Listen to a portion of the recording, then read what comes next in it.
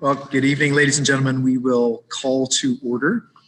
Sego ani buju endio wachaya kwe. As the mayor of the city of Kingston, I offer these words in the spirit of this gathering. Let us bring our good minds and hearts together as one to honor and celebrate these traditional lands as a gathering place of the original peoples and their ancestors who were entrusted to care for Mother Earth since time immemorial. It is with deep humility that we acknowledge and offer our gratitude for their contributions to this community, having respect for all as we share this space now and walk side by side into the future.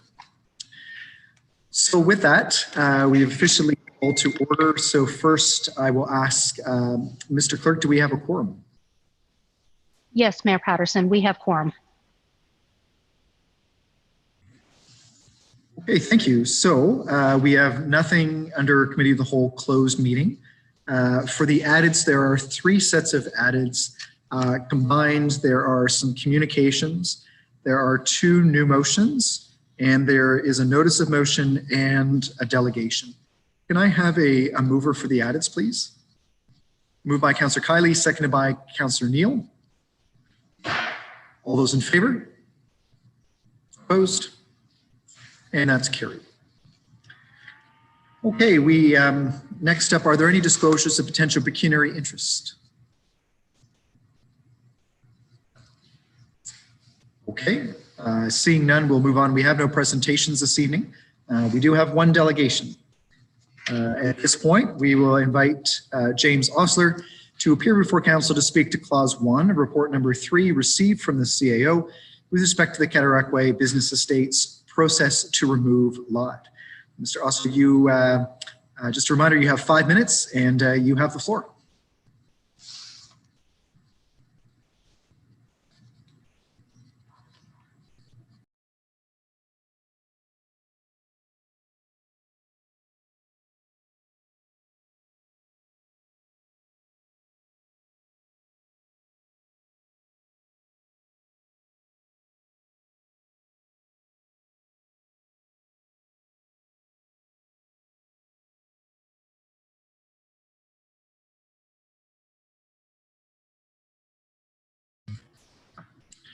Councillor Sanik, did I see your hand?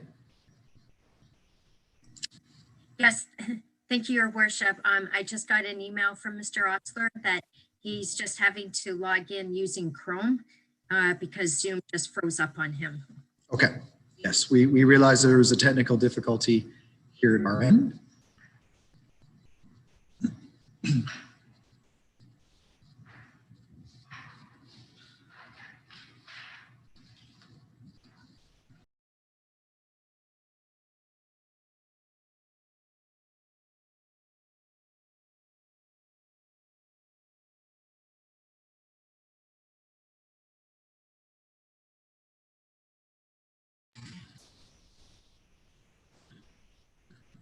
There we go. Mr. Osler, welcome. You have the floor. Hi, thank you very much. I just got on. The computer wouldn't work. I'm on my phone now. Can you hear me? And you can see me? Excellent, thank you. Hey, hello, my name is James Osler, and I really appreciate the opportunity to speak to City Council tonight. I'm a long-term veteran. I'm a long-term resident of the City of Kingston, a Canadian Armed Forces veteran, and I'm now employed with the Commissionaire's Security Company here in Kingston. I was named a Sustainability Champion for 2020 by the Sustainable Kingston organization. And I would like to speak tonight about the importance of saving Lot 452. As an avid outdoors person, I'm a very frequent user of the KMP Trail. I and my friends are very pleased that the city invested so many resources, along with Frontenac County, to build the KMP Trail from downtown in Confederation Basin all the way to Sharbot Lake, 75 kilometers from downtown all the way. I frequently cycle and run along this trail, and I also belong to a group called the Friends of the KMP Trail, which covers the portion of the trail in Frontenac County. And I'm always telling those friends that the urban section of the trail in Kingston is wonderful too. The urban section of the trail is wonderful because you're surrounded by nature trees, wetlands, forests, and birds and animals almost all the way. I am asking that lot 452 be left as designated open space and not sold as industrial land, so that a meaningful buffer of forest can exist between the KMP Trail and the Cataraqui Estates Business Park. Immediately north of lot 452 runs the KMP Trail. Along this section of the trail, there are several wetlands and ponds that support many animals, birds, and reptiles. I have seen great blue herons, Canada geese, ducks, kingfishers, turtles, snakes, and muskrats, and many, many songbirds. Many residents of the city and surrounding towns use the KMP Trail for recreational purposes. Cyclists, horseback riders, hikers, and runners, all enjoying the beauty of this urban trail that is surrounded by nature and forest and fields for almost all of its length. There are many great reasons to change the designation of lot 452 to open space. Some of them are, in March 2019, City Council unanimously declared a climate emergency. Therefore, saving this 3.7 acres of forest with many mature trees is doing our part in protecting the city from climate change. Kingston wants to double its urban tree canopy. It is far more efficient to save mature trees than to plant new trees. This section of forest supports and protects the wetlands and their many inhabitants immediately to the north. Well-planned trails like the KMP Trail contribute greatly to our citizens' ability to live a healthy and active lifestyle. Forests are wonderful for our mental and physical health. So let's be heroes tonight and protect this little section of forest. To summarize, as an avid cyclist, runner, and conservationist who frequently uses the KMP Trail, I strongly support the motion to preserve the forest and open space at lot 452. I support its redesignation as open space. Thank you very much. Okay, thank you very much. Are there any questions from council? Councillor Zanuck. Thank you, Your Worship. Through you to Mr. Osler, and thank you so much for your delegation tonight. Since you are such an avid user of the KP Trail, I just wondered, have you seen more and more traffic on it? And how did this past summer compare to past years?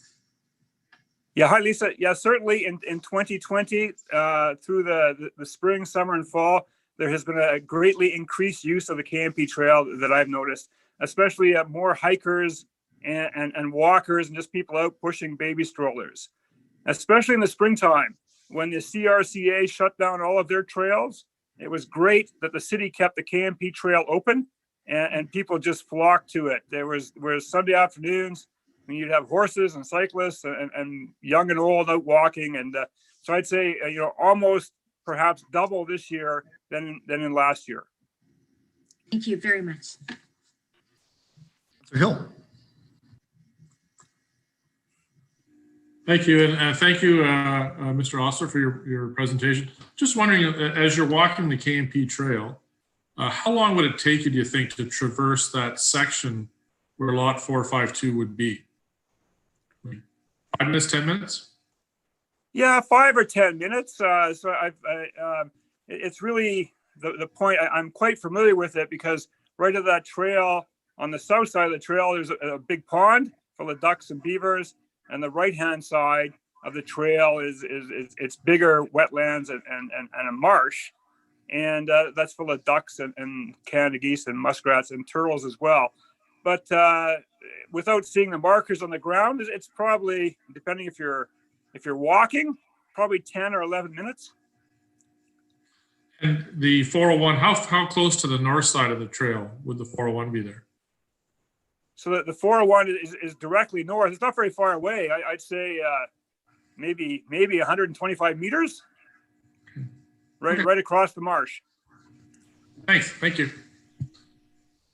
Okay, seeing no other questions, thank you very much. Thank you. Good night. And so with that, we have no further delegations, so we will move to briefings. We have 2 briefings on our agenda tonight. First, Dr. Kieran Moore, Medical Officer of Health for KFLNA Public Health, will brief council with respect to COVID-19 in the KFLNA area. Dr. Moore, great to have you, and you have the floor. Thanks very much, Mayor and Council, for the opportunity to speak with you tonight. I believe I have a presentation.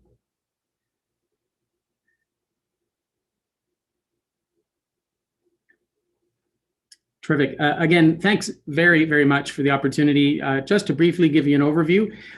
Next slide. I was just going to start nationally and then work ourselves provincially and then back to KFLNA. So as you see the map of Canada, these are active cases of COVID-19 across Canada. Ontario is not doing too badly, but some of our provincial partners, Quebec is having a hard time. Manitoba's just had a significant rise in cases, and so has Alberta. And we're somewhat at par with Saskatchewan. BC's numbers are starting to increase as well. And we know this would happen as we go into winter, as we go into closed spaces and close faces and crowded places, that our risk for this infection will go up. And that's certainly happening across Canada at present. Next slide. In Ontario, our rates continue to go up as well as we head into the winter. Just today, or just yesterday, 1,746 new cases in Ontario. We're hitting new highs every day. And our running average of 1,570 cases is a significant increase from our baseline in the summer and early fall. And also what's disconcerting is that around 4.6% of all of the tests done at our assessment centers are turning positive. So that number, as you can see from this bottom graph, is continuing to go up as well. Next slide. The most activity in the province, sadly, is really concentrated in Toronto and in certain neighborhoods of Toronto, certainly those with lower socioeconomic status in the northwest and in the northeast of Toronto. There's significant activity in Brampton and the Peel region, and that's going off into York. Ottawa's case counts really have come down significantly from where they were, and they've made very good headway, and that's becoming less of an at-risk region in Ontario. So principally the GTA is the higher risk region, but what's happening is infection is seeding off from the GTA back through all of Ontario, with all of our rates going up across Ontario. Next slide. The demographic is such that, again, we've chatted about this in the past, the younger populations have the highest rate, they're the most social, and this infection is spreading in workplaces as well, and then it's spreading back into multi-generational homes, and hence most severe illness and mortality is associated with older age groups. As it's brought back into a home situation, that's where we're going to be seeing morbidity and mortality. Next slide.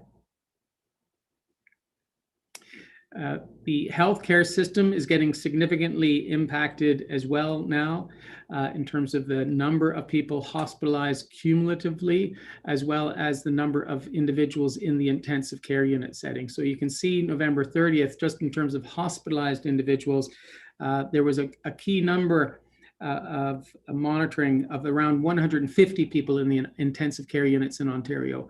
And we've superseded that. We're at 185 today, and we have 109 people in those intensive care units needing ventilators, and 645 people hospitalized in Ontario as a result of COVID-19. So that increasing pressure on the acute care system is something I know decision makers are monitoring very, very closely, because that's when health systems get overwhelmed. We can't provide care to everyone that needs it.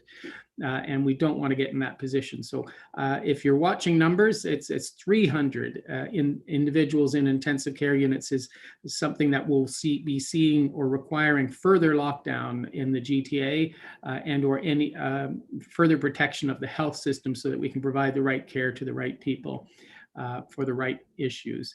Next slide. And projections, as you can see, this starts the beginning of November and goes through to the end of December. Projections, even just with a 3% growth rate for Ontario, we can oversee where other countries have been at with this rate of growth. That Germany is accelerating, and without further controls, we may get to almost double the total number of daily cases that we're at present, and hence that's where we're going to be losing ICU capacity, and that can happen fairly shortly. Next slide. At 5% growth, you can see it's almost exponential, and certainly we can't have 5% growth. We need everyone to embrace the prevention strategies and the protection strategies that we know work in terms of decreasing the number of contacts that you have when you're out and about, good hand hygiene, wearing a mask, physical and social distancing. Otherwise, we're going to be looking at further business impacts and closures of schools, etc., if we start seeing this level of growth, despite all the best education of our communities on risks. And next slide. So you're very familiar now with the provincial response framework, keeping Ontario open and safe. We were in green originally and had been in that stage for most of the summer into the fall, and have just slowly crept into the yellow. So just to remind Council, this is a government decision made by Cabinet. It's informed by the Chief Medical Officer of Health. And once you're in a phase, you're in it for approximately 28 days. They will reconsider it or review the data on a weekly basis, but mainly to see if you have to go to a higher level. But once you're in one level, you'll be staying in that for 28 days. And I anticipate our numbers are very much in the yellow phase right now. Next slide. So if you look at the yellow criteria, our rate of infection in KFLNA as of today is just at 10.8 per 100,000. So we meet by the weekly incidence of COVID cases in our community. Our test positivity is just at 0.5, even though the provincial is 10 times our rate in terms of percentage of tests that are positive. So we meet it by those two main criteria. Our health system is trying to catch up with deferred care for individuals. And so the health system in the Southeast is very active and very busy and has very little additional capacity right now. And we're working very closely with them in case they need extra capacity. Our hope is to work with our communities, our political leadership, our communities leadership, to keep us in yellow or green and not have to go into orange or red. And I have faith in our community that we can continue to support our businesses and keep our businesses open.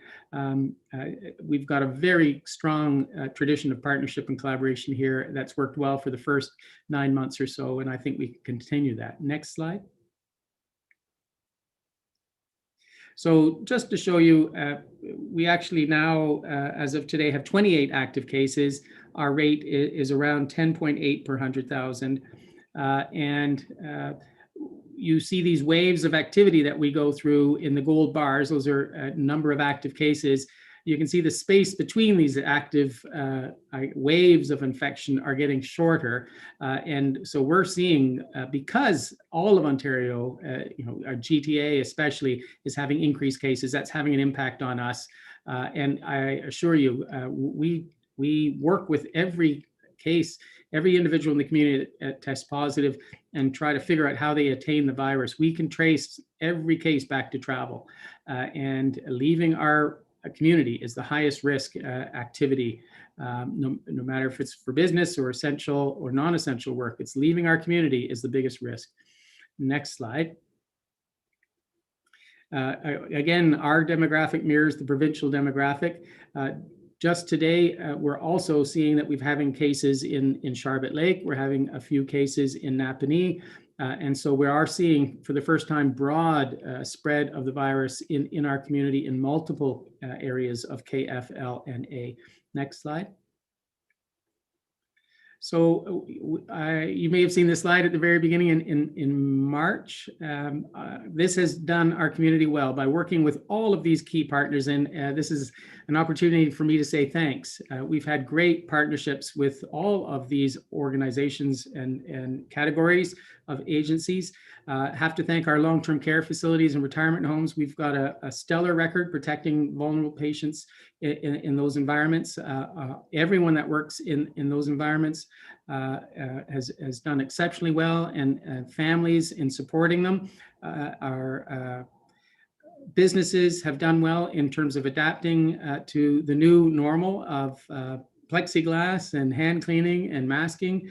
Our schools and businesses have done well. Our colleges and universities have done well. I think we can continue to do it, but I want to take this opportunity through you just to thank our community for working together, because every link is important. Any weak link brings the virus into the community, and I think we've done very well to date through these broad partnerships and protecting most vulnerable members in our community. Next slide. So I'm happy with that very brief overview to take any questions.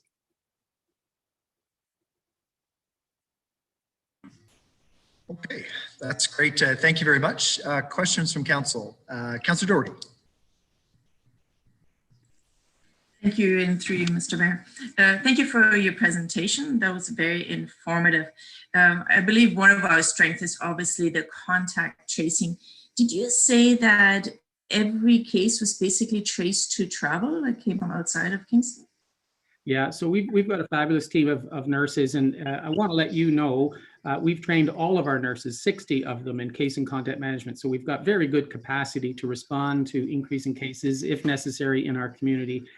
We've worked all summer to prepare, and yes, every case in our environment has been able to be traced to travel to, recently it's all the GTA. In the past, there's been a combination of Montreal, Toronto, Ottawa, and or international travel, many cases, because there still is international travel.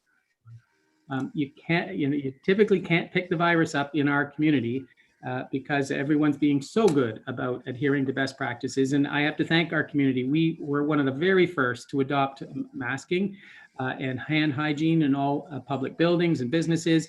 And that, I think, that early prevention strategy has put us in a very good position of reduced community transmission and risk. Thank you. And just another question. There's a lot of talk, obviously, about the vaccine and what we'll see next year. And I wonder if there's any preparation and how we can roll a vaccine out when they come out here in our own community. Yeah, so we're creating a task force locally. Our 3 health units are working with our health system partners, so Kingston Health Sciences Center. Kingston Health Sciences Center has the freezer capacity for the Moderna and Pfizer vaccine, so it has to be kept at -80 and -70. So we are working hand in glove, have had since the beginning of this, and will work with them on the vaccine distribution. We're having very good messaging from our federal provincial partners of early access to the vaccine. I think it's going to be in the first quarter, certainly for at-risk individuals in long-term care facilities, retirement homes, healthcare workers, essential workers. I think they'll be part of the first phase of immunization. And that will allow all of us to start the walk back to a normal life once we can protect those that are the most at risk for this virus. Thanks. Thank you for the question. Next is Councillor Field. Thank you. And thank you, Dr. Curran, and your great staff. We're really blessed in KFL&A, I believe. My question is in regards to the demonstration that happened just a few days ago with the unfortunate name of calling themselves Freedom Marchers. I'm curious as to whether those kinds of things, because they were anti-maskers, several of them purportedly were COVID deniers, and they weren't masked, and they weren't socially distanced, and many of them, I understand, came from away, including the GTA. Did we have any enforcement? And what enforcement is possible if that repeats itself? So we were aware of that meeting, and we do have an enforcement team, and we're one of the few organizations in the province in public health that has great participation by Kingston bylaw, by Kingston Police, plus our public health enforcement team. We were aware of this. We had representatives monitoring the situation. We can't limit travel, obviously in Ontario. It's requested that people don't travel. And only do so for essential purposes. So there's no means of enforcing that. The only other aspect of enforcement is just the size of a gathering. But I can understand people being frustrated. We're trying from a public health vantage point to only implement measures that are proportionate to the risk, that have evidence to support them, and that will reduce the risk of transmission to allow our businesses, our schools, our colleges, universities to stay open. And I don't want us to have to go to any more draconian measures as we move up that framework. I'd rather us concentrate on protection and prevention and support our local economy, our local businesses, and keep them open as long as we can until we get vaccine, where people will be more comfortable getting out and about. And we don't have to worry about older members of our community getting COVID. So we've got a ways to go. And I can understand absolutely frustration, but there's a glimmer of light, as Councillor Doherty raised, and it probably will be the early spring where we'll see that glimmer of light come through. Thank you very much. My final very quick question. I know it's good to hear that healthcare professionals will be in the first wave of vaccine receivers. There's a debate going on in the States about whether teachers should also be identified as frontline workers and therefore qualified for that first wave. What's your opinion on that, given our very low incidence of COVID in schools? So if I had a vote, and it's the National Advisory Committee on Immunizations that sets the priorities on who would get the immunization when it becomes available, my preference would be to protect the most vulnerable, so those living in long-term care facilities, retirement homes, because we know their death rate can be significant. And then I think we have to preserve and protect the healthcare system and those working in long-term care facilities, retirement homes, emergency departments, paramedics, police, fire. Those that must go to work must be out in the public. The teachers in general have a less risk, given that they have good personal protective equipment. We've seen very low risk of transmission in our schools locally. So I would think they'd probably be part of the second tier of individuals that would have access to the vaccine. I think the other point is children. Children won't be offered the vaccine until we're very, very confident in the safety, the effectiveness, and that we've protected the most vulnerable, because children with this virus predominantly don't get ill, don't need to be in hospital. So I know that wasn't your direct question, but that for children in particular, I think we'll wait very much till we have a full safety understanding, and they will be vaccinated probably last. Thank you. You always give honest and blunt answers. I appreciate that. Thank you very much. Thank you. Next is Councillor Stroud. Thank you, Your Worship, and thank you, Dr. Moore. I have a question. It's somewhat technical, and it has to do with something you said in your presentation. You were mentioning that because of the way that the healthcare system in general went on pause during the initial lockdown, and we're kind of playing catch up now with a high hospital numbers, high number of admissions, leaving us very little room if there is a COVID surge. And I can say anecdotally that I'm seeing that definitely in the unit, the cardiac unit where I work, cardiac sciences. We've been at surge capacity since the summer, and there's no end we seem to have consensus that it has to do with delaying care and the lifestyle and the extra stress and all the different cardiac risk factors that are enhanced by a pandemic. But I'm wondering if you have any epidemiological evidence, if you've had time to study the system in general in KFL&A. Is that actually supported by the numbers that you collect? Because I only have anecdotal evidence of that from my unit. So, well, thank you, Councillor Stroud, and through you, Mr. Mayor. Number one, yes, we're monitoring the health system very closely. I look at the bed dashboard on a daily basis, if not 5-6 times a day. And I work very closely with our hospital partners. If we see a rise in COVID, we have modeling and partners at Queen's University that on a regular basis helps us predict when or if increased hospital capacity would be needed. So we have an agreement to try to give our health system partners at least 2 to 3 weeks of warning if we're seeing a significant rise. 10 cases per 100,000 per week is not normally won't lead to any significant hospitalization. You would need almost 50 cases per 100,000 per week because the hospitalization rate's around 3 to 4% of all individuals. So you can see we're very far away from having to impact the healthcare system. In terms of a buildup of morbidity and mortality, I do think the delay in access to care has caused significant illness in our community. I've seen it as a coroner in the community with delayed access. I've seen it on the surgical suites as well, where patients are showing up very much delayed with ruptured appendix or ruptured gallbladder or sepsis from stones, etc. So all of that also follows suite with any cardiovascular risks. It's been delayed.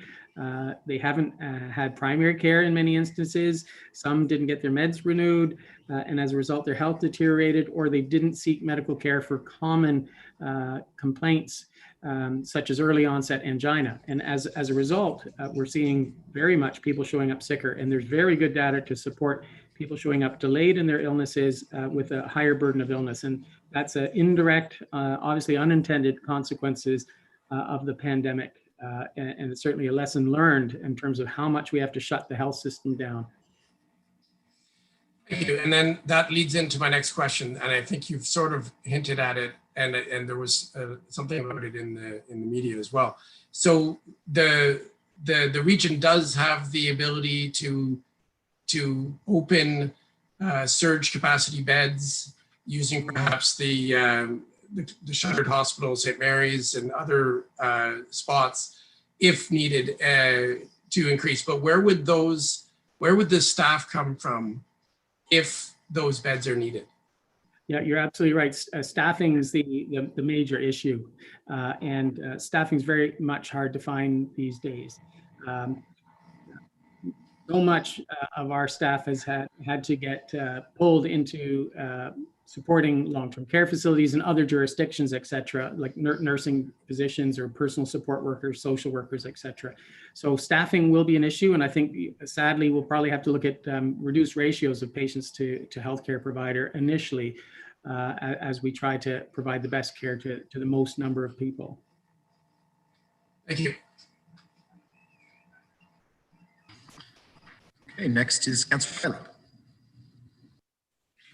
Thank you, Mayor Patterson. Through you, thank you, Dr. Moore, for your presentation, being here tonight, and also for all the daily updates and the videos that you put out. I actually wanted to ask about communications around COVID. A number of my constituents and other residents have emailed looking for additional information, and I'm wondering if you could recommend some sources for them to look to. Yeah, so we try to keep our website up to date with good links to Public Health Ontario, and Public Health Ontario updates the scientific literature for local public health agencies and government on a regular basis. So Public Health Ontario is a great website if you type in COVID. For provincial data, the ontario.ca website is excellent, and the Public Health Agency of Canada is another great website. But I find PHO is very much up to date on if you want to look at literature, best practices, how to support your businesses, how to have a prevention strategy or audit of your business or whatever service you provide. We use their tools when we go do audits. So I would suggest PHO, Public Health Ontario, as a great website. So thanks very much for that. Yeah, thank you. And my second question is about trends in our community. You mentioned that we see younger people are more likely to have COVID, and also that people traveling outside of the region are bringing it back. Are there any other trends? For example, in Toronto, you mentioned that there are certain neighborhoods of lower socioeconomic status who are impacted. Do we see that here? Well, very good. We haven't seen it here, and certainly it's something I'm very much aware of the risk, and we're working with Frontenac Housing to have testing availability. We've worked with the Kingston Community Health Center to have testing available for that area of our community. And we've worked with Frontenac Paramedic Services to have mobile testing for individuals that can't get out of their homes, and also to go back and help with assessment. So very much sensitive to, if it does get into our vulnerable population, we'll have to be very aggressive, early aggressive testing. And we have strategies to do that and to limit the spread of that virus in that population especially. We've been very fortunate that we haven't had significant illness in our vulnerable communities as of yet, and I'm knocking on wood. But I assure you, we have got strategies to respond quickly and to make testing more available and public health services more available. And just along that line, I know that the integrated care hub is presenting next, and we have great partnership with them, very supportive of the work they do and the vulnerable population they serve. And we've partnered with them on COVID testing and other public health services. We've had more people die from multi-drug overdose than we've had from COVID, and the numbers are staggering. So I can't thank Council enough for supporting the Integrated Care Hub. And it's a wonderful partnership of so many different partners, HARS, Kingston CHC, Public Health, Street Health. It's a demonstration of the successes of the great collaborations that we have in this city. Thank you. Thank you. Next is Councillor Hill. Thank you. And thanks, Dr. Moore, for all your great work. And this is kind of a follow-up to Councillor Neal's question, but we have had, and we're starting to become, kind of inundated with the, anti-vax, anti-mask kind of group. And obviously, I know councillors have gotten a lot of emails from these folks, and they have a real presence on the internet. And I guess what I'm asking is there something that council or the staff at the city can do to kind of to help to clarify the message a little bit, or to help to offset some of those kinds of false narratives that are kind of making their way around the community? Thank you, Councillor Hill. I received the same emails from the same individuals. When we've done a review, I've asked our IT team just to ensure that I'm responding to someone from our community. The vast majority actually aren't from KFLNA. They're from elsewhere. And I guess they're communicating with multiple different leaders across Ontario, if not internationally. So we try to respond to individuals that identify themselves from our community. And if it's a legitimate question, we absolutely try to respond. We've got nurses that run a call center that try to provide best evidence to individuals. And we try on our website to put best evidence regarding any controversial issues, such as masking or hand hygiene or social circles, etc. And try to communicate as effectively. You could spend 95% of your time, though, trying to speak to 5% of the community. And that's not how I want to spend my time. I want to spend my time communicating to the 95% that are reasonable, that are prudent, that are responsive, and taking the actions that are necessary to limit the spread of this virus. The good thing is, from a modeling perspective, we don't need 100% of people masked, nor do we need 100% of people immunized. We probably need in the high 80s to low 90s. And so I absolutely respect free speech. I respect their opinions, but we don't need them absolutely to adhere from a public health vantage point to all of these best practices. Okay, thank you. Next is Councillor Chappelle. Thank you through your chair, Your Worship. Dr. Moore, I'd like to congratulate you on the outstanding effort of yourself and the medical community and the first responders and what they're doing. I'd like to know from your perspective if you have been receiving all the support that you require to be as effective as you have been to date from the province, and if there's anything the city can do to support you in that regard. I would like to know what we can do. Thank you very much, Councillor Chappelle, for that question. And through you, Mr. Mayor, we have reoriented our business and we've done complete continuity of operations. I'm very sensitive to the taxpayers' dollar. Yes, we've had to stop some services, but we've reoriented to meet the needs and we've stayed within our budget. That has been my premise all along. Through great partnerships with primary care, the acute care, the lab, we have, I think, created a very robust, lean, mean fighting machine that's responsive to this virus. And I have to thank, through you, our staff. Our staff have been very adaptive, very responsive. We have dental hygienists that go out and do swabs in the community. We have librarians that have registered patients for our assessment center. I really have to thank our staff that have been wonderful through this and have said, basically put me where I can meet the need of the community, and I'll flex my position. I'll do whatever is required, and that's that's what our staff has done, and I'm very proud of every one of them. Okay.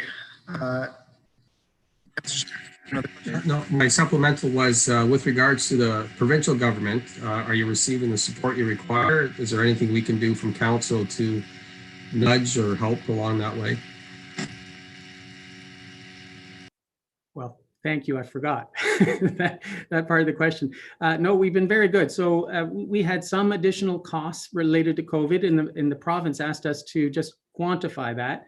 And it's been quite minimal in terms of added costs. We should hear fairly shortly if those additional costs will be covered. And that was because we're not used to working 7 days a week in running assessment centers and testing centers and all hours of the day, and we have a unionized environment. So we've had to compensate staff to work these additional hours and weekends. So I'm very happy to report that the province has been reasonable and they will support these additional costs for us. Thank you. Next is Councillor Osterhoff.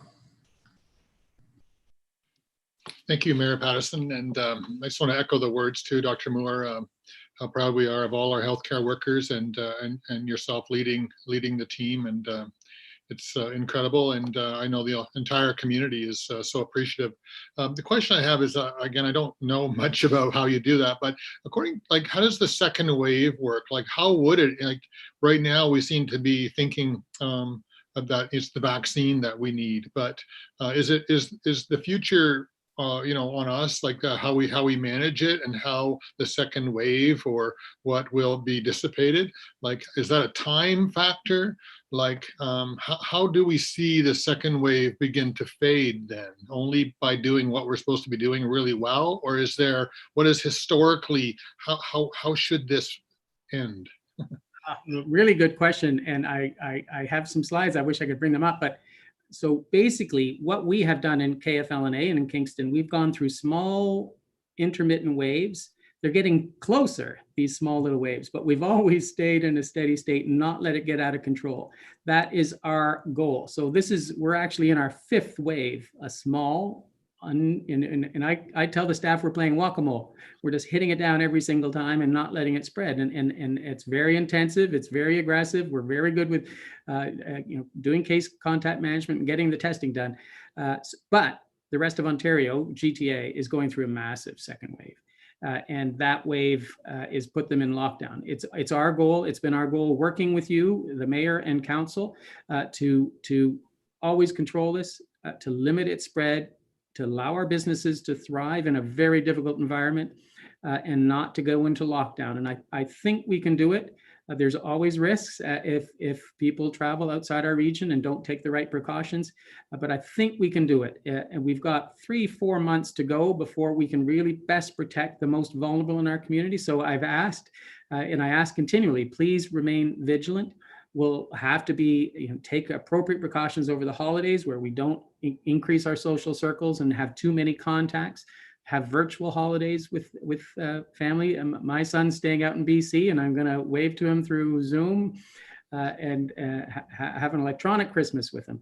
And that's the sacrifice we all may have to make for this winter, and we'll make it up next Christmas. So let's stay small, undulating waves, hit them down every time they try to come back in our community, and I think we can succeed getting into the spring. It's not far away that we can limit the spread of this virus. So great question. Thank you so much. Thank you. Thank you for giving us that picture. I think it's really important too that we picture that and make these goals. So thank you again and for that. Okay, next is Councillor Senek.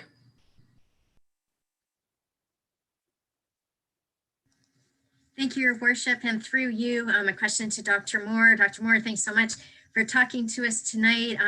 I want to kind of follow along what Councillor Osterhoff was talking about, and that is about the upcoming holidays and specifically about our college and university students. So like not just Queens, but, the universities, say in Ottawa, are shutting down their residence. The residences close December 21st. The kids have to leave.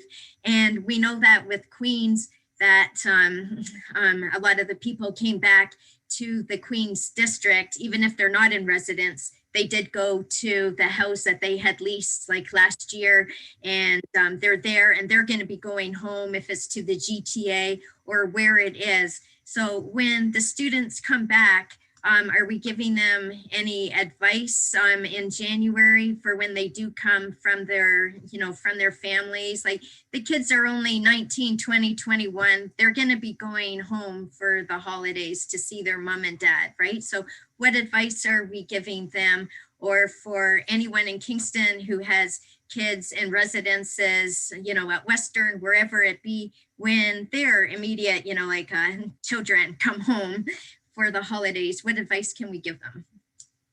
Well, thank you, Councillor Senek. So great question.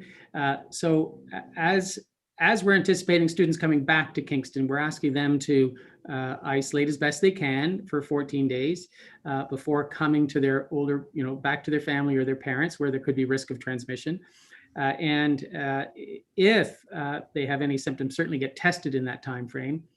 There is asymptomatic testing available, but that as well is an option prior to coming into Kingston to have an additional safeguard. And then when you're with your family, you really, if you have been socializing and you haven't done that quarantine, you're going to have to maintain physical distance, hand hygiene, and a mask in front, especially if you got grandparents present. You just can't risk transmission of the virus. And I also thank you to remind me to thank St. Lawrence College at Queen's University, Royal Military College. We've had great partnership over the year with them strategizing, and we have been strategizing about the return of students to the city after potential travel. By the way, Queen's is allowing some students to stay over in residence, and St. Lawrence College and Queen's are working on a plan to allow students to do that so they don't have to travel if they decide to stay in residence. But they'll have to have a safety plan in play if that's the case. And then when they return, it's that 2-week period that we're going to ask everyone to quarantine. If any symptoms, get tested. And certainly that's easy to do in residence, is to try to maintain that isolation and then test if anyone develops symptoms, and then potentially have like a 10-day clearance test. And then for off-campus students, we'd offer the same opportunity of testing when they get back. And I also have to thank the assessment center that's provided testing on campus for students, because we wanted to make it accessible and available. And so all of those strategies we're working through and have had great partnerships with St. Lawrence, RMC, and Queen's University. And I think, we had that rise in September, and it's been relatively QUIET since then. And I think they've gotten the message of best means of protection and prevention. Thank you. And my second question is about the contact tracing. So it's awesome to hear that Kingston has been doing the contact tracing. We've heard from some public health units have been on the news that they haven't been able to provide that anymore. So is it our intention in Kingston to do the contact tracing for as long as we have the resources to do it? Yeah, so it's been our strategy all along to have everyone in our agency. So we're not a big agency, 200 people, but 60 nurses are all trained and have competency in case and contact management. And to maintain our skills, because we don't have 60 cases a day, we support York and the area of York. So we do around 20 to 30 of their cases a day on average to maintain our skill sets, to contribute back to the health system, because whatever we do to slow GTA down also helps KFLNA.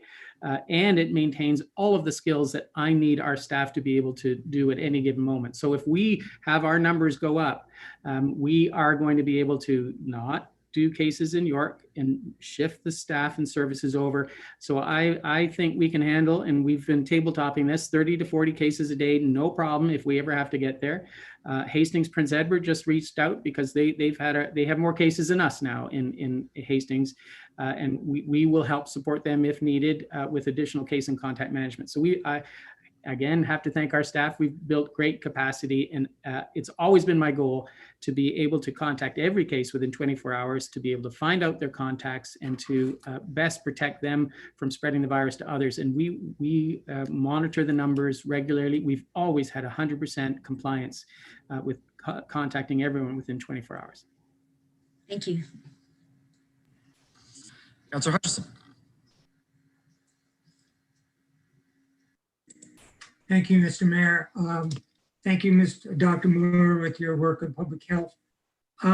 Occasionally in a neighborhood, I see a lawn sign with a maple leaf calling for, quote, no more lockdowns, unquote. This appears to express the opinion of a few. Others are taken aback and are put off. Do you have a comment on this and its relevance to the pandemic? Well, thank you very much for that question. I do. My comment is public health, we should always be proportionate to the risk. We should move from the least coercive to the most coercive measures. We luckily have always only needed the least coercive. I don't think it's a big deal to ask someone to wear a mask out in public where the risk of transmission is high, or to wash their hands. Those aren't very coercive. And then the measures that we put in to protect workers, I think are very responsive and proportionate. I have always, and we have always as a community had a goal of not having to move up to more restrictive measures in our community. And it's always been my goal to keep us in green and yellow. And I think we can achieve that. And I personally don't want to see lockdowns. I think it's a personal failure if I let this get out of control in our community. I really do want to keep our businesses open. You hear the stories day in and day out. Many are suffering in our community. Many have been harmed financially and personally, socially, mentally by this. It's been our goal to have a balanced, proportionate response in KFLNA and to minimize the disruption by this virus. So far, so good. I actually empathize with individuals that want the least coercive means to limit the spread of this virus. And that I think is reasonable. Thank you. Second question. You made mention of this yourself, we're in a COVID crisis, obviously, and the drug crisis in the city. And would you be willing to come to council again and brief council on this, on the drug crisis? Yeah, I am at your disposal. I'd be honored to come back. And again, reiterating my strong support for the Integrated Care Hub.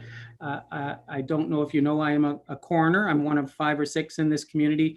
And sadly, I've been to too many death scenes of young individuals in our community dying from overdose and the harms of opiates and crystal meth and the like. So I'd be honored to continue to advocate for this population and to talk about their needs. We have a great community drug strategy here, bringing multiple partners together, but it's a very difficult situation. It needs a complex response from all partners, and be honored to continue to try to advocate. Okay, that would be good. It also, of course, relates to the effect on the community and in neighborhoods as well. So hopefully you can bring something about that. Thanks very much. Please, yeah. Okay, I don't see any other questions at this point. So Dr. Moore, as always, thank you very much for your time and for answering all of our questions.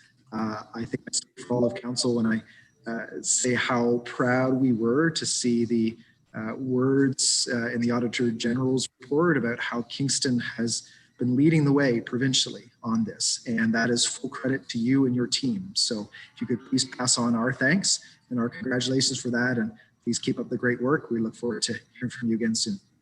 Thank you so much. Okay, so with that, we will move to our second briefing this evening. Ruth Nordegraft, Director of Housing and Social Services, will provide some introductory remarks and then introduce Justine McIsaac, Consumption Treatment Services, Amanda Rogers, Integrated Care Hub, and Ashley O'Brien from the Integrated Care Hub as well. Ms. Nordegraft, you have the floor. Thank you, Mayor Patterson, and good evening, members of council. I really appreciate the opportunity to briefly introduce this presentation, and I think it's a wonderful segue after hearing from Dr. Moore and also speaking about both managing a pandemic, but also responding to the challenges of the drug poisoning crisis that we're in as a community, and adding to that, obviously our vulnerable sector unable to access shelters or housing options. So as you all know, as members of council, we've recently moved the Artillery Park Integrated Care Hub location to 661 Montreal. We've staff done our best to keep council as informed as possible on all the different items of that project. But in addition to hearing from us, we thought it would be really helpful in addition also to the information report later on the agenda to actually hear from some of the key staff that are the driving force behind this innovative and also complex, as Dr. Moore identified, program that is really supporting our most vulnerable members of our community. And as mentioned, we certainly recognize that this program is not an easy program and comes with additional challenges in our community, but we're also really seeing some incredible initial outcomes. And again, with our key partners, we continue to measure and identify kind of the impact of this program in the community. I can talk for a couple of minutes, which I won't, because I really would like to hand it over to Amanda Rogers and Justine McIsaac. Again, they have been the driving force and have worked literally 24/7 to support this program, and they will speak to some of the findings and the learnings. And also are happy to answer any questions. And I think it's fair to share as a staff also the appreciation of all their hard work, because it's definitely a very complex and challenging program, but it's also very rewarding to see the outcomes so far. So I think with that, I will hand it over to the managers of the Integrated Care Hub. I think they probably have their cameras on already, so I will turn mine off and hand it over to them. Thank you.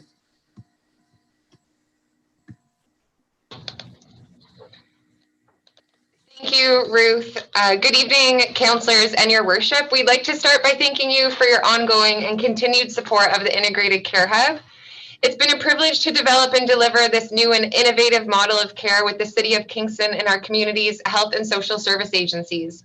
We're thankful for the opportunity to speak with you tonight and provide you with an update. This program is a true testament in how our community cares for our most vulnerable Kingston citizens. The ICH was created in response to 3 intersections of crises in our community: the global health pandemic of COVID-19, where we saw many community health and social service agencies unable to provide services at regular capacity, a complex housing crisis, and a drug poisoning crisis where people are dying at an astronomical rate, leaving families and those who loved them devastated.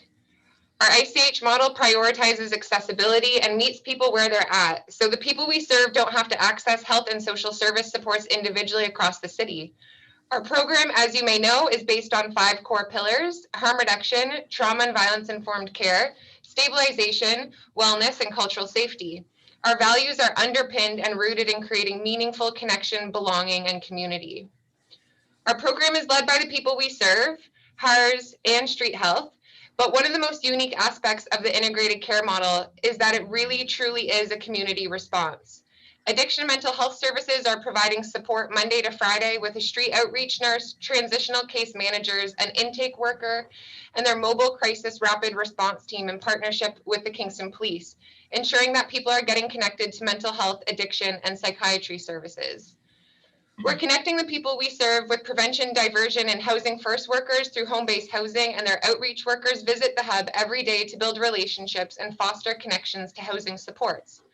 Street Health Center is providing flu shot clinics, gains assessments to addiction treatment, income tax clinics, ID support, and primary health care. Not only are our community partners providing services at the hub each day, but we're also meeting bi-weekly with all of our community stakeholders, including Kingston Police, Detox, Heads Up, Early Psychosis Program, and Providence Care, to identify and address barriers to services with compassion, to ensure that our most resilient and marginalized members in our community are taken care of at this time. An ICH such as ours is crucial in providing stabilization, a stepping stone for people to access long-term housing successfully. Most of the people we serve are experiencing chronic homelessness, substance use, and suffer with significant mental health struggles. These people have often experienced generational poverty, many traumatic adverse childhood events, are disconnected from their families, and really and truly just want to be well. We know that the global health pandemic, our complex housing crisis, and the drug poisoning crisis have made it more difficult than ever to properly support the people we serve. Operating a program during a pandemic like COVID-19 has allowed us to strengthen our relationship with public health to ensure we're keeping our people safe yet again. We are diligent at adhering to proper screening protocols upon entry, ensuring we don't exceed capacity limits set by IPAC. Individuals are required to wear masks inside the building while maintaining physical distancing. We work closely with AMHS to provide rapid COVID testing for symptomatic individuals, and through their mobile crisis team, individuals who are experiencing homelessness are provided alternative housing accommodations through a hotel while waiting their test results. Since opening at Artillery Park on July 31st, 215 unique people have accessed our rest zone alone. In the month of November, since moving to 661 Montreal Street, 118 people have accessed our rest zone. Of those 118, 28.3% identify as Indigenous, 82.2% are experiencing homelessness, and the 17.8% of people who are currently housed are accessing harm reduction services and community mental health and addiction supports. We have added 55 people to the city housings by name list through coordinated intakes to ensure people who are experiencing homelessness are connected.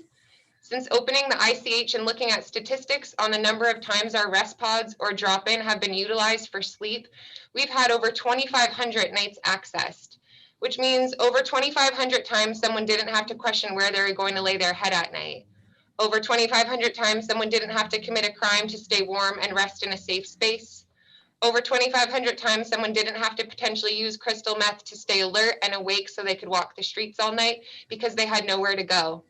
Over 2,500 times someone didn't have to potentially engage in sex work to stay warm and dry at night.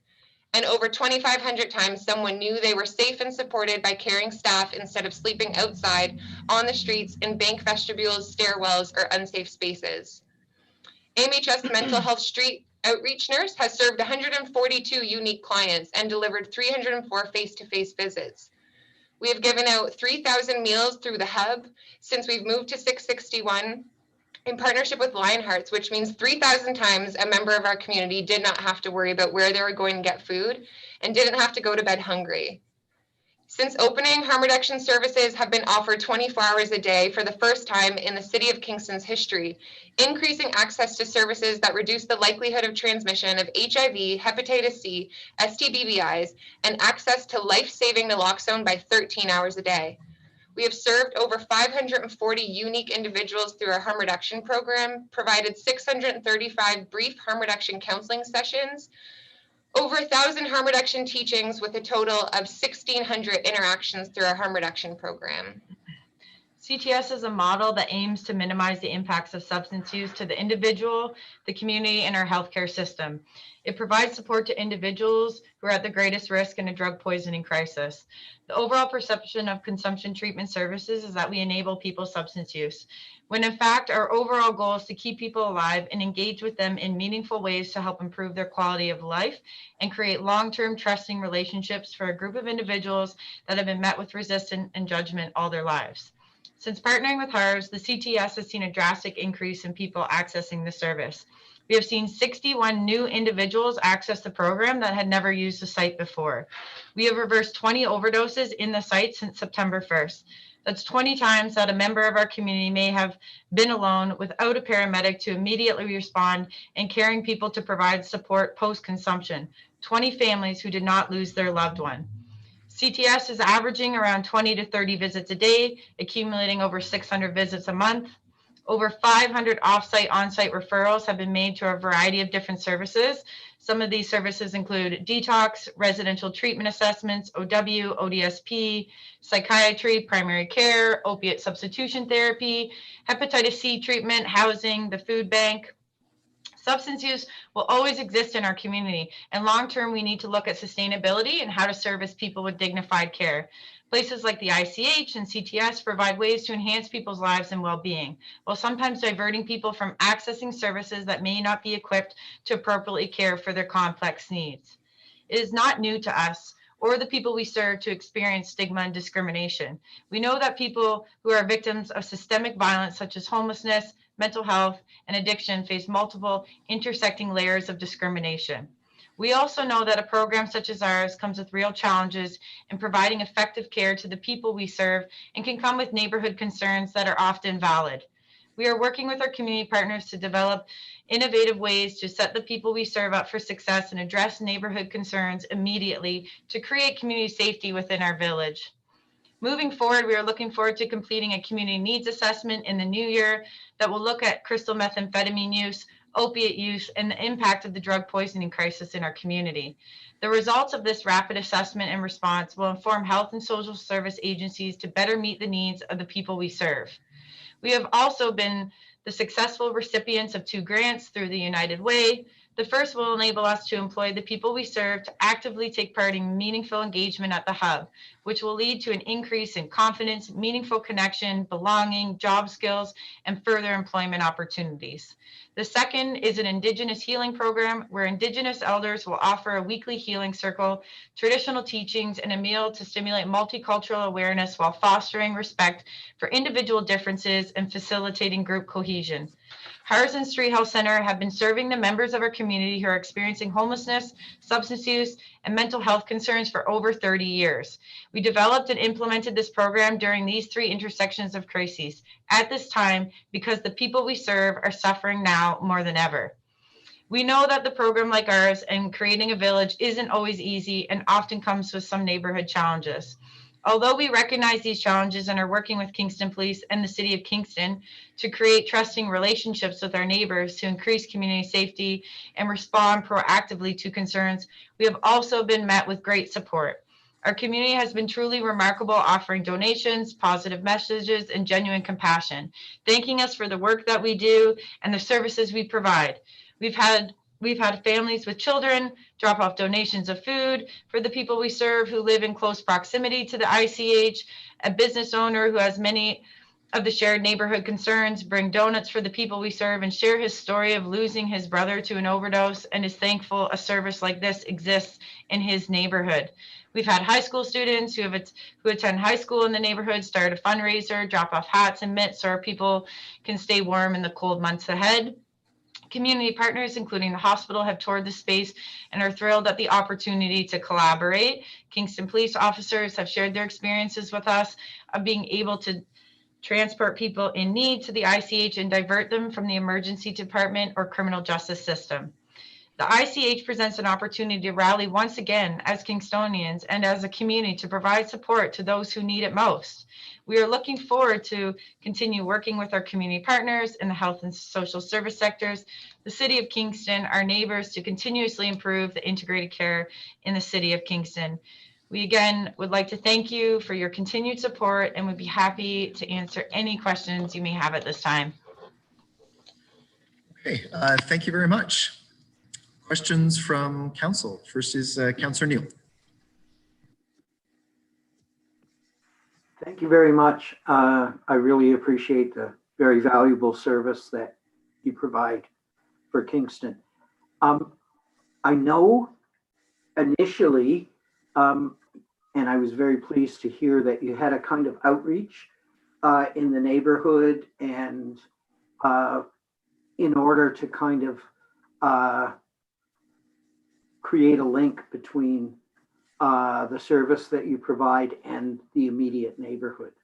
Have you, in your opinion, have you established some positive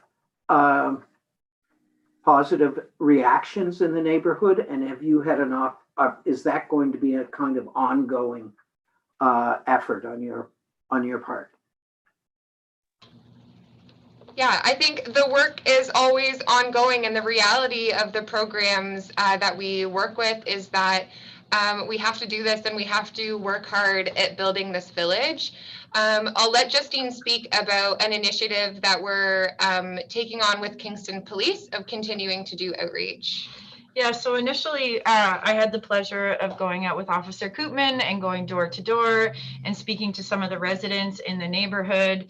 You know, some of those conversations were really challenging, but I think at the end of the day, we left on a common ground.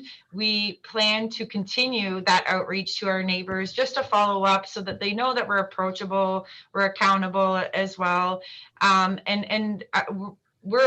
Our door is always open, and we leave ourselves accessible to our neighbors. You know, for example, I had a neighbor texting me Sunday night to tell me that he really appreciates the effort that we've made in ensuring that people don't go on to his property. And it was really satisfying to know that the hard work that we've been doing is being acknowledged. Thank you very much, and thanks again. Next is Councillor Holland.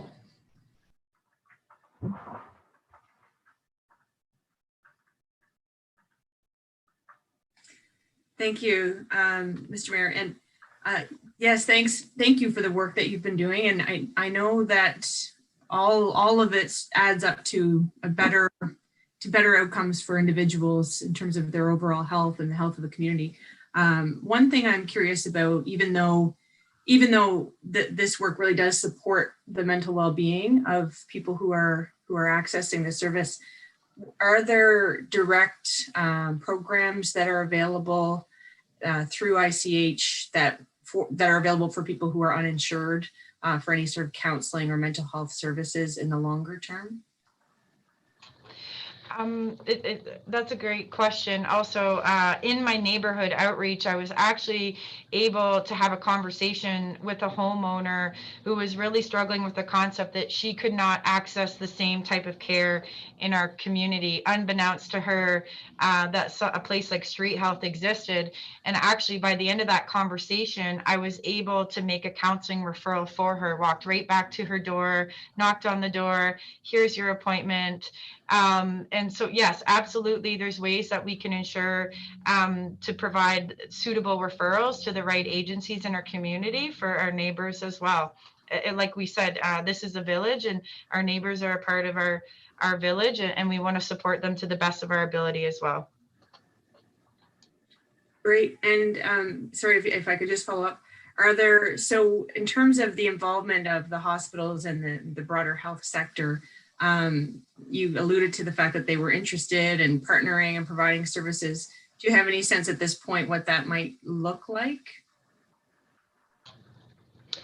Yeah, so we have a meeting coming up on Friday with a new addiction team that's based out of the emergency department through Kingston Health Sciences. We are part of the community drug strategy as well. So Cindy Bolton and Mike McDonald have toured the space, and we're really just looking at being creative, being innovative. There are ways in which our programs complement each other quite well. And they were really excited about the needs assessment that we were going to do, because what this will do is actually inform the work that we're all doing as a community and how we can partner better. So there are lots of different programs through Kingston Health Sciences where we'll be able to work together. Again, the early heads up psychosis program, working with detox as well, which is part of Kingston Health Sciences, making referrals back and forth, staying connected, because the reality is we're working with the same people. So it's quite a beautiful collaboration. And I think we'll just continue to see relationships flourish and grow. And that means that the people we serve will be getting the care that they deserve. Next is Councillor Hutchison.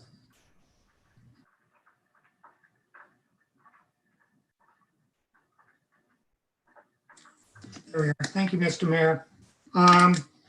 I want to stress a couple of different aspects of the ICH.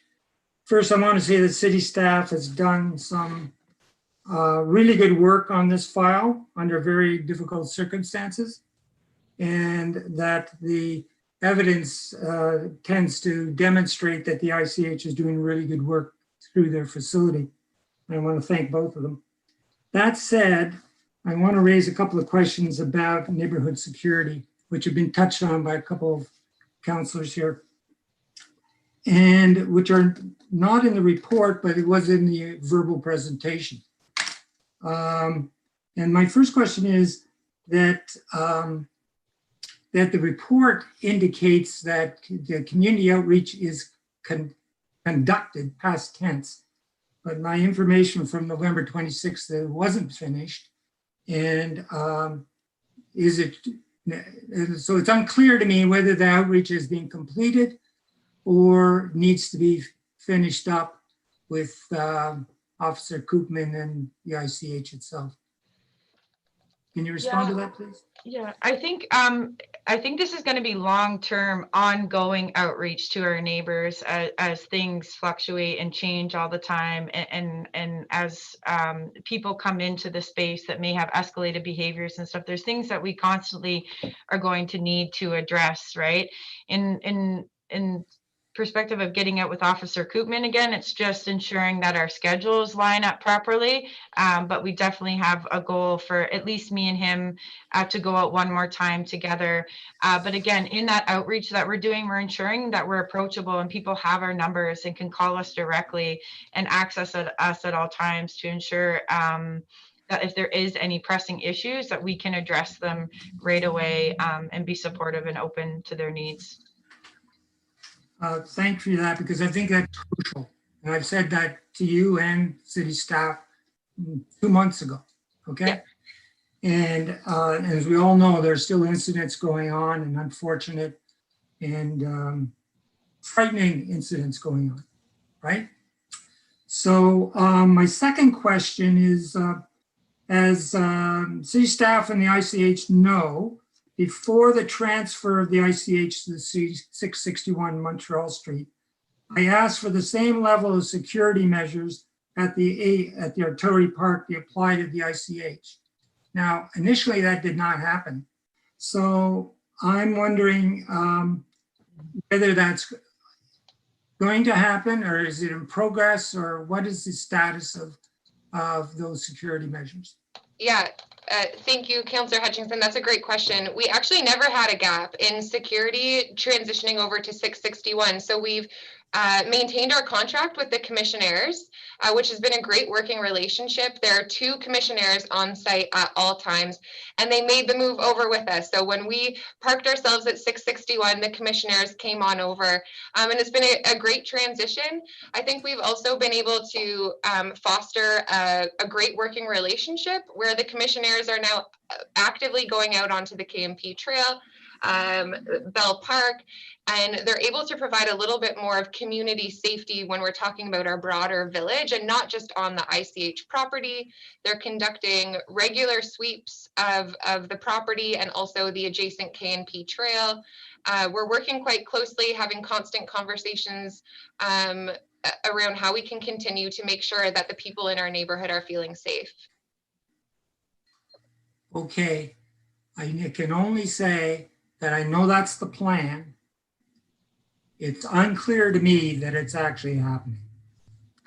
And unclear to me that there aren't incidents going on that could be avoided.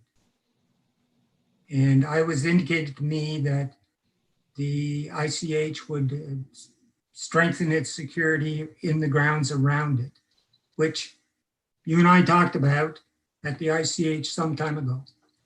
So hopefully you'll look into that again. Thank you.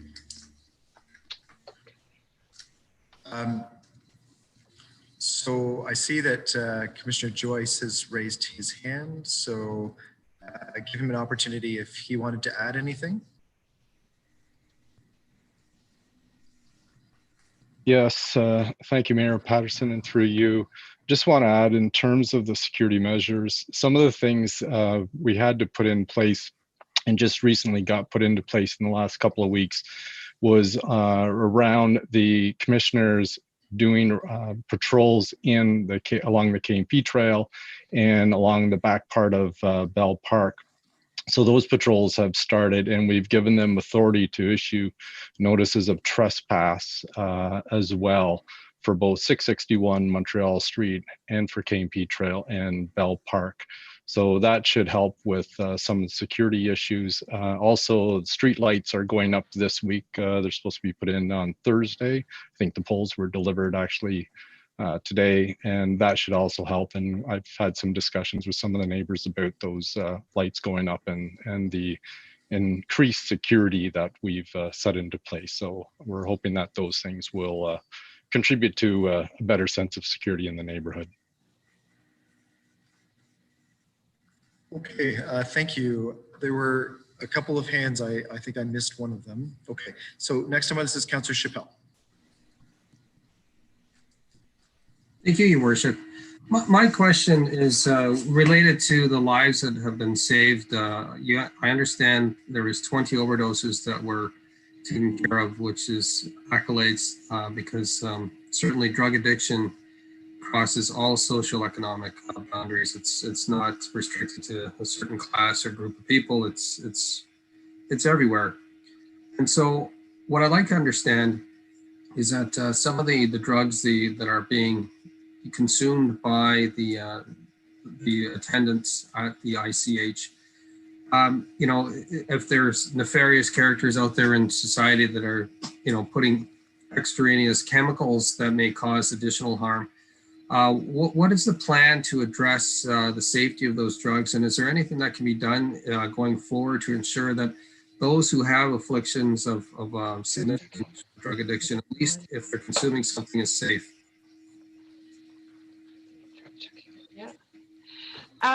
So we actually are starting a pilot project in January with some local engineers who created what's called a pocket-sized spectrometer to do drug checking services through the CTS so that people can have their substance tested and make conscious decisions about which avenue they're going to choose in regards to their use. That's a really exciting thing for us because primarily if you live in a bigger center like Toronto, a variety of consumption treatment services sites have access through the drug checking program through St. Mike's, and we've kind of been excluded from that for a long time. So this is really exciting, and potentially is going to save lives in regards to individuals. Also, we have to look at the bigger picture and kind of the resources that we're spending. And we're constantly talking about decriminalization for personal possession for individuals, which would free up a mass amount of dollars so that we could be focusing more on heavy duty trafficking, illegal labs that are making these chemicals, cutting them in, shipping, processing, things like that.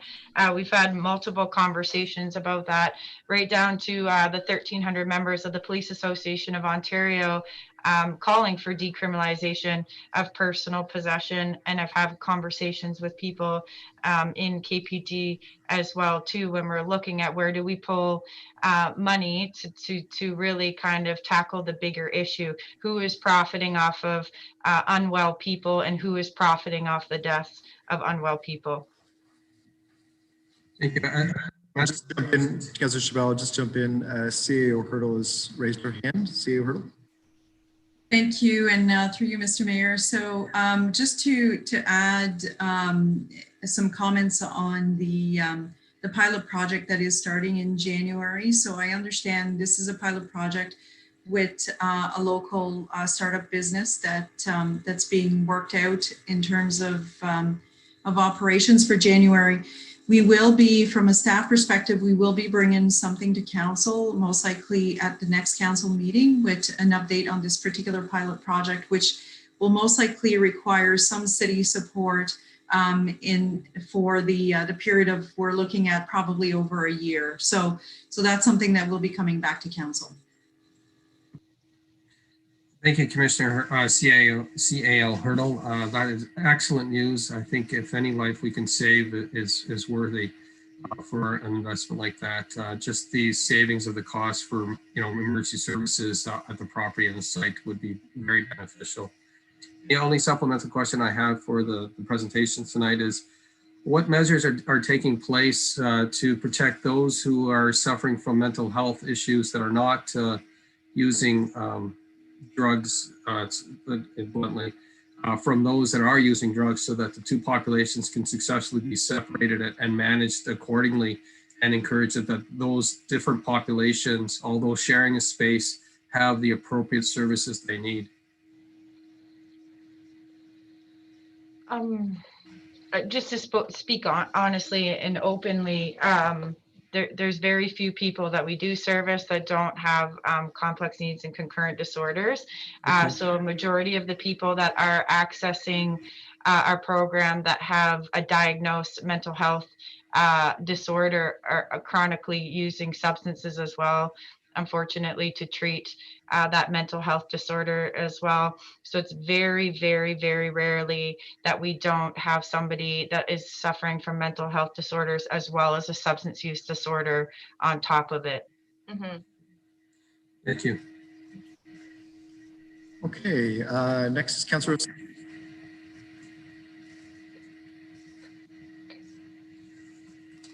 Thank you, Your Worship. Through you, I have a question that goes back to Councillor Hutchinson's questions about security.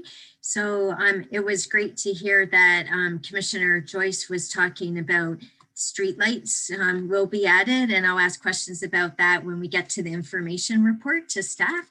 But I just wondered if it was an ideal situation in terms of funding, if funding was available, sort of if money was no object, and to be open and frank and speak truthfully, what additional security can you think of, that would make yourself as staff safer, as well as the neighborhood safer? Just the reports we've been getting from neighbors living there, it just sounds so fearful. It honestly sounds so fearful. And and so if there were additional security that could be added, like whether it's, locks, more plexiglass, like, what would make it better? Yeah, Thank you for that question. Inside of the facility, I think we're building trusting relationships with the people we serve. We're taking proper precautions, so we have PPAs accessible in the space. We have good working relationships with Kingston Police that are there to come and offer support really at the drop of a hat. So when we're calling them saying like, this is what's going on, someone might need to be apprehended under the Mental Health Act because they're unwell to be in community. We've built a really great partnership there. Some things that we're looking at doing through the grant that we were successful in acquiring through the United Way is hiring people, our people, to do some of that like security work. The reality is self-governance amongst communities works really well. And then that also frees up resources with the commissionaires to allocate their time on city property, which is K&P Trail, Bell Park, able to do some of that community outreach, and then focusing on our people self-governing, providing them the tools, the certifications that they need to be employed and provide additional security on site. We have like lots of different training for staff in terms of de-escalation, safety measures put in place to make sure that we are safe, that the people we serve are safe. And then we always talk about that ongoing outreach with our community neighbors, continuing our contract with the commissionaires, and then additionally hiring our own community engagement and safety workers to make sure that our community is feeling safe. Thank you. And as a follow-up to that, when you mentioned the commissionaires, are they trained in this special circumstance, where, a weapon could be pulled out at them? That's different than just working as, possibly a front security desk within a building. Like, do they have special training under these ICH circumstances?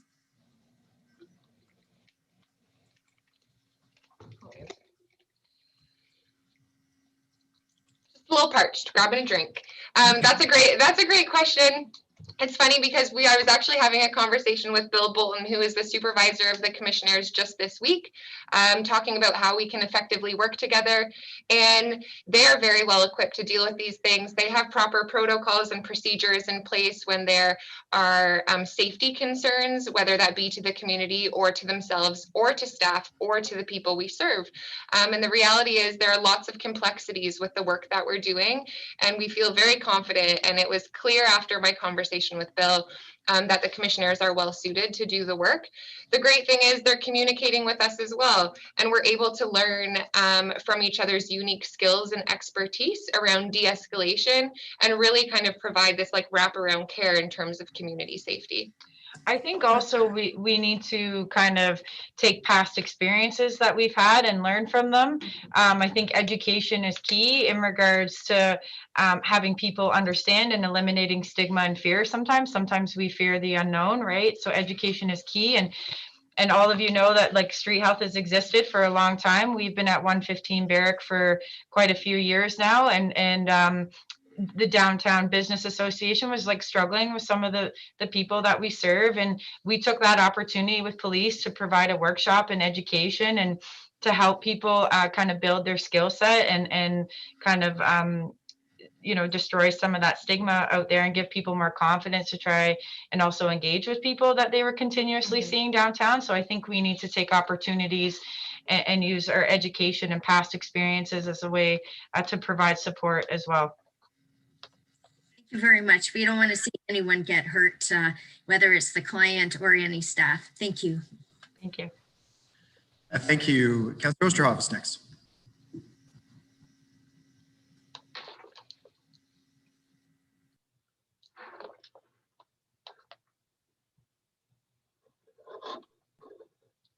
Thank you, Mayor Patterson, and just unmute myself here. Thank you very, very much for the presentation, and there's so much to learn here, and you guys are leading the way that way.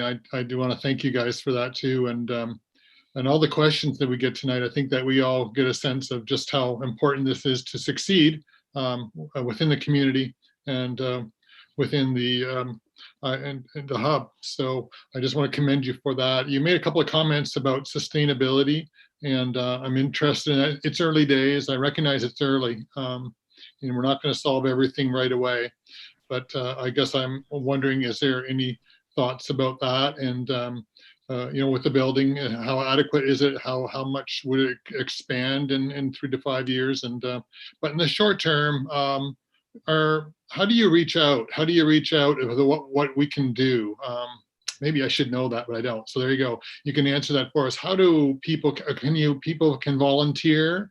I heard about the high schools, excellent. And I'm sure there's volunteer groups, but is there more that can be done for you guys? And especially as Christmas and New Year's, and what can we do for you?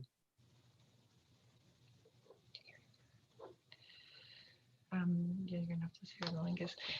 Thank you. I greatly appreciate that offer and asking. I actually joke sometimes because we see people looking, they're curious as they drive by on their morning commute on Montreal, and I've always wanted to put up a sign that says, "I see you looking. You want to know how to help?" And here's our link to a donation and stuff, or have somebody holding a sign. But yeah, like, people are welcome to show up. We've had people anonymously donate through HERS, through Street Health Center, and things like that. We encourage phone calls. We have a variety of new volunteers that have kind of started with lived experience, or just want to be there to participate. And we go through a volunteer process to ensure. I know that HERS and KCHC's volunteer processes is pretty similar. I encourage people to do it. If you complete 100 hours of volunteer service through KCHC, you're considered an internal applicant for positions and things like that. And the reality is, we've always been nonprofit organizations. And so we're always trying to find dollars and cents and fundraising, and trying to come up with basically what is basic needs for individuals: socks, clothing, thermoses, hot paws, all that type of stuff. We're coming up to the winter months. We desperately need appropriate winter clothing for our people, and we always appreciate when people need like new stuff for these individuals that's going to last them the winter, and things like that. So we highly encourage people to pop by and see us, as many people have. You can go on either of our websites and look at how you can volunteer and donate and things like that. And maybe, just maybe, I'll get that sign out there, and maybe people will come by. That's great. Thank you. Next is Councillor Hill. Thank you, through you, Your Worship. This is what your folks are doing is really amazing. I want to congratulate you and all your staff. But it sounds to me like the pace you are on is a pretty torrid pace. And I hear all the interventions that you're doing and the outreach to the community. Is this, from your perspective, for you? And I know Ashley is not there with you tonight, but is this sustainable for you and for your staff to be able to continue to work at this pace? Yeah, I think that, harm reduction services, grassroots services, kind of, this has been a constant battle from the get-go in regards to serving people that use substances, chronically homeless, mental health. And we've always kind of been like that fly by the seat of your pants type thing. Like, there's a need, let's do it, let's get it done. And I think that we're better suited than ever based off the experience, the commitment of staff, the beautiful people that access the service, the support of the city, the support of public health, all our partners and things like that. I do believe long-term we have sustainability, and I think we will just progressively get better and find ways to suit people's needs, as we always have as nonprofit organizations, and trying to service the most marginalized people in our community. This is what we do, and we're committed to it deeply, and we will continue to progress, grow, and thrive day by day. Well, thank you. I mean, your commitment is obvious. So, if there's more that we can do, and I'm sure there is, we hope you'll come back to us, and maybe we can even help you with that sign. Thank you. Councillor Doherty. Thank you, and through you, thanks for your presentation. I had a similar question to Councillor Hill. Overdoses must be very challenging for staff as well. So what kind of support do staff have when you go through trauma yourself? Yeah, we'll probably both tackle this from different angles.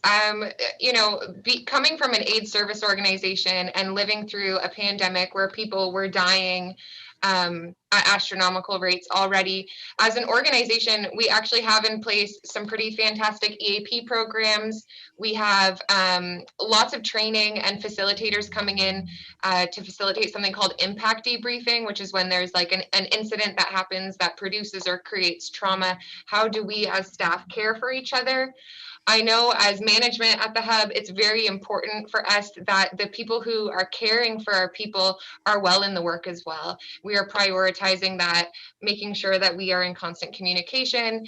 Leaves are always something that folks can take after they have experienced something. And like we're in it together. So making sure we have constant communication, not only as management, but with the people who are on our staff to make sure that they're feeling supported. The AIDS service sector that's funded through the Ministry of Health is rich in resources when it comes to grief and bereavement work, impact debriefing, and supporting staff in times of crises. Yeah, this is extremely challenging work, and you know, as bold as this sounds, like, you know, our jobs sometimes are literally to bring people back from the dead, right? And we're committed to that. We do constant debriefing. This is not a job where you say, oh, you just leave your work at work. It unfortunately, it doesn't work that way. We do take this home with us, and it does weigh heavy on our hearts sometimes. And that's why it's so, like, communication is so important amongst the team, you know, like people encouraging people to take mental health days, to call in when you need a personal day, and you will be paid for that. You know, we encourage it. You know, I know at least in the CTS, every time we experience an overdose, as like we did today, I wasn't there, but I'm constantly checking in with my team. They ensure that they sit down together and have a conversation about it before all of them leave that building and get in their cars and go home, that at least the weight and some of the pain that can bring with the job, you know, they share together, and they know at any point in time that they can call on one another. And our clients are beautiful supports as well too, right? They see the challenging work that they do, and they build us up, and they encourage us, and they thank us continuously. And that in itself allows a bit of healing to come for all of us. But yes, it's very challenging work. It's not for the faint at heart by any means. And communication is key, and giving people what they need, because you're right, we are acquiring trauma. And how do we sustain long term? That's by supporting each other. Thank you. That offered some insight into what you actually do, because when we don't work in an environment like that, it's hard for us to imagine what your everyday may look like. My second question is, I'm not sure if you're the one to answer it or maybe city staff, but when we hear of someone living in the rough in other parts of Kingston and being a vulnerable person, how do we reach out to those people, and how is that best handled? Who do we reach out to when we hear about that? Ms. Dordegraaf.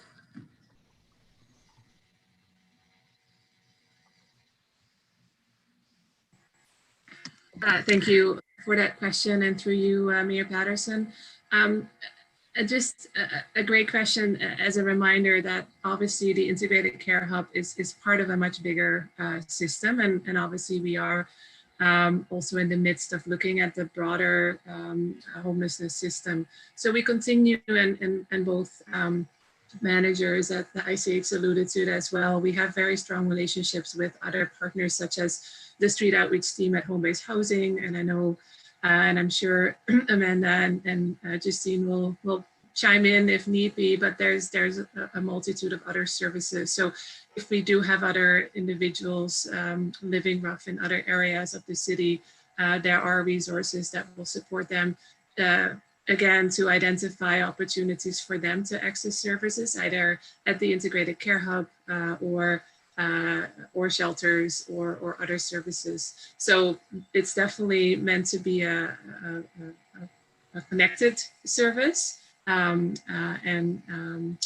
there's definitely that ongoing relationship and communication between agencies. It's important to know when winter's just around the corner. Yeah, and we've been conscious to so home base housing's street outreach team also pairs with her staff as well as CTS staff, and they go out together a few days a week. So also just so people know our faces and they have somebody that they're comfortable with, or at least know by name when they show up to the space. So it's more of a comfortable process for them if they do choose to access our service. Thanks. It's great. Thank you. Thank you very much to you both for that briefing and for answering those questions. I don't have any other speakers, so at this point, we will move on in our agenda. Thank you. Next is petitions. Are there any petitions to present? Okay, seeing none, we do have one motion of congratulations. Moved by Councillor Osanek, seconded by Councillor Kiley, that the congratulations of Kingston City Council be extended to former Canadian gymnast Alexander Sasha Jelkov on being inducted into the Gymnastics Canada Hall of Fame. Alexander won many medals at international meets for Canada, including a silver medal at the 1999 World Championships. Alexander is currently the men's head coach at Loyalist Gymnastics Club, where he trains provincial and national level gymnasts. His one gymnast, Xavier Olaz, was the 2019 Junior All-Around National Champion. Congratulations to Alexander. We'll call the vote. All those in favor? Opposed? And that's carried. Okay, we have no deferred motions, so we will move on to reports. First up is report number 1 from the CAO. Moved by Councillor Holland, seconded by Councillor Chappell, that report number 1 from the Chief Administrative Officer consent be received and adopted. So there are 2 clauses. Would anyone like to deal with them separately?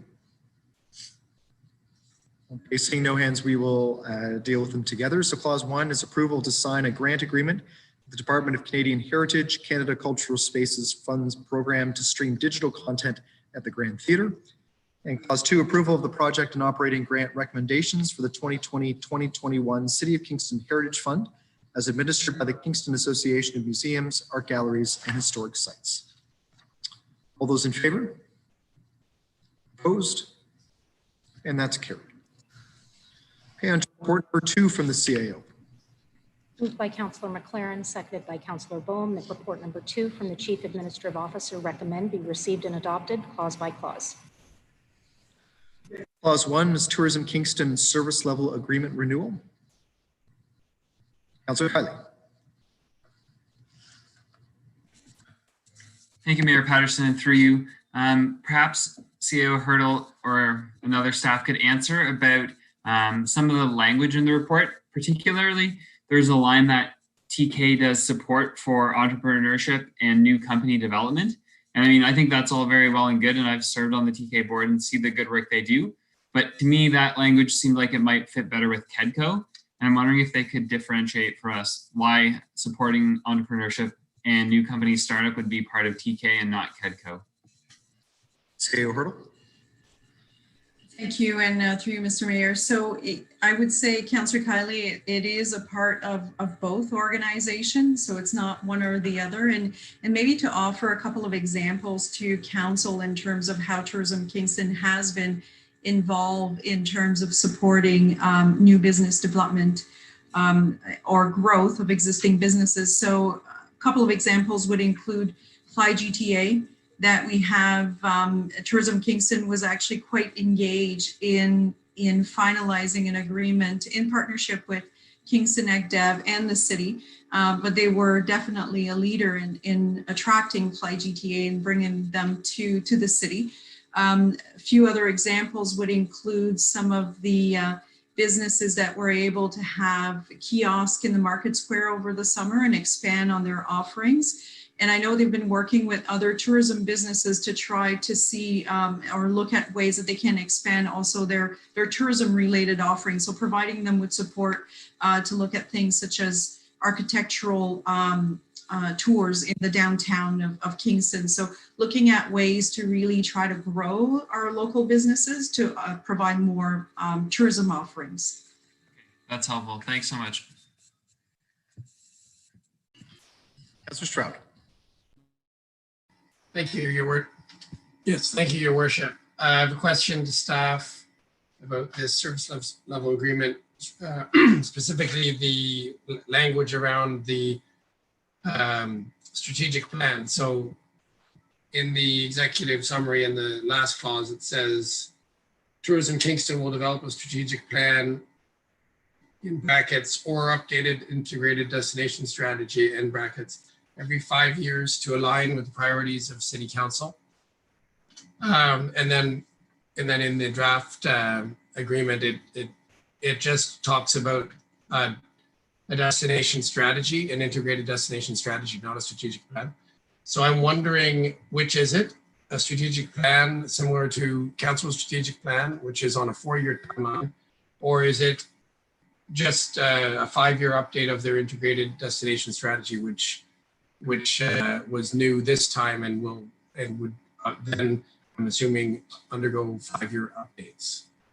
If you could just elaborate a little bit about that language, please. Thank you, and through you, Mr. Mayor. So it is the integrated destination strategy, Councillor Strout, is essentially the strategic plan, so the roadmap for Tourism Kingston. And you probably recall, I think you had the chance to be on Tourism Kingston board for a period of time, so you probably recall that was done with key partners.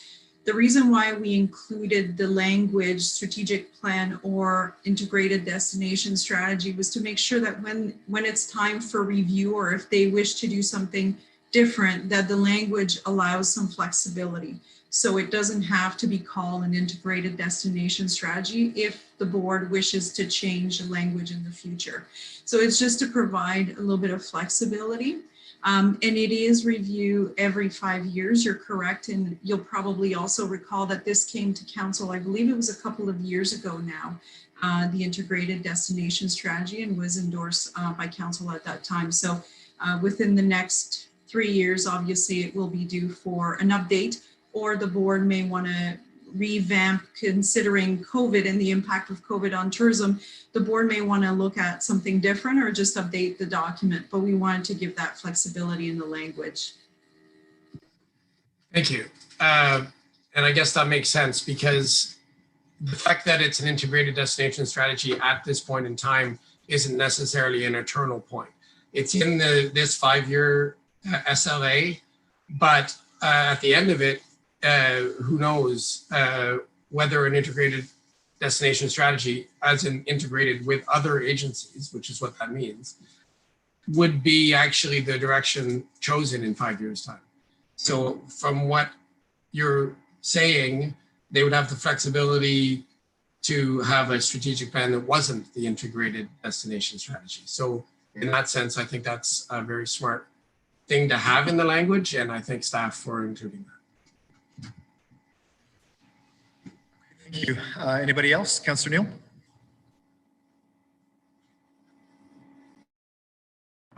Thank you. Just very quickly, Councillor Kiley asked a good question.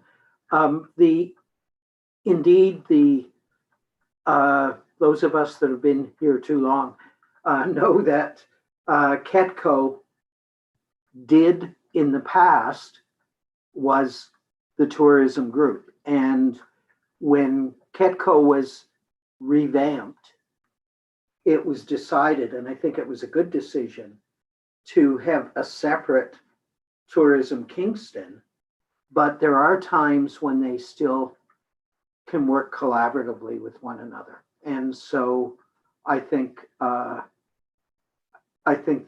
they'll be able to with the suggestion that's in the report. So thank you. Okay, so with that, we will call the vote on clause 1. All those in favor? Opposed? And that's carried. Okay, on to clause 2, family physician supply plan update. Councillor Hutchison.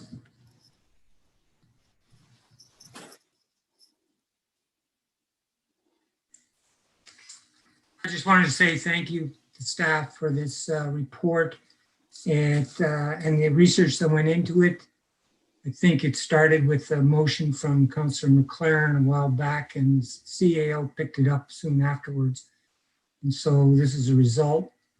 And we can see that this is a really complex state of affairs. I'm sure other councillors have the same experience of hearing from people who can't find a family doctor. I just spoke with one the other day who is 20 years without a doctor. So I think this is a very serious issue for people, and I think council understands that.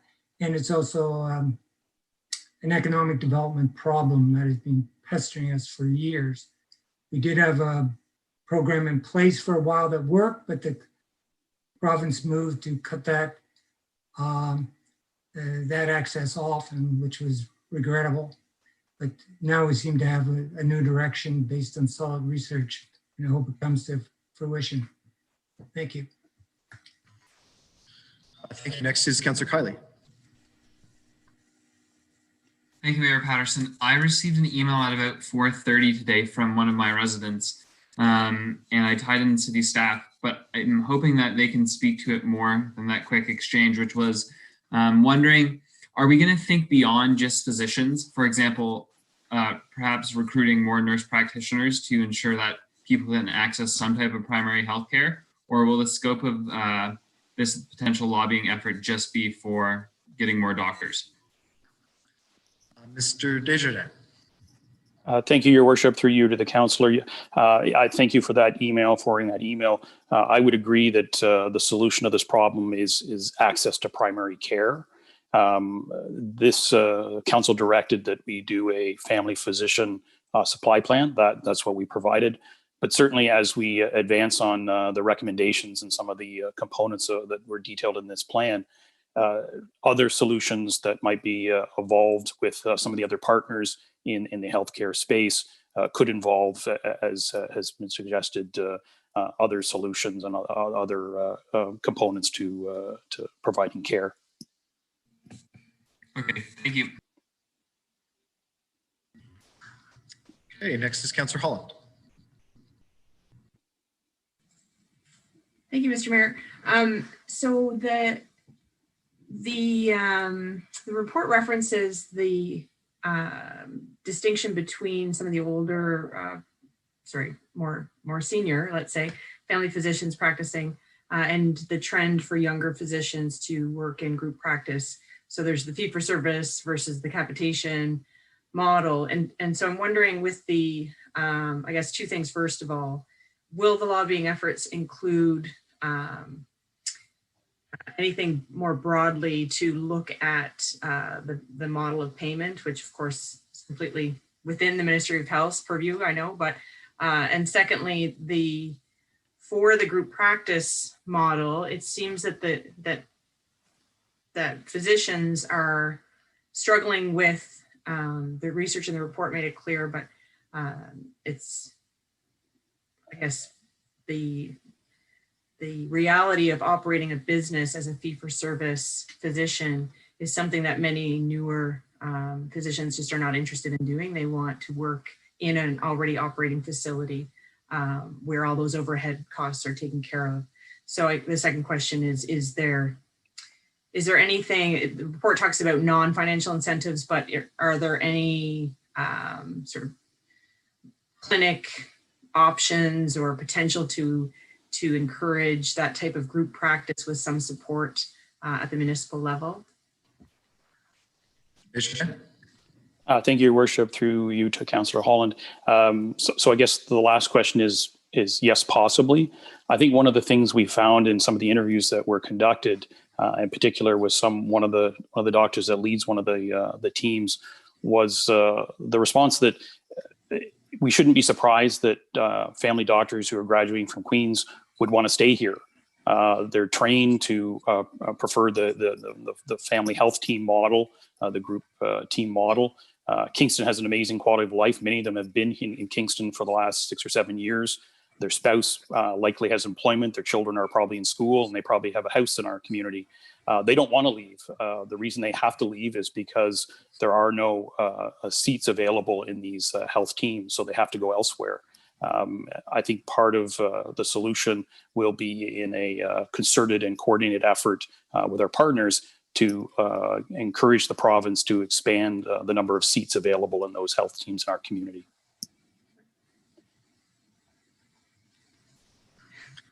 And so are we going to try to reopen the Canada Health Act and see if we can change the whole public insurance model of health?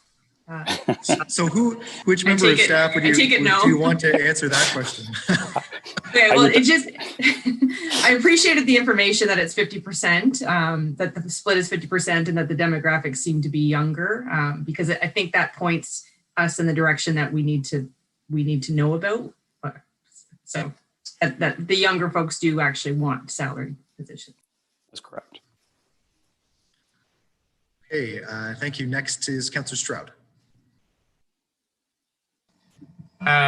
My question is for Mr. Desjardins as well.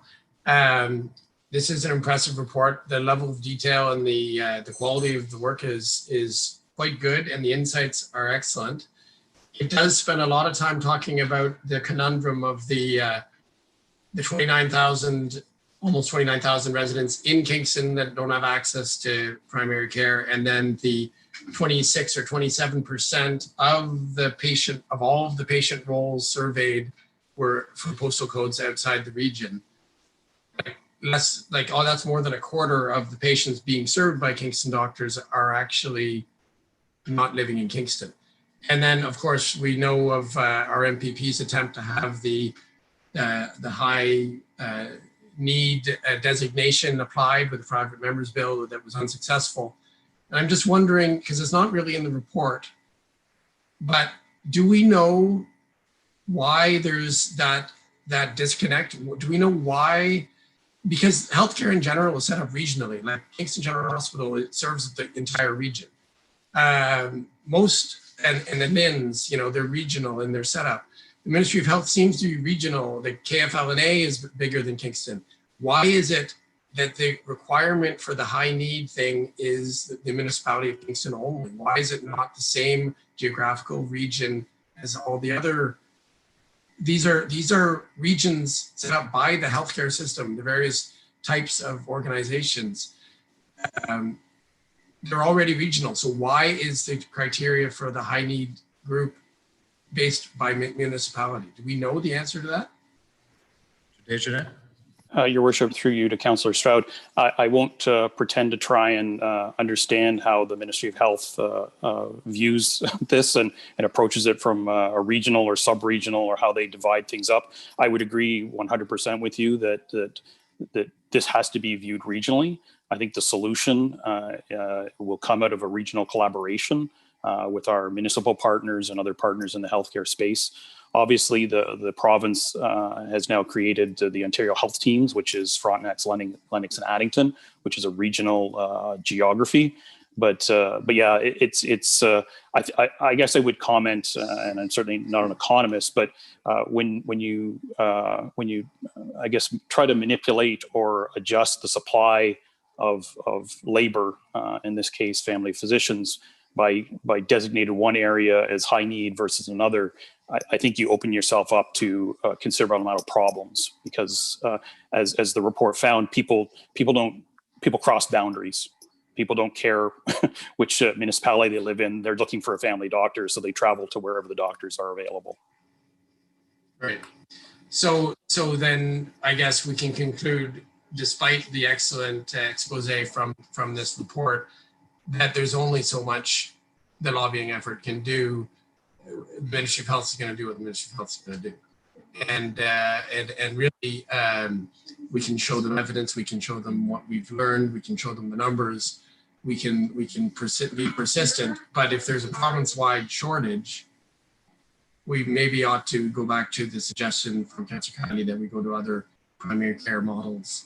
And Councillor Holland's point about the group healthcare model is excellent because that inherently can serve more patients. It can handle a larger patient capacity. It's more efficient.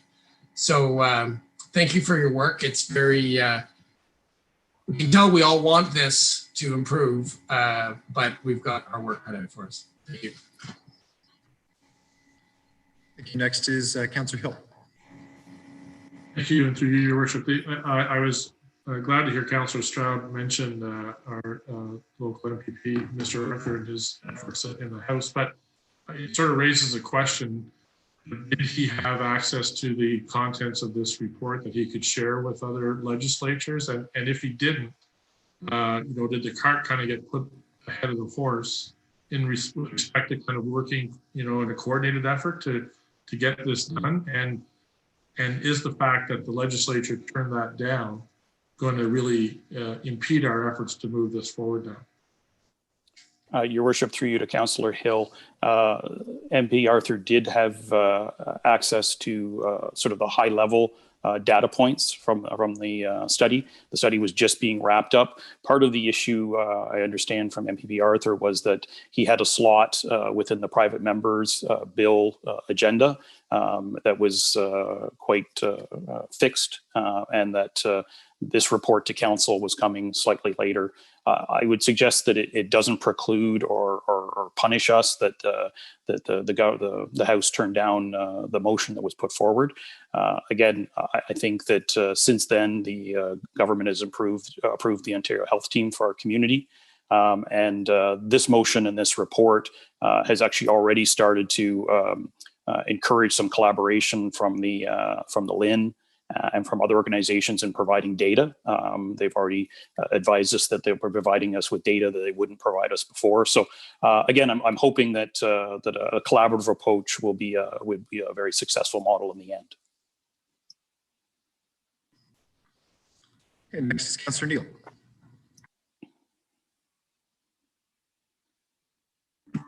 Thank you. And I don't believe I'll be in conflict when I say this.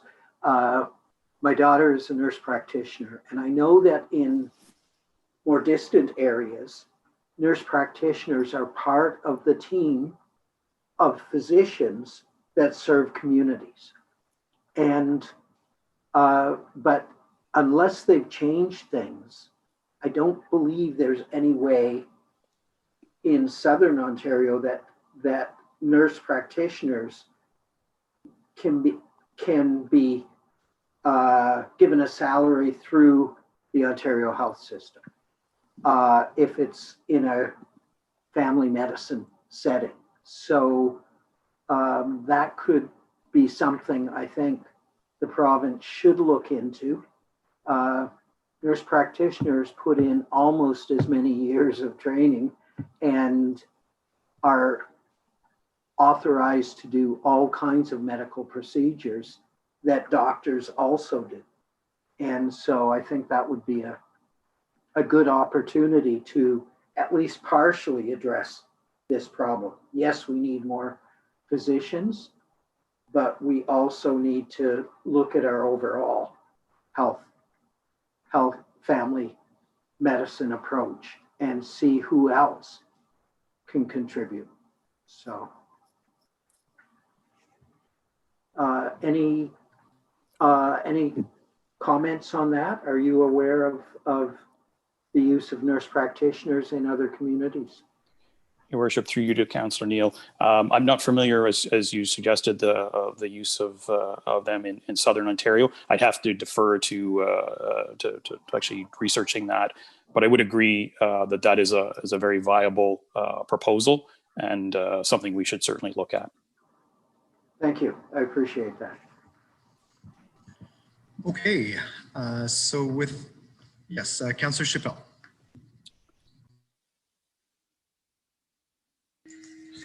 Thank you, Your Worship. One of the communities in Northern Ontario, the city of Hearst, or the town of Hearst, is very, very successful in recruiting their doctors.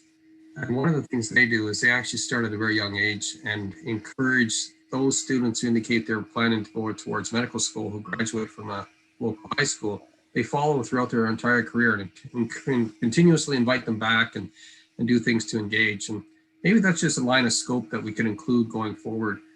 But I certainly agree that I think we do solicit the support of our local MPP to see what we can do about addressing this issue with teaching doctors versus practicing in the community.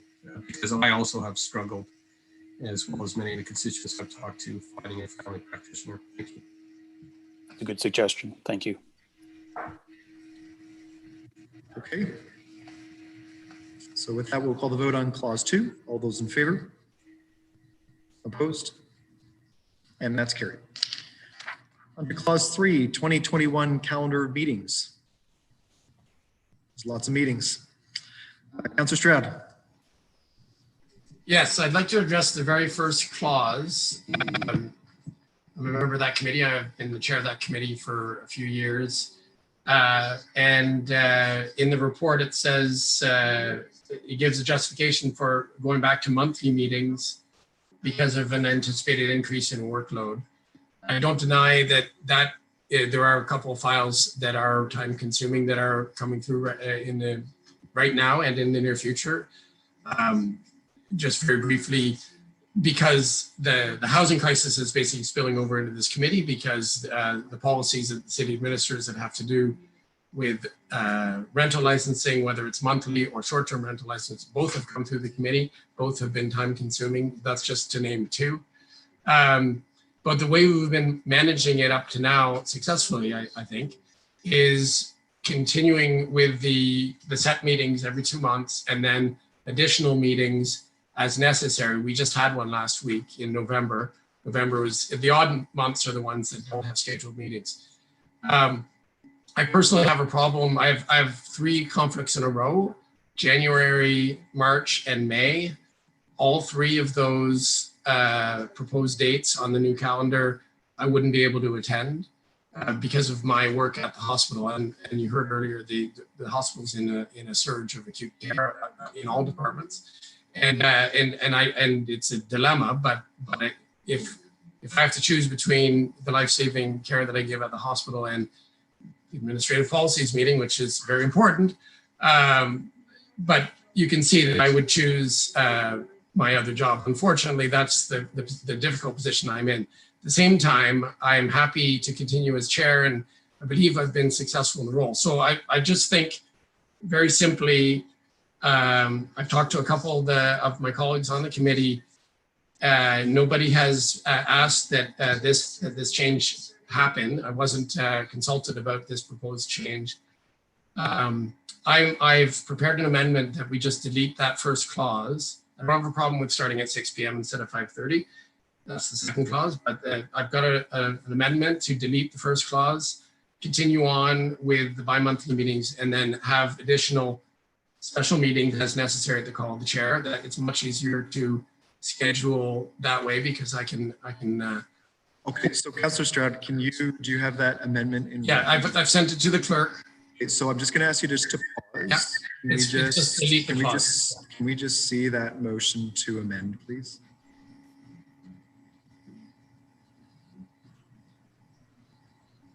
Okay, so fairly simple. Moved by Councillor Stroud, seconded by Councillor Chappelle to delete the first paragraph of the recommendation. Okay.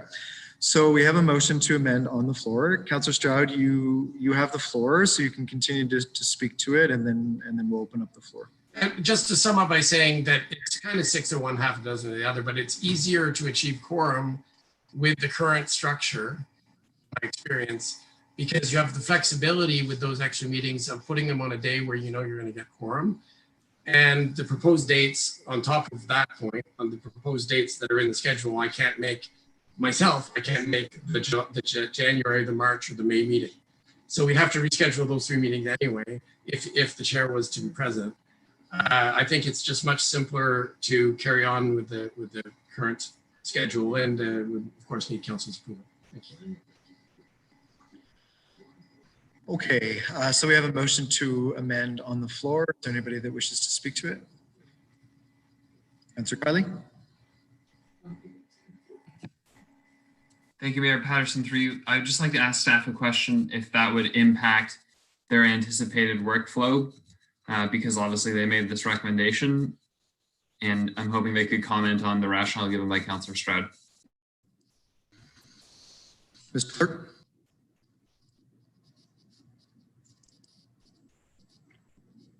Through you, Mr. Mayor, we're comfortable with the process that we have currently in place, whereby the meetings are bi-monthly and allows the chair to call special meetings. So we have no concerns at this point.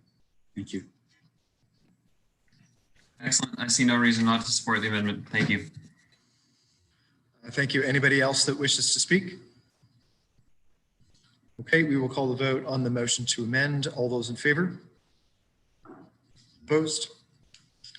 And that's carried. So now we're back to clause number 3 as amended. Is there anybody else that wishes to speak? Okay, we will call the vote then on clause 3. All those in favor? Opposed? And that's carried. Okay, moving on to report number 3 from the CAO. Moved by Councillor Osanek, seconded by Councillor Chappelle, that report number 3 from the Chief Administrative Officer consider, be received and adopted. Sorry, received and considered. Okay, thank you. So this is a consider report. There is one clause. And so at this point, I will look to a member of council to move clause number 1. And then we can have a debate from there. Okay, so it's moved by Councillor Osanek, seconded by Councillor Chappelle. So we have clause 1 now on the floor. Councillor Osanek, you have the floor.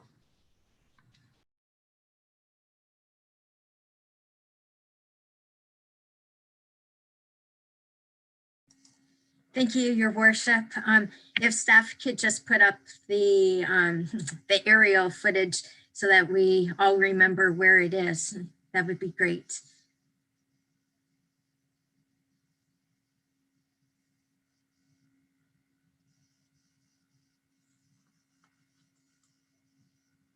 Yes. All right. So lot 452, maybe just at the first slide, that's all we need. That's super. Thank you. Lot 452 is the triangle on the right-hand side that has the pink neon marker all the way around it. So it's 3.7 acres. That's what we're talking about. It's right on Resources Road near Centennial Drive. You can see the KP Trail there to the north, and then you can also see the 401. So to Councillor Hill's question earlier on, yes, the 401 runs just to the north of the KP Trail, just to the north of lot 452. Where you access it right now, because Centennial Road is not open all the way through to Gardeners Road, is that you can come off of Gardeners Road, take Centennial Drive to the end. There's a parking lot there. There's actually a pedestrian crosswalk that's waiting to be activated as soon as Centennial Drive opens up. So you can go down from the pedestrian crossing that's there next to the parking lot. It's like a 5-minute walk, and then you're on the KP Trail. And to go across to lot 452, just like Mr. Osler said earlier, it is about like maybe a 10-minute walk. You go by the 2 ponds, those 2 wetlands you can see there on the diagram as well on either side of the KP Trail. So in the green rectangle, in the neon green, that is lot 438, and it's already sold, and it's nothing but trees, and it's kind of up on a hill. And so when that lot does get developed, it will be the loss of those trees there. And since it's up on the hill, it'll be pretty noticeable from the KP Trail. And that's what makes 452 in the pink neon so valuable, because it is a coniferous forest. That means it stays as, forest coverage all year round, provides that buffer to the development of the businesses at the Cataraqui Estates Business Park. This is one of the, natural areas left south of the 401, especially in the West End. There's not many because it's been so heavily developed over the past many years. The city hasn't done a new tree coverage in probably close to 10 years. And the effective tree coverage for any urban area is supposed to be, 30%. And the last time it was done, Kingston was more at 21%. And that was before all the homes that have gone up in Woodhaven subdivision have gone up. So just think of all the tree coverage that's been lost in Woodhaven since those 3,000 homes have been going up. one by one, just all the reasons why, you know, that 3.7 acres of coniferous forest on lot 452 can be so important. So 10 years ago is when council decided about the Cataraqui Business Park. You know, when you think of 10 years ago, an Inconvenient Truth was just on the scene. People were starting to rent it on video. Climate change was just catching on. And look what happened, like 9 years forward in 2019, we declared a climate change emergency. I think everyone across the world kind of appreciates the importance of trees and preserving our forests. Then in 2020, what happened? Right, we had COVID-19, and as soon as spring was here in April, everybody wanted to get out into the open spaces. You know, I think what happened when we closed the conservation areas, there was a public outcry in Kingston. Everybody wanted as much open space as possible. And what Mr. Osler said during the delegation is that the KNP trail remained open. More people are using it than ever before. When I was out at that KP trail right at the section next to lot 452, I was asking people as they went by, you know, if this was gone, what would your opinion be? And everybody on that trail, like 20 couples that I talked to, they all said, I am in favor of preserving open space. The more open space, the better. So this motion, this consideration report is just asking to preserve the 3.7 acres of lot 452. And it's probably close to my 5 minutes. I'll leave it at there. Thank you, Your Worship. Okay, thank you. Thank you very much.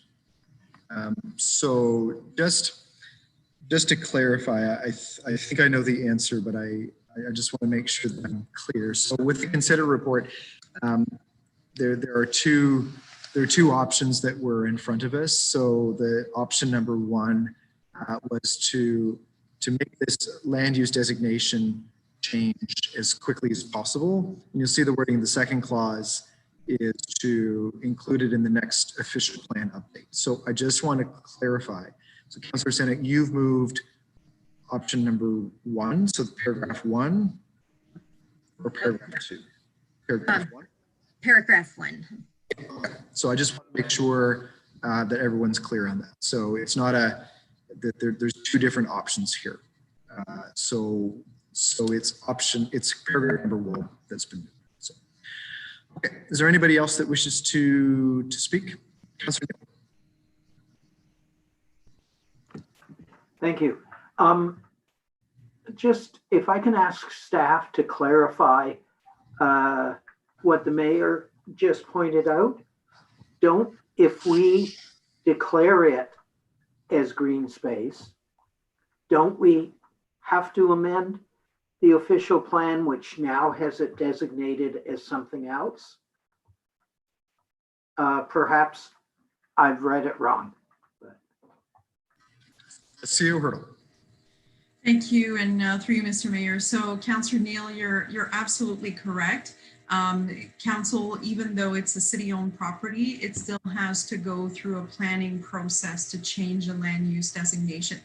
So, what's in front of council tonight is, would council prefer to initiate that land use change as soon as possible, which we anticipate could be done around mid-2021?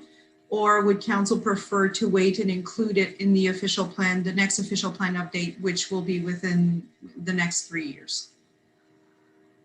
So to protect it, we eventually have to do the official plan amendment. Is that accurate? I'm confusing myself. I'm sorry.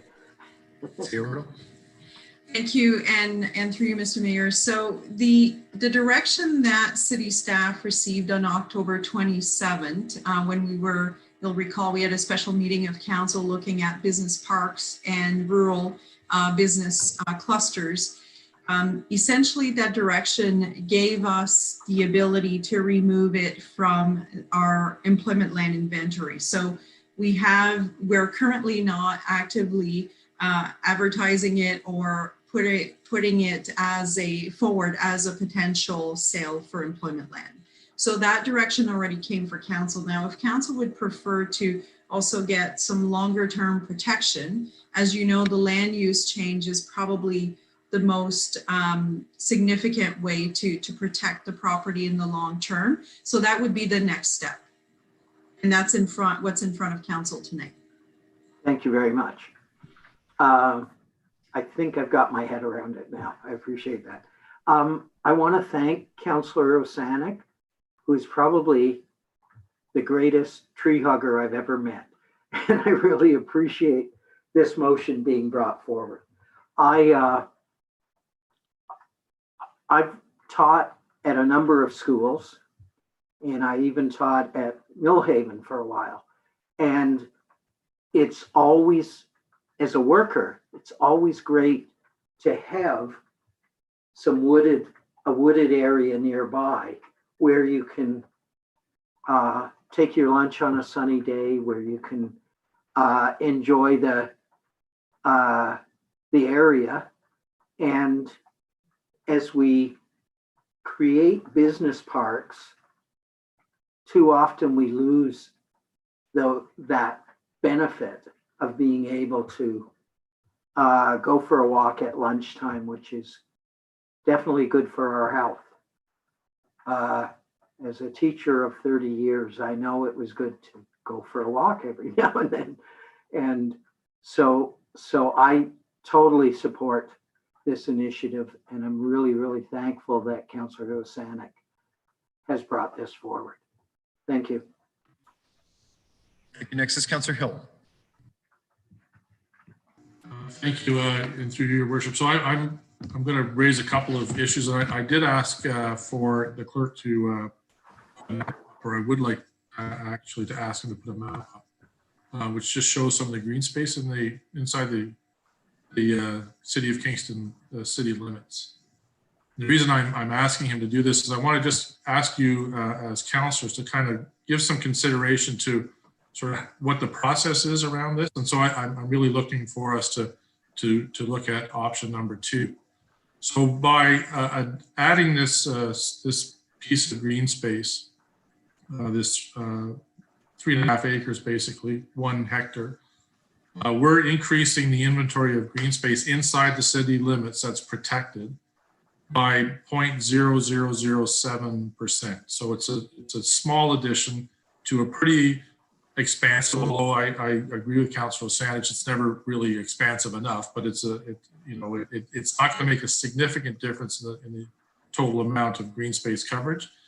And that doesn't even include, of course, any public land that's in Pittsburgh Township or in Pittsburgh District or in countryside that already has lots of undeveloped land.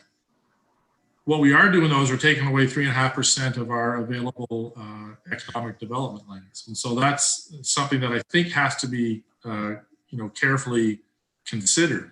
Like lot 452 went through the process of being approved for industrial development back in 2011, and it was part of a public planning process at that time. And that application was reviewed by the Cataraqui Region Conservation Authority.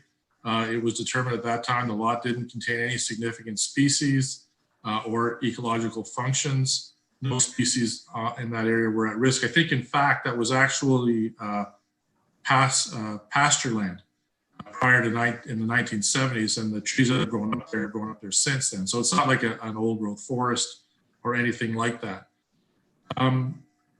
I think we just have to be careful about the process that we use. And I've kind of beat this drum a bunch of times at council, and I'm going to do it one more time. But it's that whole notion of not cherry picking different items as they come along. To be careful about making sure that what we do is consistent with a plan. And that plan, whether it be economic development, whether it be conservation, is developed in a cogent fashion. So it is, considered across the region and in terms of what we want to do in the long term. That's why that lot was initially approved for economic development.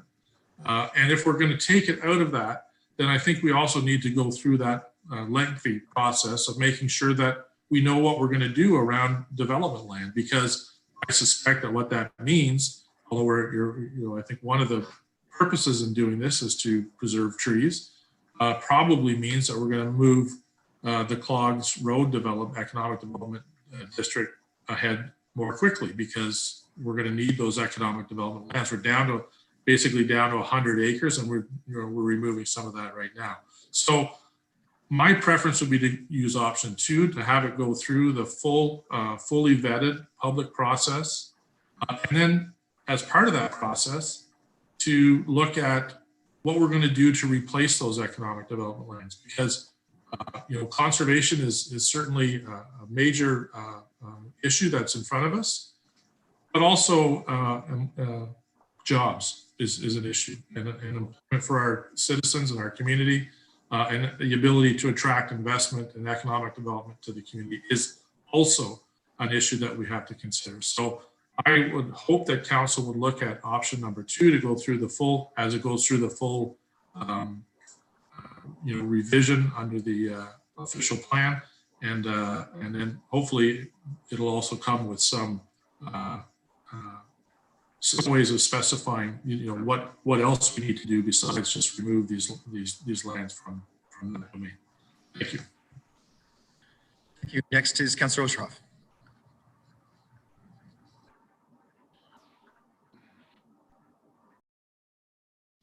Sorry, just trying to figure this out. Thank you, Mayor Patterson. I appreciate Councillor Hill's comments, and I'm wondering, I think I have a handle on it, like Councillor Neal here, I think I have a handle on it. It seems to me that option 2 is a smoother process, perhaps more staff friendly as well. And I wouldn't mind maybe response to that, in the sense of, we're going to accomplish the same thing in the end, but it's the due process. And so not necessarily taking work that I think we have an understanding. I think we're going to accomplish what Councillor Osanek wishes to accomplish. And so that's why I think maybe a second one is better, and to appreciate that's still a lot of work to accomplish this. I guess one thing I wanted to ask, being on CRCA, I'm learning how things are done, and is a ribbon of life included? Ribbon of life included in a even an industrial area where we, like we saw the lot a minute ago, the lot just to the west of this lot here, 452, and there's trees that are on the north side. Does planning, do we consider leaving those trees and the ribbon of life off the trail and all that? Are we not there already, where we try to save as much land as trees as possible? Yeah. Yes, Commissioner Hugelbos. Yeah. Oh, sorry, I didn't raise my hand digitally. Sorry, Mayor Patterson. So through you, thank you, Councillor Oosterhoff. Yeah. So as a previous councillor, I think Councillor Hill said, and the images that Councillor Osanek shared, the property is surrounded by open space and EPA land, and that was set about through the Planning Act processes.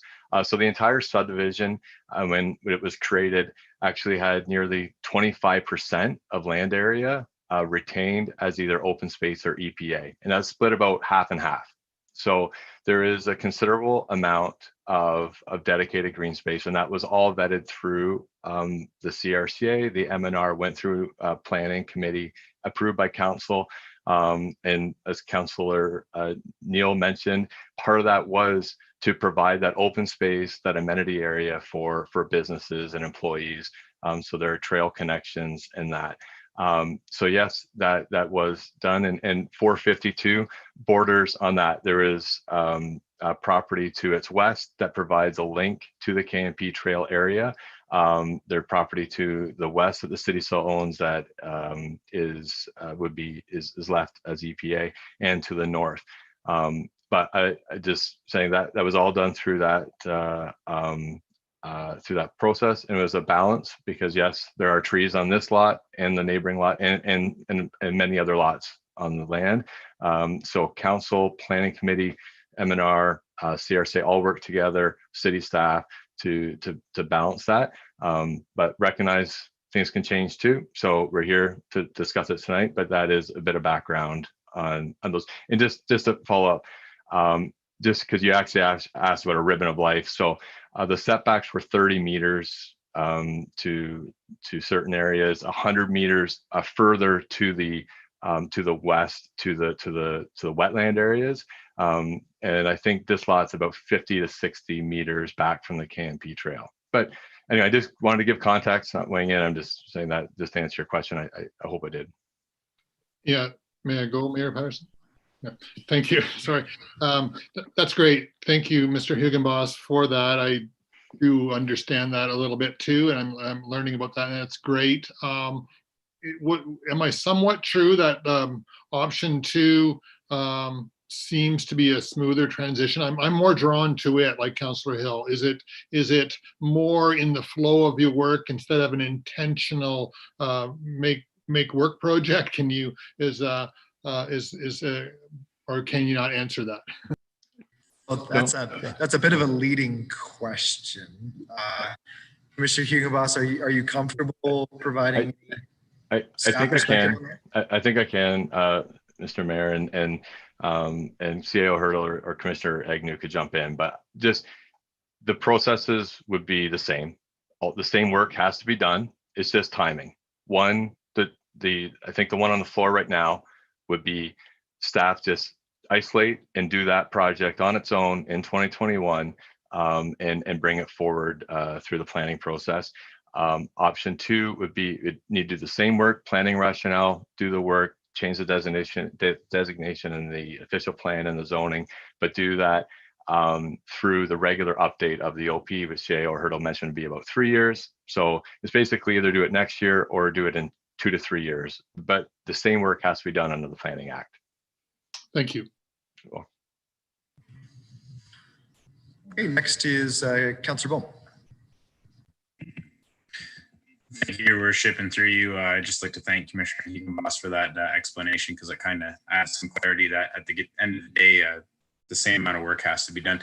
I guess in thinking of this and some of Councillor Hill's comments about the inventory and supply of land, I mean, that can always be a concern when if we're removing the inventory. I'd like to sort of remind council that we also have an expanse of land north business park that borders on an existing business park that is ripe to be developed. So I mean, with this, I look at this small area that can be protected and then kind of maintain in that and think that that might be a good footprint going forward. We know there's a ribbon of life or sort of a green belt, if you will, that can go through a business park. So that could be something we could look at going forward into future business parks, because when these business parks are developed, there are a lot of people that work there, and providing them, you know, some type of greenery to walk through is never going to be a negative. So I think just let's go with option 1, basically get it done if the same amount of work has to be done either way. And then it's one less thing to do when the full amendment comes up, right? So I'd be supporting option 1 on this. Thank you. Next is Councillor Filey. Thank you, Mayor Patterson. Through you, I think Councillor Boehm just stole my points in a good way, in a very good way. I'm glad he said it. I'm very sensitive to Councillor Hill's argument about process. I think that's important, but it's the same process just earlier. So let's vote for option 1. Thank you. Thank you. I'm just going to say this. I have a speakers list. Ladies and gentlemen, we have a long way to go in our agenda. So everybody can speak for 5 minutes on every item. But part of my job as chair is just to keep things going along. So if you've got something new you want to add, by all means, but just would encourage us to manage our time. So with that, next is Councillor Hutchison. Thank you, Mr. Mayor. I was one of those, well, I think I was maybe the only one, but I tried to champion a compromise situation here where we would perhaps use an acre of the 3.7 acres to develop and thereby cut the amount of money that we were foregoing. I had a long talk with Mr. Hugenboss and this report last Friday. And as you can see, it says that the configuration of lot 452, it's not beneficial to try and divide the lot and try to maintain an employment use. So to me, that says that there's no compromise to be had. You're either in for the 3.7 or you're not. And I think that on the point of process, I think we have to take this in context, that we passed a climate change emergency resolution. And I think that's top of mind for those who made the motion for this, as well as the natural heritage aspects of it. Then in that context, we're not winning that battle. We're doing things and we're making a lot of the right noises, but we're not winning this. It's probably not winnable without a strong national and provincial coordinated plan, which is definitely not happening. So this is one reason why I think that I'm, given that I can't get a compromise, because it doesn't work, I'm going to support this motion.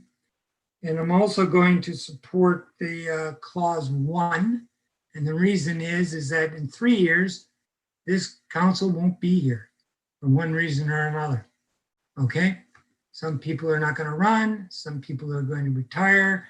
Some people are going to be defeated. It's just the way it goes. And so if you want to make sure those who are in favor of this, that this happens, and despite the fact that unfortunately it doesn't fit very well with what staff have told us about time management and workload, then you're going to vote for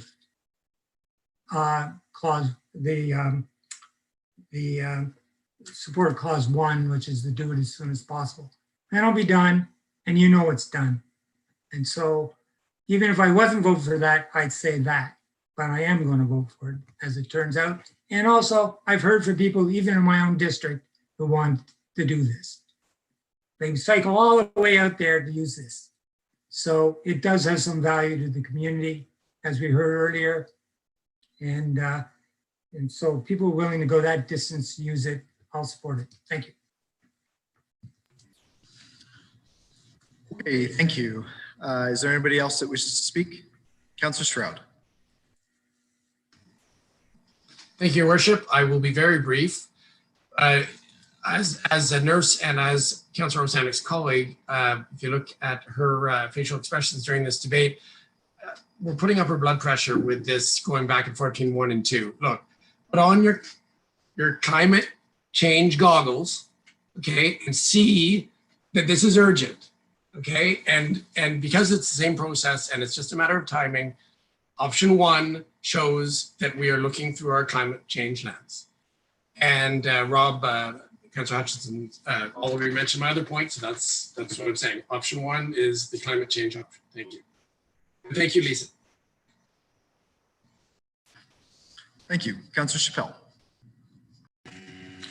Thank you, Your Worship. I'm only going to speak on behalf of my constituents. I've received so many comments on this particular issue, thinking that this is an incredible step forward for this council and that I should be proud to have been supporting Councillor Rosanik on this motion. So I will be supporting option 1. Thank you. Thank you. Councillor Rosanik, you have the last word. Thank you, Your Worship. All I wanted to say was just one question to staff, and where our option 1 is as soon as possible with a recommendation in 2021. Does it help if we say by the end of council term 2022? Does that give you more time? You know, that's definitely better than waiting for 3 years for the official plan amendment, where, just like Councillor Hutchinson said, all of us could be gone, new faces, everything. So would that help if I guess that would have to be an amendment, but would that help? So why don't we ask the question first from staff? CEO Hurdle. Thank you, and through you, Mr. Mayor. So Councillor Osanek, it definitely would help. What we tried to do in the report, we tried to give you what we thought would be the fastest time frame that we could possibly achieve, assuming that there are no appeals, of course. So that's what we thought would probably be the fastest, which is about a 6-month period. But if council is willing to give staff a little bit more time to get through, I'm sure it would be appreciated. So, thank So you. Councillor Sanik, you would like to amend the recommendation? Yes. With an 22? Is that right? By the end of our council term in 2022. So what if I could propose is that in the existing wording, we would just change recommendation in 2021 to recommendation in 2022. I think that covers it. So moved by Councillor Osanek, is there a seconder? Seconded by Councillor Holland. Any discussion on the amendment? All those in favor? Opposed? That's carried. Okay. Councillor Osanek, you still have the floor if there's anything else. No, that's it. Thank you to staff for confirming that it is right now out of the employment lands for sale inventory. Thank you for that. Okay, thank you. So now we will call the vote then on the first option of clause 1 as amended. All those in favor? Opposed? And that's carried. Okay, so with that, it is 9:45. We do have some work ahead of us, so I'm going to call a 10-minute recess just to get refreshed, get something to eat or drink, and then we will come back and start exactly 9:55.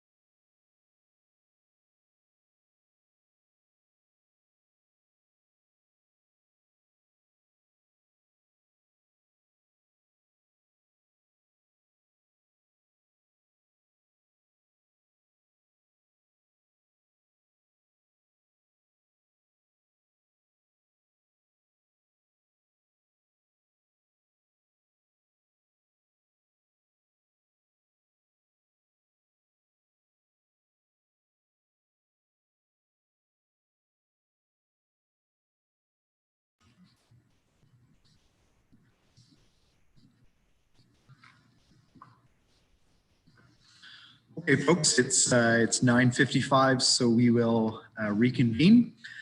So next up, we have report number 4 from Planning Committee.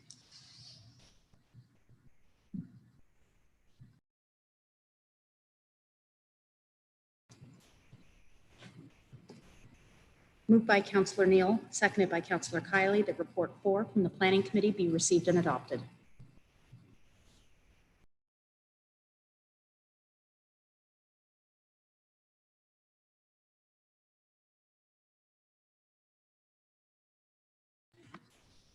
Okay, so there's just a one clause update to the Williamsville Main Street study. Okay, Councillor Hutchison. Thank you, Mr. Mayor. I just want to ask a question. We went through a lot of this in planning, but of course, there are more members on council than planning. So a couple of questions to staff explaining the reasoning behind this, which is fairly complex. The first question is, what are the implications of cutting or trimming the proposed height of the future buildings at Princess Division and Division from 20 to 15 floors or stories, excuse me?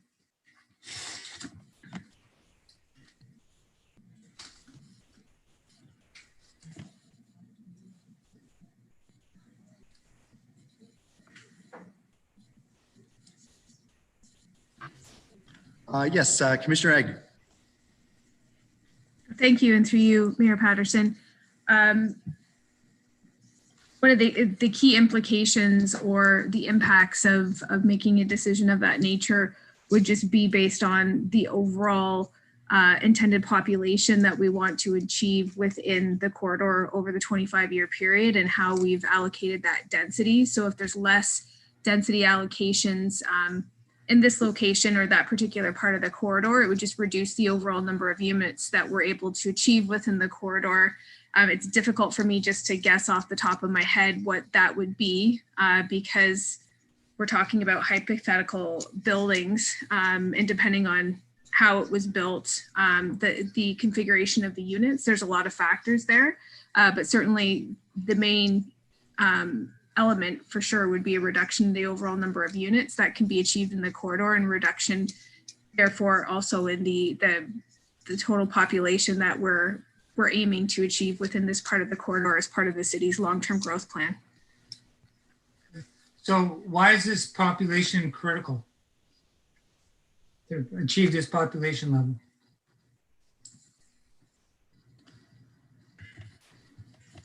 Agnew? Thank you, and through you. So as part of this Main Street study update, we looked at population uptake of what we've seen over the last number of years and also compared that to the most recent population housing and projection numbers that we're looking at, we're planning for right now in terms of the 25-year planning horizon. And what we determined through that is looking at what would be a reasonable amount of intensification to achieve within this corridor, knowing that our official plan, sorry, I forgot to start my video. Sorry about that, councillors. That the official plan as it stands right now directs the majority of the city's growth from a multi-residential or medium or high density perspective to the Princess Street corridor. So when we started to look at what the long-term growth needs are, the additional housing requirements that we have as a city over the next 25 years, which is just over 14,000 units, and started to look at how we geographically distribute them. This particular part of the Princess Street corridor, given its characteristics, its amenities, its walkable nature, and the fact that the land is significantly underutilized in its present state, we looked at targeting 5 to 7% of our overall housing needs of that 25-year horizon within this corridor based on that consideration. So those are all the factors that we looked at in determining what we want the ultimate population of this area to be. Again, knowing it would be incrementally achieved over a 25-year period of time, and then use that in terms of looking at our modeling, our creation of the density model that looked at different heights and scales, the zoning permissions, what type of number of unit yield that would turn into to be able to achieve that overall population that we've identified as being critical to meet our long-term needs. So if the density is increased in this area, in this corridor, will that, and I believe part of your answer at committee entailed also balancing out the height of the buildings along the corridor so that the city could insist here forthwith on 6 stories. Would you explain that and then follow up with whether this concentration, this density on the corridor protects the neighborhoods that are adjacent? Thank you, and through you. And certainly, I also have a few other colleagues with me tonight. Mr. Todderin has been working with us on this. He's joined the council meeting, and also Ms. Gummo. So if they have anything to add in addition to the answers that I'm providing, I encourage them to do so. So from your question, yes, there's a number of considerations when we looked at the intent of the Main Street study and also the motion coming from council asking us to reevaluate the policy based on the concern that potentially too many tall buildings were being built within the corridor. We looked at the length of the corridor, we looked at all the overall area, we looked at the population that we want to achieve. We looked at the fact that the community originally in the Main Street study had intended this corridor to primarily be a mid-rise corridor of 4 to 6 stories. And then we looked at the additional growth that we want to allocate here, again, from a sustainability, from a smart growth perspective, following the direction that's already in our official plan. So all of these things factored into the recommendations that you've seen tonight in terms of the zoning changes and primarily keeping the majority of the corridor within the 6-story scale. So we took out the policies that contemplated taller buildings throughout the entire corridor that were put in there as part of the original Main Street study and put a hard cap on height for about 70% of the corridor. So when we look at the density allocation and we look at the allocation of units by area and by height, about 70%, about 72% actually of the overall corridor will be at the 6-story height, and about 30%, just under 30%, is intended to take some additional density that we weren't able to achieve by having such a significant part of the corridor stay at that 6-story height. Thank you. And my additional question about protecting the neighborhood. Maybe I'll just jump in there. Mr. Todderin, did you have anything you wanted to add? I did, Mr. Mayor. Have I successfully unmuted myself? You are unmuted. We can all see you, so go right ahead. Thank you. Commissioner Agnew gave a very thorough response, particularly about the numbers and the population growth. As I explained at committee, I think our thinking had that as about half the consideration, and the other consideration was the actual urban design analysis, the analysis of what height at this high point in the corridor would work well with a prevailing 6-story scale, but recognizing that within that prevailing 6-story scale, there's a number of 10-story buildings that were previously approved. So you have varying scales in terms of the urban design impact, the urban design feel that you're going to get on that corridor. What I would say to you is that you don't need 20 floors in order for the urban design to work. But we concluded that 20 floors of height in this location relative to a 6-story podium would work well. It wouldn't, it would relate very well to a prevailing 6-story with occasional 10-story buildings. It would work very well. So we didn't perceive it to be a negative. Now, it's not bad urban design to lower it from 20 stories to 15. But it does affect the viability part of the equation. And I can't tell council how much it affects the viability because we haven't specifically tested that. Frankly, I didn't anticipate this question tonight. We have to remember that the 20 or 15 stories that we're talking about in this context, those stories are very different than the 10-story buildings you've been getting so far, which have massive floor plates. These are actually going to be 15 or 20-story towers with relatively small floor plates compared to what Kingston has seen in the past. So we did want to make sure that as we were addressing the the urban design, we were also considering had a lens on the viability piece.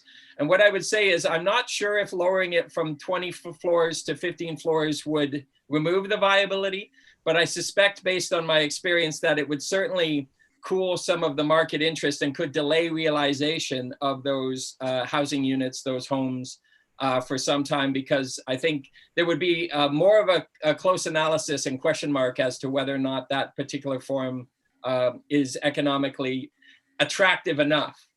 It may not be unviable, but it might be a question of whether it was attractive enough. So given that, the viability piece, the population and projection piece that Ms. Agnew was talking about, and the urban design piece, we were quite comfortable recommending 20 floors, but 20 slim floors, as opposed to what you've been getting in the corridor so far. Hutchison, you have the floor. Thank you. I'm not sure that my question about whether this, by concentrating density in the corridor, indirectly protects neighborhoods along the corridor.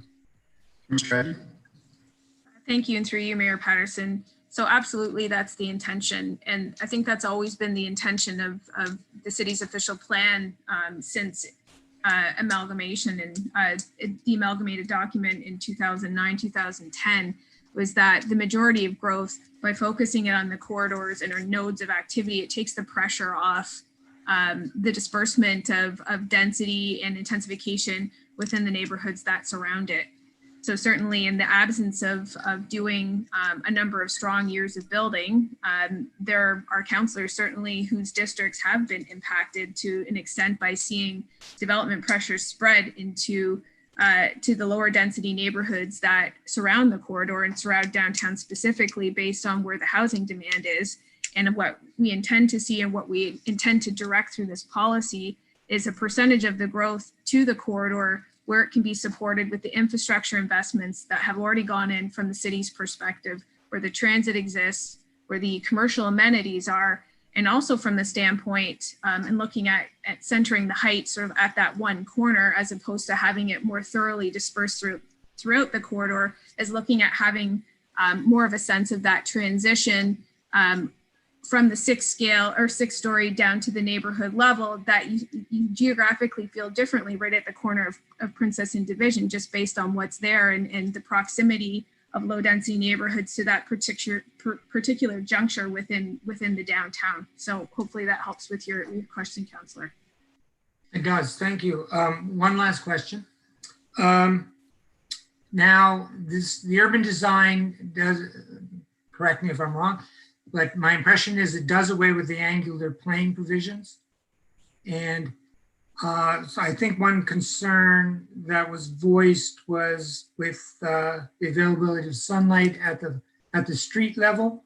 And I wonder if you could tell us how that's to be handled in this particular Williamsville study. Thank you, and through you. So it is, that's accurate. What we're recommending here is the removal of the angular plane policies that have been in the official plan since the Williamsville study was approved by council in 2013. But what we have put in its place are performance standards in terms of the zoning from an urban design perspective that achieve a similar outcome, but with greater flexibility in having it be embedded in the zoning bylaw as opposed to in the official plan. The angular plane policies that are in the official plan as of right now, they contemplate that 45-degree angle from every property lot line, so that you essentially have that 45 coming in on every single property line, creating sort of that pyramidal building envelope. So what we've replaced it with is step backs of the building that are articulated at a couple of key junctures, and also in the rear, instead of having a 45-degree angular plane, achieving some separation by way of a rear yard separation there, a rear yard setback. From a sunlight perspective, that's primarily where we've looked at having the building step back at the 4th story, again, having a step back there. So there is a little bit of terracing in the building, again, providing some additional opportunity for sunlight to penetrate the street and the pedestrian experience. Thank you very much. Thank you. Councillor Neal.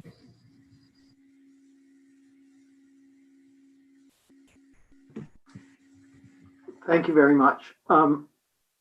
One of the things that the original secondary plan focused on was the intent that there would be, the rule would be 4 to 6 stories, and the rare exception would be 10 stories. Princess Street is a relatively narrow street as it goes through Williamsville. And the difficulty is that, with the exception of a couple of 6 stories that were built prior to the zoning amendment to the new zoning, there have been no 4 to 6 story developed. It has been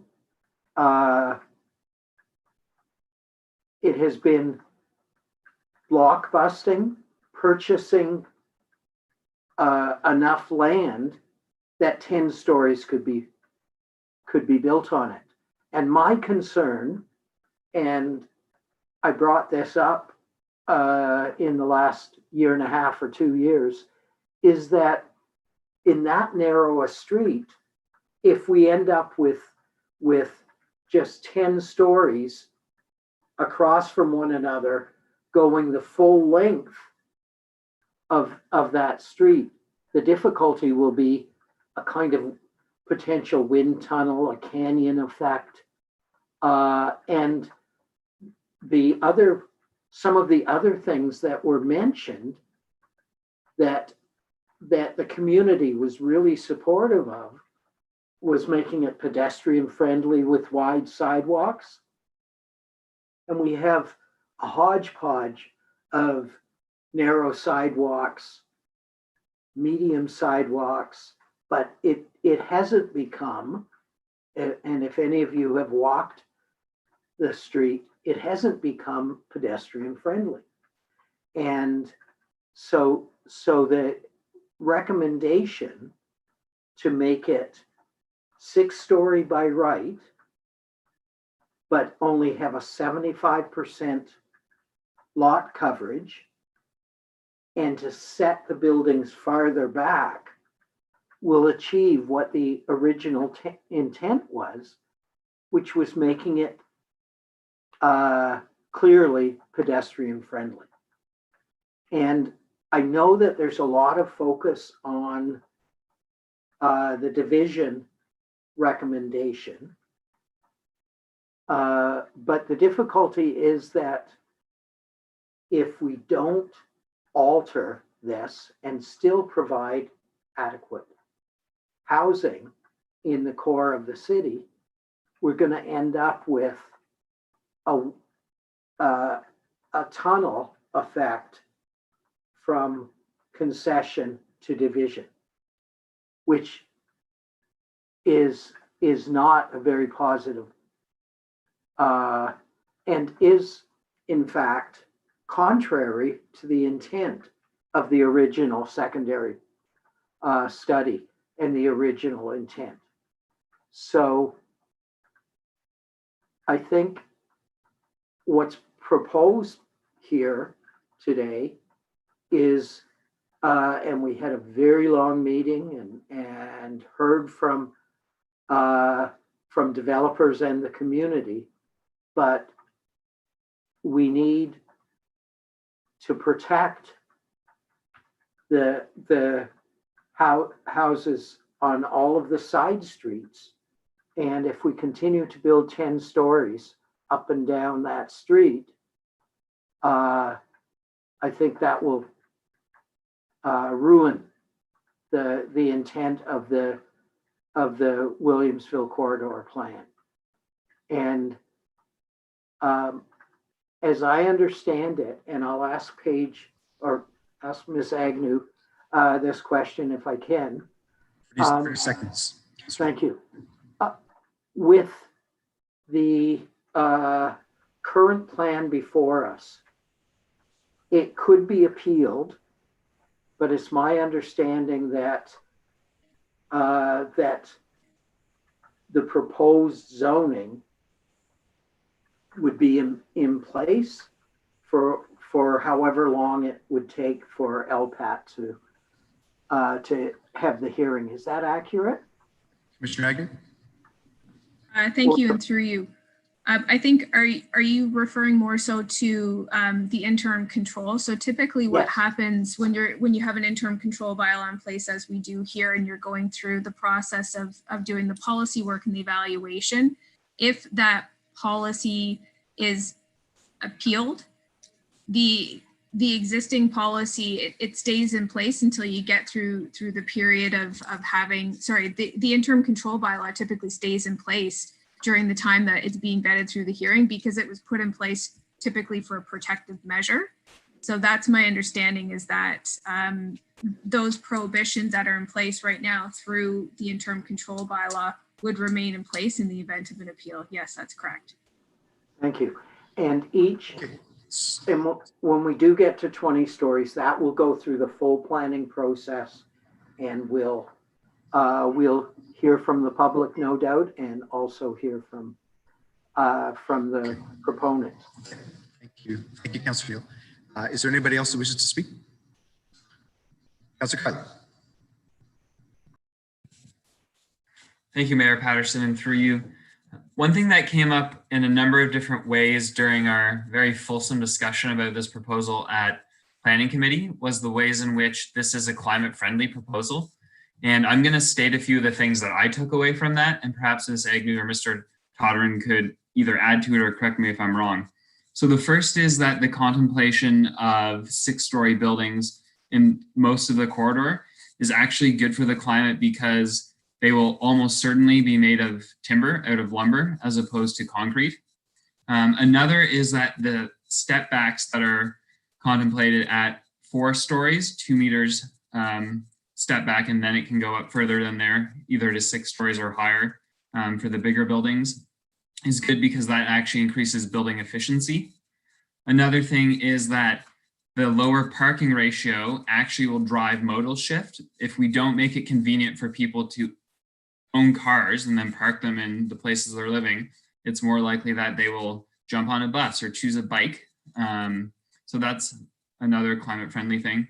And then probably the most important is the type of intensity that this represents, if we approve it, is really good for all of those reasons and more, because we've heard time and time again from planners that if we want to drive down emissions in cities, we have to have more people living in close proximity where they can work, where they can shop, and really just do their life largely without vehicles. So those are 3 important climate perspectives. I'm wondering if staff want to add to any of those, because I think that kept coming up in our committee discussions, and it would be beneficial for council to hear them tonight.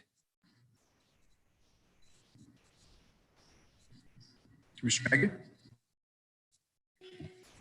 Thank you, and through you, Councillor Kylie, you've hit all of the major ones, absolutely. So without a doubt, one of council's greatest tools is land use in its battle against climate change and with its aspirations with respect to GHG reductions and carbon neutrality. So putting people in a place where they have choice from a lifestyle perspective that's very viable in terms of walkability and modal shift, it's absolutely critical. And from a timber perspective, you're correct. Again, with the majority of the corridor, just 72% of the corridor approximately being intended to be at that maximum 6-story scale. Typically, yes, you're seeing buildings constructed in timber at that scale of building based on price. Doesn't mean it has to be, but typically that's where you're going to see a lot of timber frame construction, which from an industry perspective has been discussed as having a lower GHG contribution versus concrete, steel, and glass. Although I know there's some members of the Concrete Association that would debate that, but that's definitely discussed in the industry as a more carbon friendly type of development material.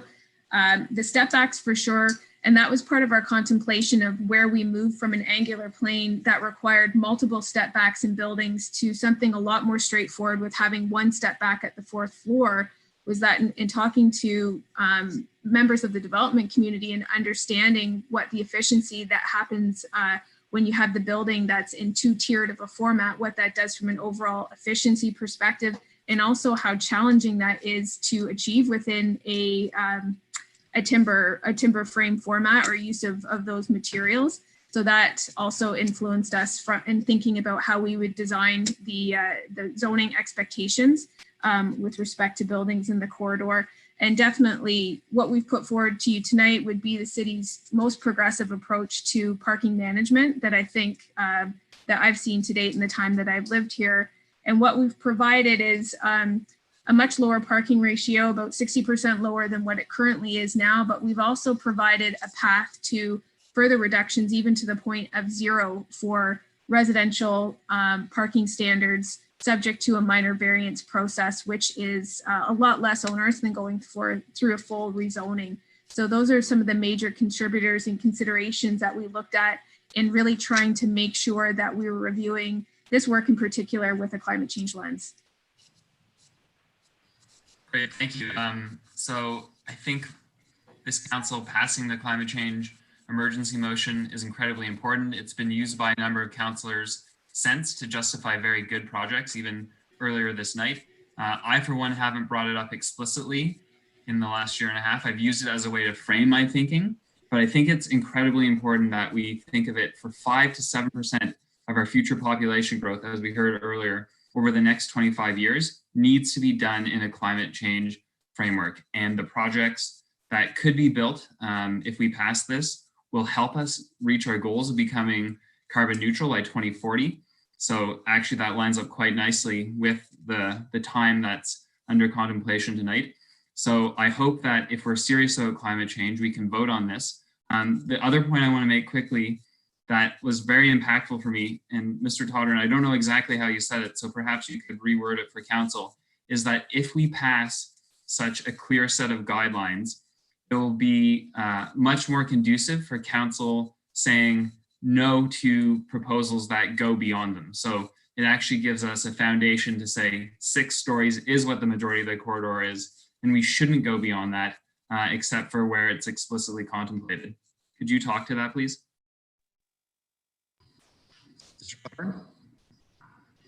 Through you, Mr. Mayor, I think the councillor's question came up in the context of suggestions that were made by some in the public that, well, it sort of went like this. You didn't follow your old rules. Why are you going, how can we know you're going to follow these new rules? And what we pointed out or reinforced was that it wasn't that staff or council were not following the rules before. The rules contained a very large loophole, as I put it rather bluntly. And the loophole, which allowed 10 stories in the context of land assembly, was so significant a loophole that if council tried to ignore it and say, well, that wasn't the intent, that wasn't what we meant, so we're not going to do that, there's a very good chance you would have lost at the board. You were in a very bad position as a city to try to argue the original intent of a 6-story prevailing scale with the rules that had been put in place at the time. And even worse, because that loophole was well understood by buyers and sellers of land over the last decade, as I pointed out to committee and I think council previously, you had actually made the 6-story scale economically impossible because land was transacting with the assumption of 10 stories at 10-story values. So if someone wanted to come along and build a 6-story wood frame building, they kind of would have had to be economically crazy. Unless they happened to have owned the land for a long time and didn't buy it under normal, more recent conditions, it would have been financially foolish. And thus I wouldn't expect any developer to do it. So you were in a situation where the prevailing vision that you had was actually impossible to realize. It's no coincidence that you didn't get any proposals for 6-story scale in the last 10 years. It was virtually impossible for you to get such proposals. Instead of that, what we're presenting to council this time is very clear height maximums with no pathway, no loophole that allows for consideration of more than 6 stories, except in the very specific location of the 2 20-story towers. The policy is clear, the rezoning is clear. If a rezoning application is submitted, which of course anyone is entitled to do, submit a rezoning application, that rezoning application would be contemplated in the context of the policy that is put in place, which is very clear in its maximum of 6 stories. So we will have functionally gotten rid of the loophole, send a very clear message to the marketplace what land should transact as in terms of value. And essentially somebody would have to come in and apply not only for a rezoning, but an official plan amendment to not only change the zoning, but eradicate the policy direction as well, which is a much higher hurdle for any applicant to make. And of course, that would be subject to appeal as well. So I think as Commissioner Agnew put it, there's no guarantees, and ultimately it will be council that has the ability to hold the line. We've put you in a very strong position with this work to hold the line, assuming you want to.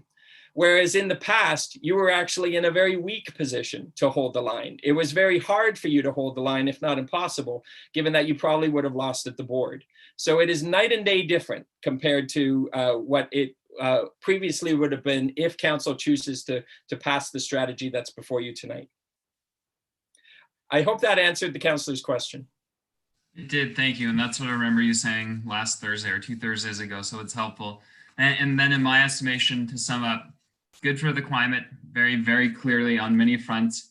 It's good for our community to end all these vicious battles over should this one-off project be allowed or not, if we have a much better framework for making decisions and holding to what we have without loopholes.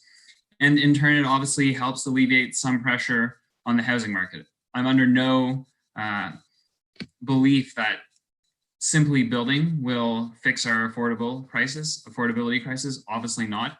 But if we continue to get into situations where we're prolonged discussion and then even longer adjudication on a single project continues to happen, that's not helping, that's for sure. So I'm thinking that if we can encourage building, if it ends these battles and it's good for the climate, there's no reason we wouldn't do it. Thank you. Thank you. Okay, so with that, we will call the vote on clause 1. All those in favor? Opposed? And that's carried. Okay, thank you. Moving on to report number 5 from Heritage. Moved by Deputy Mayor Osterhoff, seconded by Councillor Doherty, that report 5 received from Heritage Kingston be received and adopted. There's just the one clause with respect to 3761 Princess Street. All those in favor? Opposed? And that's carried. Okay, moving on to report number 6 from the Nominations Advisory Committee. Moved by Councillor Hutchison, seconded by Councillor Neal, that report number 6 from the Nominations Advisory Committee be received and adopted. Okay, so just before we begin, so there are two clauses and obviously a number of subsections under each clause. So what I'm going to ask first is if there's anyone that wants to separate any of the subclauses in the report. Councillor Hill. Thank you. Could you separate number G out of report 6? That's the one related to the economic development nomination. So we will separate that one. There are no other separations. What I'm going to do is I'm going to read through what the rest of the recommendations are. And then we will take the vote, and then we will return to subsection G. So number 1, public appointments to boards and working groups. So A, for the Appeals Committee, Robert Allen Knox, Todd Storms, and Hillary Wallace. B, the Arts Advisory Committee, Katie Littlejohn.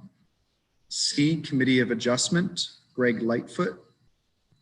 D, Heritage Kingston, Paul Banfield, Donald Mitchell. Housing and Homelessness Advisory Committee, Michelle McGotterty and Andy White.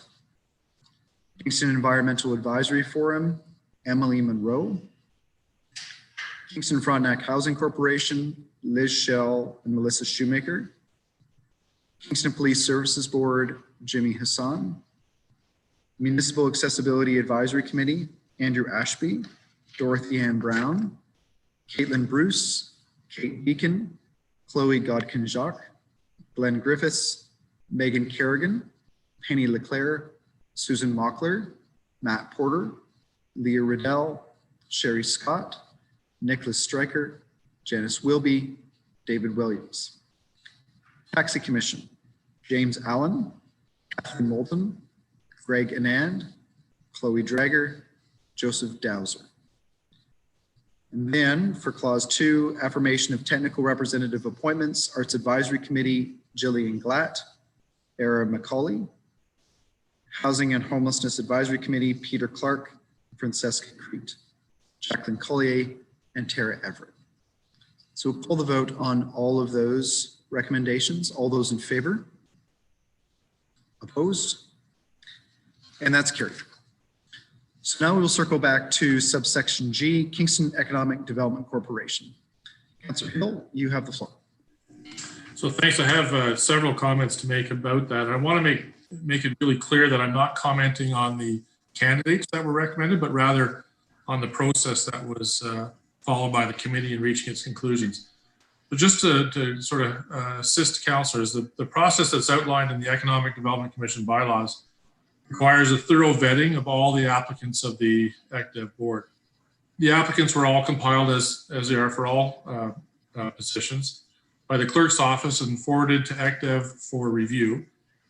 Economic Development created a committee to review all the candidates, assemble a short list based on assessment of the needs and potential gaps that exist in the expertise of the board going forward, and including the need to ensure some stability and continuity in the board. They've mentioned that. The committee of the ECDEV board then interviewed all of those candidates that they had shortlisted and made recommendations, to the whole ECDEV board regarding which candidates they would recommend to the nominations committee. Recommendations by the ECDEV board were discussed and voted on by the whole board, and the recommendations were then received by the nominations committee, and they had the unanimous support of the Economic Development Board, which included 3 councillors as well as Patterson, who are charged by council with oversight of ECDEV. So the recommendations were then passed on to the nominations committee by the ECDEV board. The ECDEV board was represented on the evening of deliberations by a delegation that included a member of the board and its nominating committee, as well as the executive director, who responded to questions that were posed by members of the nominations committee, largely related to the process as opposed to the qualifications of the recommended candidates. The nominations committee, after hearing from the delegation, deferred consideration of the ECDEV candidates to the end of what turned out to be a very, very long meeting. So long, in fact, that all the councillors were not able to stay until the end of the meeting. In their deliberations, there's no discussion on the recommendation that the ECDEV board had made. The decision about whom to appoint was decided largely on the basis of other candidates that had been considered for other committees that had not been placed by the time this last committee was considered. I'm concerned that the committee, in coming to the decision that it did not give due consideration to the process that is outlined in the procedural bylaws of ECDEV, and that they did not consider the ECDEV board's gap analysis when they made the decision to appoint applicants who were not included in the ECDEV board's recommendation, and that not all councillors were there to be able to weigh in on the discussion. I mean, the councillors on the nominations committee. I'm also concerned that councillors on the nominations committee did not consider the role that councillors and the mayor who sit on ECDEV had in making the recommendations based on their role as mandated by council to provide oversight on behalf of the city to the actions of the Economic Development Board. I'm very concerned the nominations committee has inadvertently sent a message of non-confidence to the board of ECDEV. And that includes the councillors and Mayor Patterson who sit on that board, by turning down what were very considered recommendations that were brought to the nominations committee. In addition, I feel strongly that, as we have demanded from ECDEV over the time that I've been on council, that they follow the terms of their service agreement as it relates to reporting and strategic planning. We're sending a very conflicted message when we receive a report that is carefully considered, follows the process as outlined in their procedural bylaws, and then we disregard that recommendation. So for these reasons, I'd ask that council defer this recommendation and refer it back to the nominations committee, and ask that they deliberate this recommendation further, consider the points that were raised this evening, and bring hopefully a revised recommendation back to council at its meeting of December the 15th, if that's feasible. And I think the clerk has that motion. Thank you. Okay, thank you. So point of order, Councilor Streb. Yes, question to the clerk. Has the member broken the code of conduct with his comments about his colleagues? So that's a question to me, Councilor Streb. That's not a question to the clerk. Is there anything in particular that you wish to raise? I didn't catch anything that would be it would be a point of privilege if there was anything that you wanted to raise. It was a question to the clerk. You can allow it or not allow it. No, that's a question that has to go to the chair. It's not fair for a clerk or member of staff to make a ruling on that. But if you did have, if there was a comment that you heard that you wanted to raise, I'd be happy to rule on it. The member made several derogatory comments about the members of the nominations committee, showing bias in favor of the members of the economic development. The councillors that sit on that. You haven't allowed that in the past. Well, I know I take your point. In my view, there was certainly a disagreement expressed, but nothing that I think called into question motive or anything that was that would have crossed the line. That's my ruling. So based on that, Councillor Hill, you've moved a motion to defer. Can I ask that to be put up on the screen, please?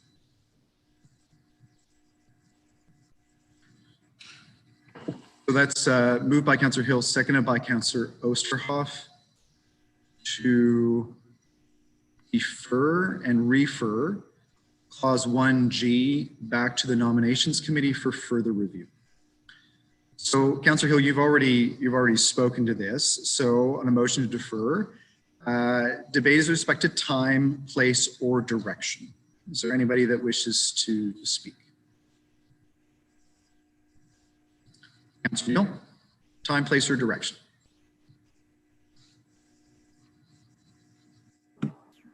I believe I'm going to be speaking to direction, but of course, you'll correct me if I wander astray. Couple of things. There were all 5 of us through most of the committee. There was one person that had committee member that had to leave. The difficulty I had is a difficulty that I've shared with CATCO on a number of occasions. I take all of the information presented by CATCO and I look over all of the other applications as well. And I believe that it's incumbent on councillors to not just rubber stamp a roster that's presented to us. We are representatives of our community, duly elected, and therefore the idea that we should go back and end up voting on a set of recommendations from any committee, I think is us ignoring what our duty is. We had numerous applications. Yes, there are 3 councillors and the mayor. The mayor can also anytime be a voting ex officio member of any committee of council. And I'm not sure if there was any other member of CATCO that had volunteered to be on the nominations committee. So we were dealing with the applications that came to us from the community. And I took a couple of I think 2 or 3 of the recommendations that were presented to us, and I supported them in that process. But I will not just accept any roster presentation and ignore our duties as duly elected councillors. I've shared this with KETCO on numerous occasions, and I continue to hold fast to that. Thank you. Thank you. Thank you. Anybody else to time, place, or direction? Councillor Streb? Well, it's to direction. I'm wondering what is achieved by a deferral that just draws a circle. As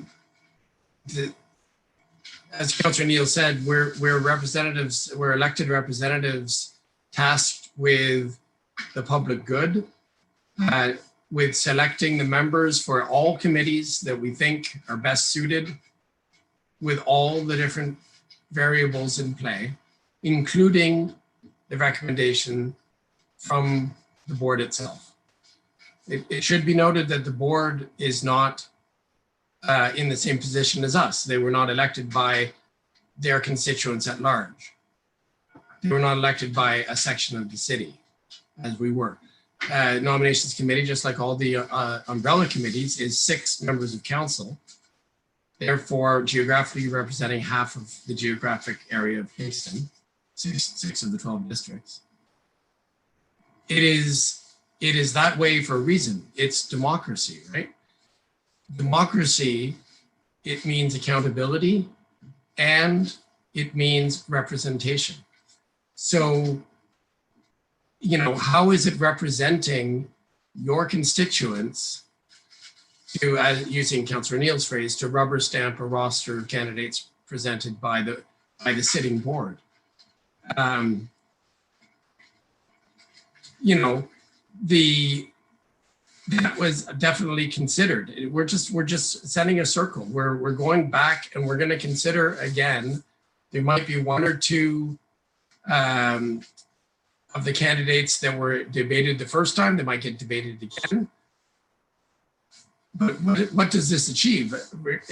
I'll tell you what the direction is. This deferral motion is really a cynical attempt to cast doubt on the legitimacy of the nominations committee, which was the point of my point of order at the beginning. Either we believe in our democracy and the institutions that it has established, or we don't. And if you believe in democracy, you will uphold the nominations committee's recommendation, and you will vote against this deferral. If you want to support Councillor Hill and some of the members of the KEDCO board who are not elected by the people of Kingston, you will support the deferral. Thank you. Thank you. Mayor, will you take the chair? Yes, I will, and I recognize you, Mayor Patterson. Thank you. So I will also speak to direction, and I will speak as both an elected official and a member of the KEDCO board. It is possible to be both. So I would say that in terms of direction, it's not a matter of just circling back to go through the process again. I will certainly plan to attend the subsequent meeting of the nominations committee to participate and to advocate and to bring forward many of the concerns and points that Councillor Hill has raised that I think weren't necessarily raised adequately, perhaps in the initial deliberations. So I don't think it's an exercise of repetition. It's an exercise of adding to the deliberations and discussion of the nominations committee to ensure that we have considered all possible perspectives that might have been missed the first time. So for that reason, just speaking to that direction, just wanted to add that perspective. Thank you. Thank you. I return the chair to you. Sorry. Thank you. Anybody else to time, place, or direction? Councillor Carr. Thank you, Mayor Patterson, through you. So I was the counselor who had to leave early for other work engagements. So I missed the debate on the nominees for KEDCO, but was able to be part of some of the initial questioning of the representatives of the organization. And I want to speak to direction and the idea of democracy, because I am very sympathetic to the notion that duly elected representatives should not be rubber stamps to any other boards who are non-elected opinion. But I also believe at the same time that as duly elected representatives, we're here to follow processes that we've put in place. And if we haven't done it in this case, which is the argument of Councillor Hill, or at least if we need to reconsider if we've done it to the letter of the law or the spirit of the law, then true democracy is bringing that discussion to council, which is what's happening right now, and allowing all of council to decide whether or not it should go back to the committee. So I think democracy is at play here. It's not a discussion of if you vote one way, you're not democratic, or the other way, you are for democracy. This is actually democracy with council, empowering a committee to look at something again, which is to say, did you follow the process as you best should have? And maybe you did. I wasn't there. I had to leave. So I'm going to vote in favor of this because I think that it allows us to ask bigger questions about the roles of committee and council, and I think that's good. And also it calls into question if we should have more criteria from other boards, because this is a rare exception that KEDCO does have a bylaw that directs it to nominate people in this way. So I'll be supporting this motion. Thank you. Thank you. Just before we continue the debate on this motion to defer, I'm just looking at our time. It's 10:46. Can I have a motion to extend the meeting, please? Moved by Councillor Neal, second by Councillor Oosterhoff, to finish the agenda. Okay, we'll call the vote. All those in favor? Opposed? And that's carried. Okay, next is Councillor Chappelle.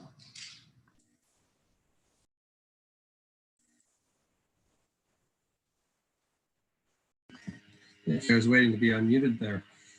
Through your worship, I just have a point of clarification, and that is, since it was a committee, the committee's composition changes. Is it the old committee that reviews this, or is it the new committee? Sure.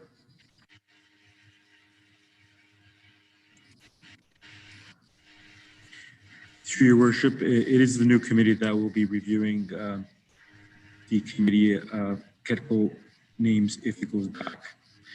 Just to be clear, if it does go back and for it to come back on December the 15th, we're probably going to have to schedule a nominations committee meeting on November the 9th.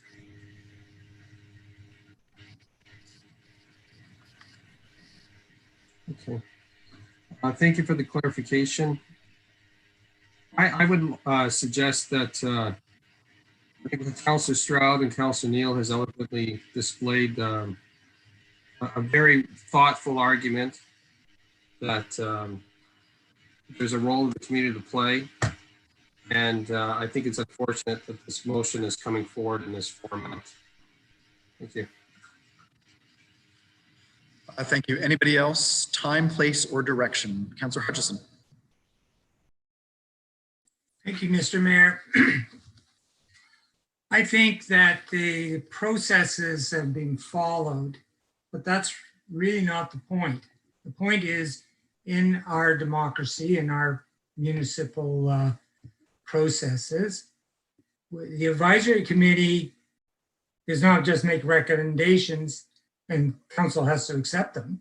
Not at all, never. It's just advisory. It makes recommendations and city council either accepts them or does not. And that's an act of democracy. In this case, a motion has been made that says, I don't really accept these particular nominations or the construction of it or the amalgam of people. It doesn't really matter. And the way it's been suggested to look after it is to send it back to the nominations committee so it can be reconsidered. It's perfectly fine in terms of our democratic processes. And so if you think there's some reason that this should be reconsidered and looked at, then you'll vote for it. If you don't, you won't. And so I think, I don't agree with everything that happened in nominations, or I don't agree with every person that was nominated relative to maybe some other people. That happens every time we do this for pretty much everybody on the committee. So there's nothing new here about that. And I think the processes were followed at nominations committee. That's really not the issue. The point is, are the nominees acceptable to committee, council as a whole? So this is sort of a proxy vote for that. And you could be in disagreement with one person or 4 people. Doesn't matter. This is a good way to deal with it. It'll get a full fleshing out. So in my view, I'm going to vote for it because there's difficulties with it. And so we have to clean up the difficulties. So I just don't like to talk about process, and I'm sorry. I know it was meant, but spirit of the law, we've done that. That's not the issue. But the issue brought up by the motion is perfectly legitimate, and we should vote on it accordingly. Thank you. Okay, thank you. Anybody else to time, place, or direction? Okay, so we will vote then on the motion to defer. All those in favor? Opposed? Okay, and that carries by a vote of 9-4. Okay, so moving on to, in our agenda, we have nothing under committee of the whole. Councillor Neal, did you have a point of order? Yes, go ahead. I did indeed. I did a quick count and I thought it was 5. I may be mistaken. Could we just quickly do a revote on it? Sure. So the deputy clerk is indicating it was 9-4, but we're happy to do a revote. So all those in favor?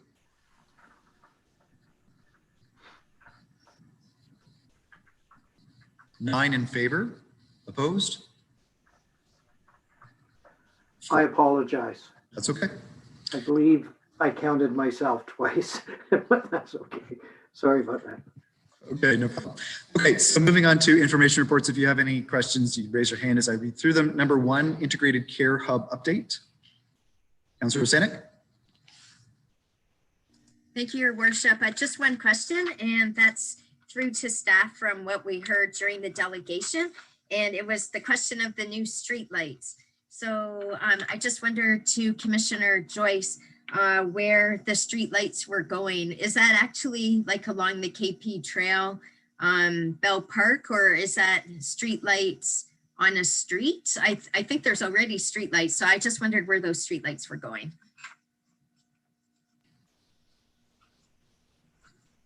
Commissioner Joyce. Thank you, and through you, Your Worship. The streetlights, there are streetlights that are up already. They were installed a couple of weeks ago in Bell Park and in parts of the KP Trail behind and adjacent to 661, as well as an additional streetlight at 661. And there's 3 more streetlights that are going up along the KP Trail between the houses along Rideau Street and the KP Trail. And those lights will be facing towards the KP Trail. Thank you. That's really good to hear. Are they the LED street lights that are really bright that we've put up on all of our streets, like with those light bulbs? We put nothing else but LED up, absolutely, yes. All right, thank you. Okay, thanking, seeing no other questions. Oh, Councillor Hutchison, I can't tell sometimes if you're about to raise your hand or not. Yes, go ahead.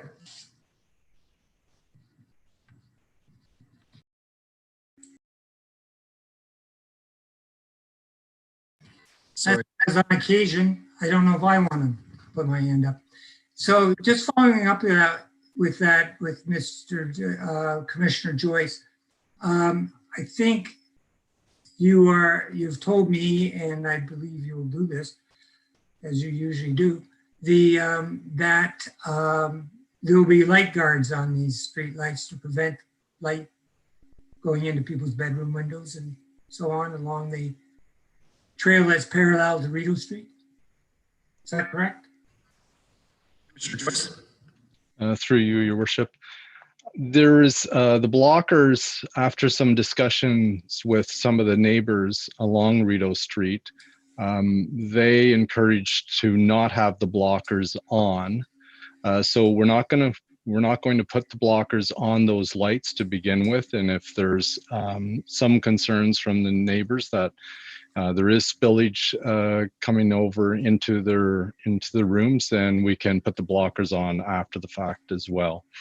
You've got to remember the street lights are cut off street lights, so there doesn't tend to be light shining upwards anyways with these type of LED lights that we've used throughout the city in the past few years.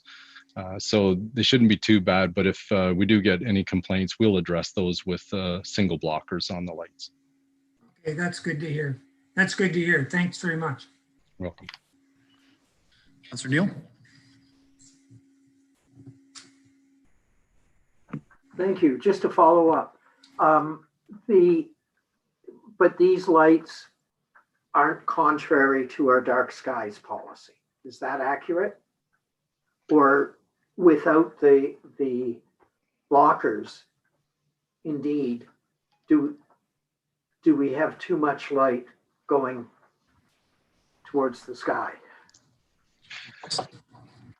For you, Your Worship, all the street lights that are installed are dark sky approved. Thank you very much. Yes, there is no spillage. Thank you. Okay. Seeing any other questions for report number 1, so we'll move on to report number 2, asset transfer from Townhomes Kingston to Kingston Frontenac Housing Corporation, Congregation Notre Dame Investment. Number 3, quarterly report, Kingston Economic Development Corporation, Q3 2020. Councillor Chappelle.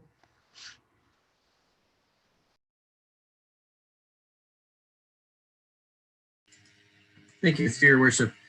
With regards to the report that's come forward, I'd like to have an understanding of how much money has been spent on consultants and if any money's been spent on lobbyists for TEDCO.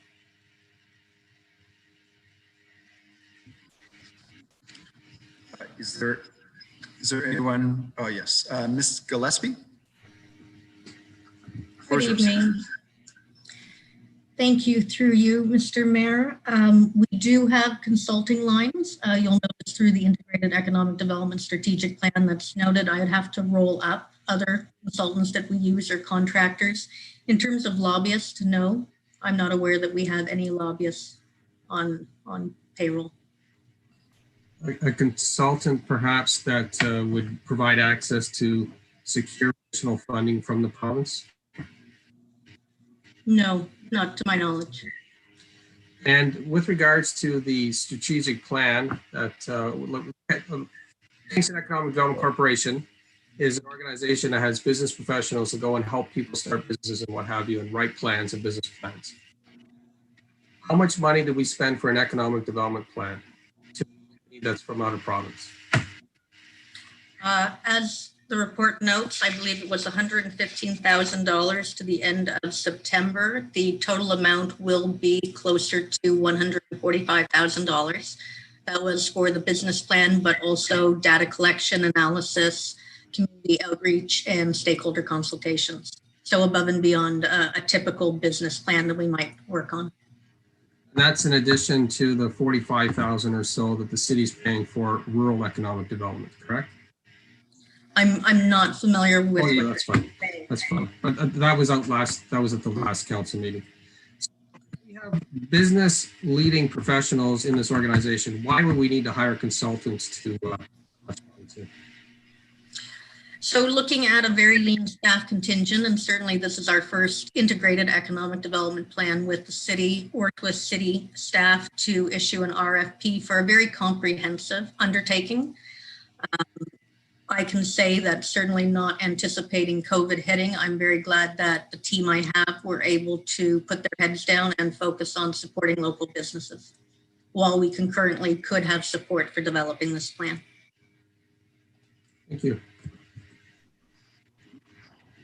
Okay, thank you. Seeing no other questions, we will move on. We have no information reports to members of council, no items of miscellaneous business. So it's on to new motions. New motion number 1, moved by Councillor Doherty, seconded by Councillor Stroud. Whereas the Nominations Advisory Committee, comprised of 6 councillors, is tasked with the selection of members who shall serve on various City of Kingston committees and boards.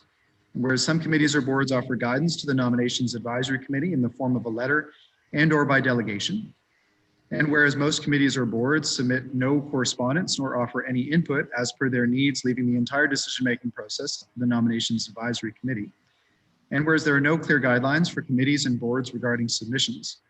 Whereas the Nominations Advisory Committee may not be aware of any specific skills or expertise a committee or board is seeking in their membership. Therefore, be it resolved that city staff prepare a SWOT analysis of the current process, including input from all committees and boards. And city staff research best practices across Ontario. And city staff submit a report, including recommendations to the Administrative Policies Committee, giving the committee enough time to report back to council with recommendations before the end of June 2021. Councillor Doherty, you have the floor. Thank you, Mayor Patterson. So we did just discuss the nomination committee meeting, and this meeting, I just want to explain, it took nearly 5 hours, and committee members had to, on Zoom, negotiate their way through a 1,149-page document. It was not an easy task. Discussions at times were supported with information from various committees and boards. As this motion states, there were moments when decision makers felt that there was too much direction from a board, and this was raised earlier when we just talked about KETCO.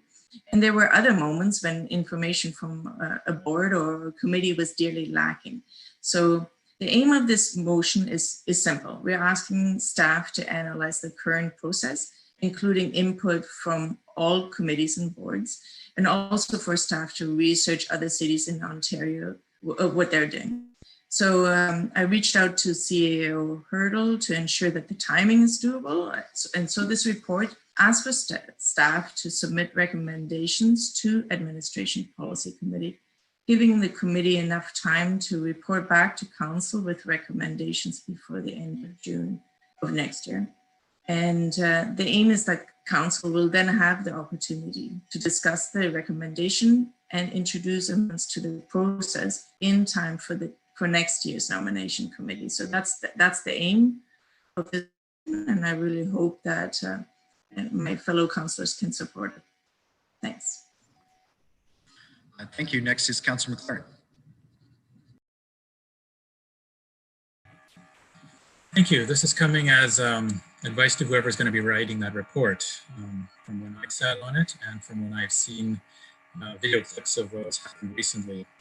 And most of it's got to do with a bit of human frailty. Reading 1,100 pages and trying to decide who to pick is often a difficult task, especially when some of them write an awful lot and some of them write just a little bit less than enough.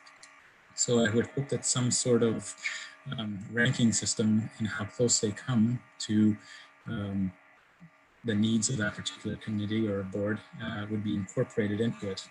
Another human frailty is that a 5-hour-long meeting tends to make people feel or be tired, and as a result, not as effective as they may be at the beginning. I hope that they can streamline that process. Another human frailty that I noticed recently and in the last board meeting was, I'm sure this is going to raise some eyebrows, but there seems to be a lot of implicit bias.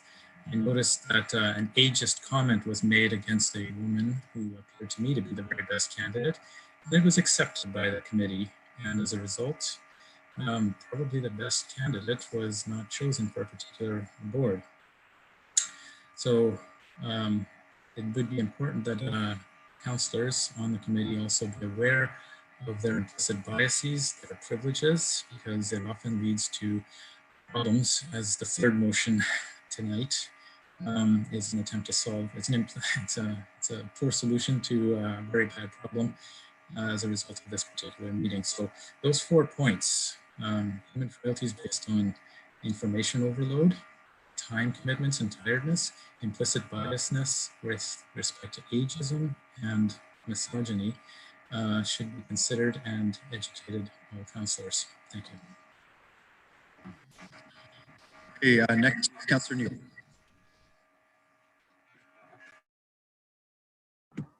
Thank you. I appreciate the intent of this motion. That was a very, very long evening to get through all of that. But my concern is just the timing of this. I'd like staff to looking for some reassurance that given the breadth of our request is June, which is only 6 months away. Is that reasonable to ask, or would you need more time? Mr. Clerk.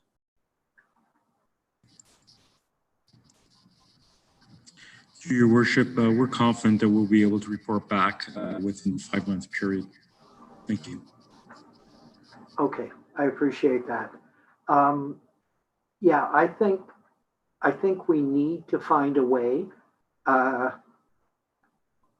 There was a time way back in the 90s when we didn't have enough applicants for some positions.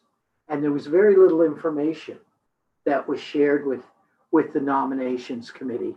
So we would awkwardly be turning to one another saying, do you know this person? And at least now it's a much more exhausting, but a much clearer. And every year we seem to get dozens more applicants, particularly for certain committees. And I think it's really, really important.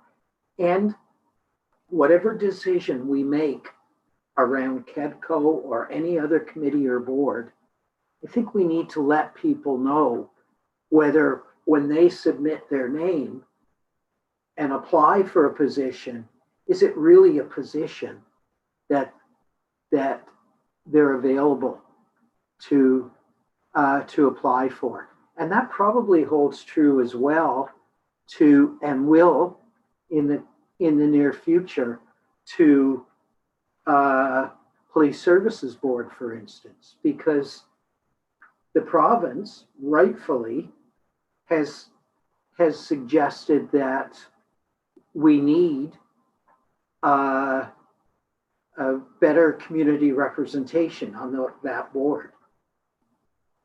So we should make people aware of that, so we can, so that people can know if they're applying for something, they're actually within the possibility of getting that position. And we had a lot of applications for both of those positions, both Police Services and KEDCO. And in part, right from the get-go, those people weren't eligible given the definition of what we were looking for. So we have to be upfront so people know, you know, we're looking for gender equity, we're gender balance, we're looking for identifiable minority for these positions. And I think that would be far better for people to know when they're choosing. So I appreciate that. Thank you. Thank you. Next is Councillor Holland. Thank you, Mr. Mayor. I do appreciate the suggestion for improvement in the process for the nominations committee. I was on it in the past and will be on it in the future. One thing I want to draw attention to, though, is that this motion refers to the needs of the committee, which we've been discussing, the fact that there needs to be more clarity around that. And that's good. I'm happy that that's happening. But I think we also need to reflect on the needs of the residents of the city, who many of whom are quite interested in getting involved, for whom it would be a great honor to serve on a committee, and for whom that could be a life-changing experience. It could lead to career development opportunities. It could lead to future representation in political office or in some other elected body. And, you know, to encourage that type of participation in the democratic process, I think we need to look a little bit more broadly at our own, at how members of that committee are viewing their responsibility and their broader responsibility to members of the public. So for that reason, some of the issues brought up already regarding implicit bias, ageism, gender equity, etc. Those are all things that I would like to see evolve as part of this evaluation. And to that end, there is a notice of motion which it looks for more clear guidelines on equity and diversity, given that it can be awkward. I completely understand, but we know through research that HR processes are very, very strict because there is so much potential to see a name or to misconstrue a person's profile and to not afford them the opportunity that they deserve to participate in the democratic process. So I really do hope that we can find a way to address that in the future. Thank you. Thank you. Is there anybody else that wishes to speak? Councillor Stroud. Thank you, Your Worship. So first of all, I know I've seconded this motion, but I think we need to really take a good look at what it's proposing. So it's a report from staff about a SWOT analysis of the current process and what other municipalities are doing. There's a 6-month time frame. None of that addresses the issues brought up by Councillor Hill, which were actually kind of saying that the nominations committee dropped the ball. Councillor McLaren reinforced, look, he just did it with his face. What we have here is a difference of opinion about individual choices, as Councillor O'Neill said.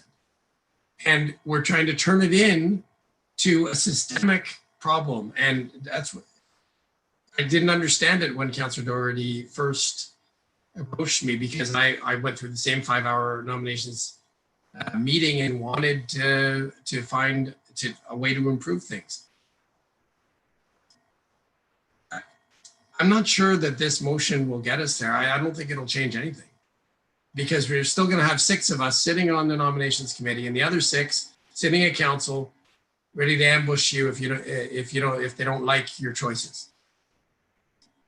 It's a dysfunctional committee, period, and it is democratic, and those of us that are on it take our work very seriously, and therefore take offense when it's questioned. But I don't think this motion actually addresses the root problems with the nominations process. The nominations process is lacking in HR support. I think that kind of inferred by Councillor Holland. HR processes from HR departments, which KEDCO actually have a rigor to them that the nominations committee does not have. That's not the fault of the members of the nominations committee. That's the fault of the City of Kingston. Okay? City of Kingston does have a human resources department, but they don't put it at our disposal for this. They could, but that's not what's being proposed by this motion. This motion will get us a report, but it won't address the root causes of the nominations committee. So whether I support it or not, it's kind of moot. We'll be back where we started. And furthermore, the 9-4 vote to send the KEDCO recommendations back to the nominations committee with a different composition. I happened to be back. I was reappointed, but I take that vote as a vote of non-confidence of the former nominations committee. And I think all members of the former nominations committee should be doing some soul searching right now. I've been doing that for the last 10 minutes, and I hereby announce that I am stepping down from the nominations committee because it does not function. And I would nominate Councillor Hill to take my place, and he can have a taste of what it's actually like. And so, Councillor Stroud, I'm trying to give you space to speak, but I think we've strayed from the subject matter of the motion in front of us. I've said what I have to say. I'm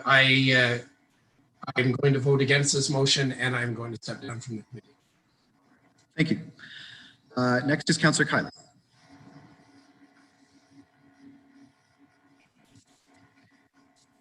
Thank you, Mayor Patterson. Through you, I was wondering if staff could give their interpretation of what would be included in the SWOT. A lot of great points have been made about potential room for improvement, and I'm wondering if that will show up in this report. So diversity, gender equality, ageism, human resources, is that going to be included in the look at best practices? Or how do staff interpret the limitations of what could come back to us in 6 months?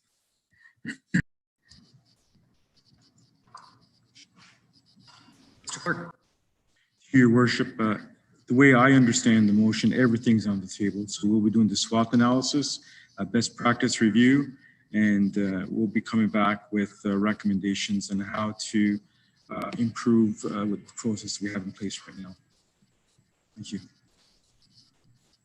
Okay, I think that's actually an encouraging answer for me, and I look forward to voting for this so we can see what is addressed, and perhaps in that time, those of us who are doing additional research or thinking through the process who have served on the committee for a number of years can be in correspondence with staff and make further suggestions from what's been articulated tonight. So I think this is definitely in the right direction, and I'm happy to vote for it.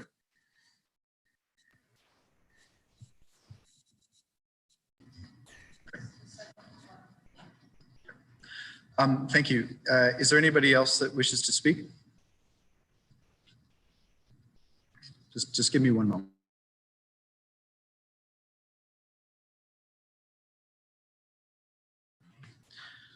Okay, so just before, so Councillor Doherty, you will have the last word. I will just note that the seconder of the motion is no longer in the meeting. Can I have somebody else second the motion? Councillor Kylie?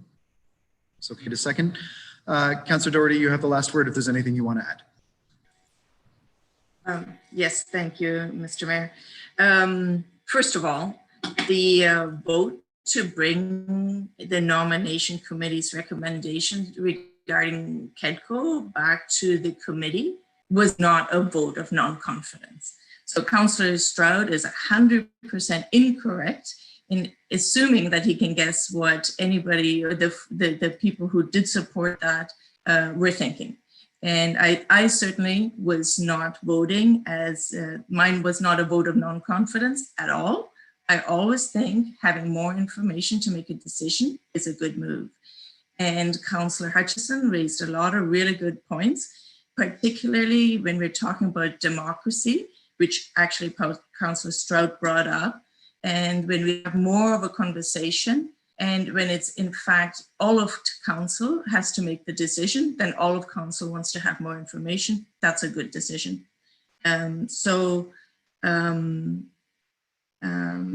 That's one of the first points I want to make. Also, the motion asks, in fact, that staff's recommendation goes through admin policy, which means, once again, that councillors can add their voice. Any of us can join, go to attend that meeting and bring all of the great comments that councillors brought up today to the discussion, and together with staff's recommendation and the discussion at administration policy committee, I'm sure we will improve the process, because we do recognize that the process needs to be improved. That's what the intent of the motion was. And I think I'll leave it at that. And the timing, I did check with CAO Hurdle if that is doable. If it ends up being a bit too tight because it's in admin policy for too long, well, then perhaps we can extend it. And that's fine too, but it's important that we address this because certainly improvement is necessary. Thanks. Okay, thank you. So with that, we will call the vote on new motion number 1. All those in favor? Opposed? And that's carried. Okay, on to new motion number 2. Moved by Councillor Osanek, seconded by Councillor Neal. Whereas on November 5th, 2020, the province of Ontario introduced Bill 229, Protect, Support and Recover from COVID-19 Act budget measures, which proposes amendments to the Conservation Authorities Act and the Planning Act. Whereas the City of Kingston falls under the jurisdiction of the Cataraqui Region Conservation Authority. Whereas the City of Kingston strongly values and relies on the expertise provided by the Cataraqui Region Conservation Authority to prevent and manage the impacts of natural hazards on a watershed basis, and its role in environmental land use planning, conservation of natural heritage features and resources, water quality and quantity monitoring, conservation land management, provision of recreational programs, and public education. Whereas the changes proposed to Schedule 6 of Bill 229 could significantly affect conservation authorities' role in regulating development and their ability to fulfill their mandates.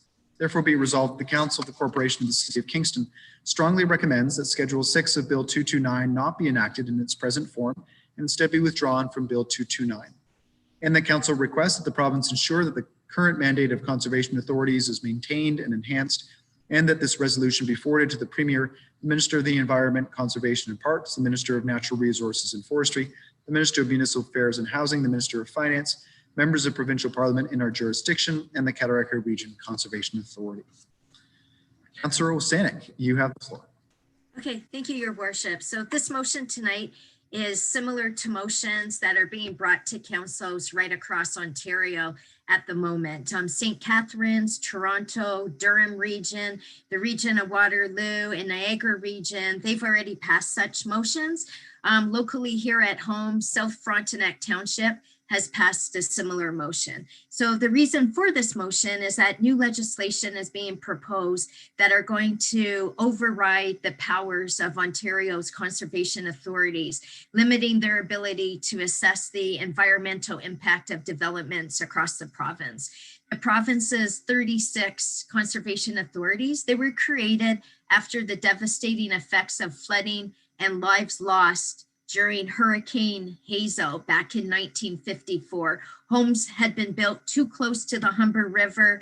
The watershed like upstream from Toronto and Bolton area started to overflow, and that just went all the way through the Toronto area, sweeping away the homes, and over 80 people lost their lives. So that's where an entire watershed perspective came from, and the creation of the conservation authorities. The conservation authorities, they have scientific expertise of foresters, engineers, planners, and biologists, and over 50 years of data from around the watershed in each of those 36 areas.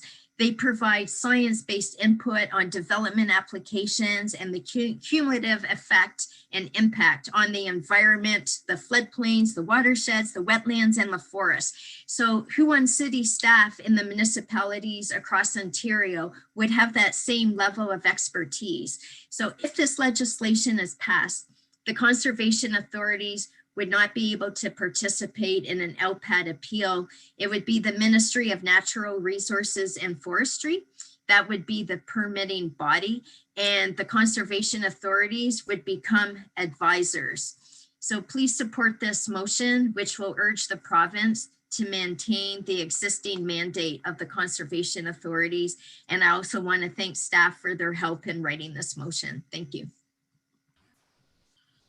Thank you. Is there anybody that wishes to speak? Okay, seeing none, then we will call the vote. All those in favor? Opposed? And that's carried. Okay. Councilor, did you have a point of order? Just that, could we show that that passed unanimously when we do the circulation? So I think that the clerks are recording all the votes, so it passed unanimously.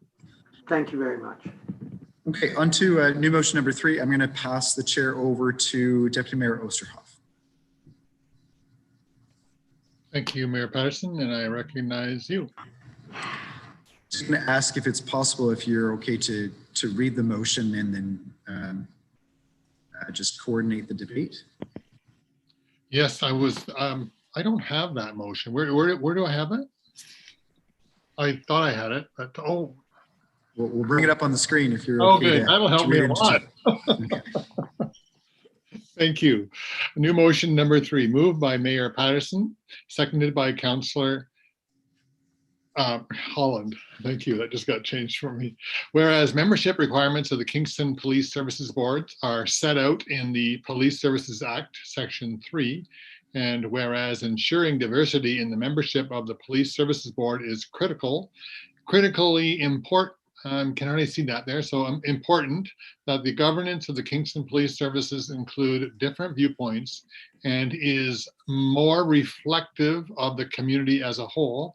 And whereas the provincial government has not yet introduced the necessary regulations to expand membership of the Kingston Police Services Board to allow for greater diversity of the membership of the board. I can't read it. Whereas the board shall consist, I can shrink this down probably, can't I? Bear with me. Okay. You can, you can minimize. I did that. Thank you. Sorry about that. Whereas the board shall consist of the head of the municipal council, or if the head chooses not to be a member of the board, another member of the council appointed by resolution of council. And whereas Mayor Patterson chooses not to be a member of the board effective immediately, therefore be it resolved that Councillor Doherty be appointed to the Kingston Police Services Board in place of the head of the municipal council for a term ending on November 14th, 2022, or until such time as the membership of the Kingston Police Services Board is expanded. Do I have any discussion? Yes, Mayor Patterson. Thank you very much, Deputy Mayor. I think I'll start by saying that the Police Services Board is a very important board, and all boards and committees are. Certainly the governance of our city's police force it's an important responsibility. Certainly it's been a pleasure for me to have been a member of this board over the last 6 years. Very, very proud of the work of our police chief and her team and our entire force that I think have done a great job. Certainly a very progressive approach to policing, very modern, that really are working hard to build bridges with community agencies and groups and really work together to be able to address challenges in our community. So I think we're very fortunate to have the police service that we have. The challenge is that the Police Services Board it's unique. So we are mandated to have a board of only 5 members. And of those 5 members, 2 of those members are appointed by the province. And we, as a municipality, don't have any input into to how those members are selected. So effectively, we're then down to 3. Now, the remaining 3 members, it would be the mayor, a city councillor, and then 1 community representative. Now, I think we all agree in the importance of encouraging diversity. I think diversity is very important for governance on boards and committees. Bringing different perspectives to the table is important. It's important for decision making. It's an important signal to our community that we want the leadership of our community to be reflective of the growing diversity we see in our community as a whole. The challenge, of course, is that when a municipality can only select 1 community member, that's an enormous challenge to then create the level of diversity that we might want to see on a board that's important as police services. Now, there is legislation that's been passed, and there are regulations that are in the works that would allow us to expand the board to 7 members, which I think would be a great step forward that would allow us then as council to be able to expand that diversity. And to be clear, that the police force itself is very supportive of that as well. Unfortunately, it could be a year, could be more before that power is put in place. And so, given the decisions that we have made and ratified tonight, currently the Police Services Board would consist of 5 men. And I think it's important to have some gender diversity as well as other forms of diversity as well. So that's the purpose of this motion. That effectively I would step down and would ask for everyone to support the nomination of Councillor Doherty to the Police Services Board, either until the end of our term or until which time as the membership of the board can be expanded and we can look at expanding diversity that way. So with that, I would certainly ask then for council support on this motion. Thank you. Thank you very much. Anyone else wishes to speak? Yes, Councillor Neal.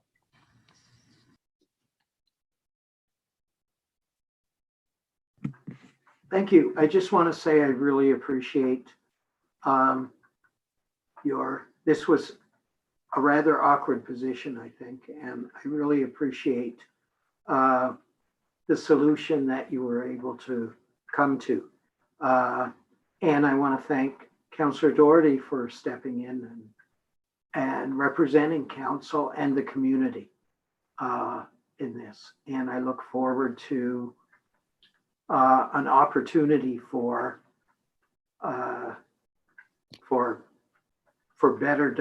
greater diversity and an expansion of the board, which I know is a promise made, slightly delayed, but a promise made. So thank you.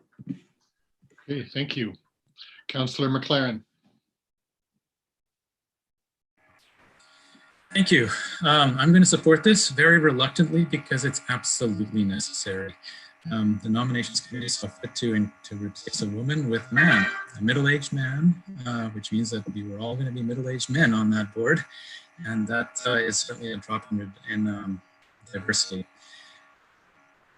I want to say that the main reason that I'm reluctant to do this is because since yesterday, the board has now lost 19 years of board experience. Our previous chair has just come off and been replaced by someone. And now that Mayor Patterson is coming off, that's 6 years, 6 additional years. He has more experience on this board than everybody else on the board combined. I am now the most experienced member on the board. I'm still learning new things every day. And it's sometimes terrifying at how much we have to know on this board and how much we have to learn. And we're essentially lost a certain amount of continuity here as a result of, well, as Peter Stroud said, I've lost all confidence in the nominations committee to come up with anything right in this particular case. It was really a flawed process. It was a lack of diversity that brought us into this, and I wish it didn't have to come to this. I think we're going to have a much harder time with so many people who are new and without the experience of Mayor Patterson. I wish it didn't happen to happen. I wish it didn't have to happen this way, but this has to be done because we just can't have 5 guys deciding on some of the stuff that's coming up. One of the things that you might not have been aware of is that 4 years ago, the Globe and Mail broke a story called Unfounded, in which police forces across Canada were shown to have underrepresented the sexual assault cases because most of it was men who were doing this. And it would be really bad if it was 5 men trying to decide on the best practices in the future. So it's absolutely necessary that we have a woman on board. And there's a whole bunch of other things. We really lost an opportunity here, and I do think that this has to do a lot with the human frailty of the nominations committee. So I will be supporting this very reluctantly because I see what we have lost. Okay, thank you. Councillor Holland. Go ahead. Mr. Chair. I just want to start by thanking the women who put their name forward for nominations committee for the Police Services Board. To Councillor McLaren's point, we did there was an opportunity lost there. I also want to thank Councillor Doherty for taking on this role, and she's invested herself in quite a lot of other important work, and so I understand that she'll be sacrificing to do this. And I guess just one final thing, just to point out, as you know, and I've talked about diversity before and gender equity, Police Services Board is an important board that not, for the reasons that the mayor has mentioned, but it also, if we think about the need for equity and the need for representation of marginalized groups and gender equity, there is no board that requires that more than the Police Services Board, given all that we've been hearing regarding issues related to community concerns about policing, and also simply the fact that women are the victims of crime, that there are violent crimes that are predominantly where women are suffer the impacts of that in the near term and in the long term. The number of women who suffered a sexual assault, the number of women who suffer through domestic violence. That's what we're talking about when we say we need a diversity of views on a committee. We need people who have lived experience with the kinds of issues that are of paramount importance in police service work here in the city. So I'm grateful to my colleague for taking this on, and I will be happy to support it. Okay, thank you very much. Is there anyone else who wishes to speak? Seeing, yes, Councillor Chappelle. Thank you. The nominations committee, as was commented earlier, I take offense to Councillor McLaren's comments about misogyny and what have you. The letter that we received from the outgoing chair, Miss Andrea Risk, stated, "I'm hoping that this email can be forwarded, please, to the nominations committee for considerations. I'm sending it from me personally, and not me as the current chair of the Kingston Police Service Board or partner at Cunningham Swan. As the nominations committee will know, my tenure as a member of the police board appointed by City Council is coming to an end. I'm grateful the council has had confidence in me these past many years, and it has been my genuine pleasure to be on the board and to work with 4 chiefs, 3 mayors, 5 councillors, and several provincial appointees. I am very much aware of the importance of policing in our community and the privilege of being on the board. With that in mind, I'm writing to encourage the nominations committee to appoint a member of the BIPOC community if possible. It will make the board stronger and more representative of diversity of opinions and experiences to have a racialized member. The board composition, other than my appointment, is stable, which is important given the issues the board will need to deal with in the coming months, and will lend itself nicely to the introduction of new and hopefully vibrant voice. I apologize if I'm overstepping. I do not mean by any means to wish to interfere. I also do not presume that the nominations committee has not already come to this conclusion on its own. Thank you for considering these comments, Andrea. Now, the board carefully considered, the committee carefully considered that letter and immediately disqualified out of the 46, 48 applications, every white male that we could identify. Immediately. We looked at the BIPOC community and we came across a candidate that was a community champion, has a community voice show, gives to the community, and does an incredible amount of work as a citizen. And I think we couldn't have asked for a better candidate than Jimmy Hassan, that bridges both the ethnic divide, religious divide, and a community champion that can do such a great job. And the board was very satisfied with that as a candidate. So this motion here has all come about because of a particular counselor who's slagging the nominations committee on our choice.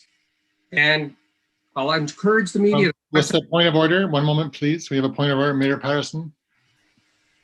It's more of a point of privilege, and I'm trying to single out Councillor Chappelle, but I feel like there's been a couple of moments where motives have been called into question, and I would just ask if you're willing to rule, Chair, just to try to avoid members speaking to motive.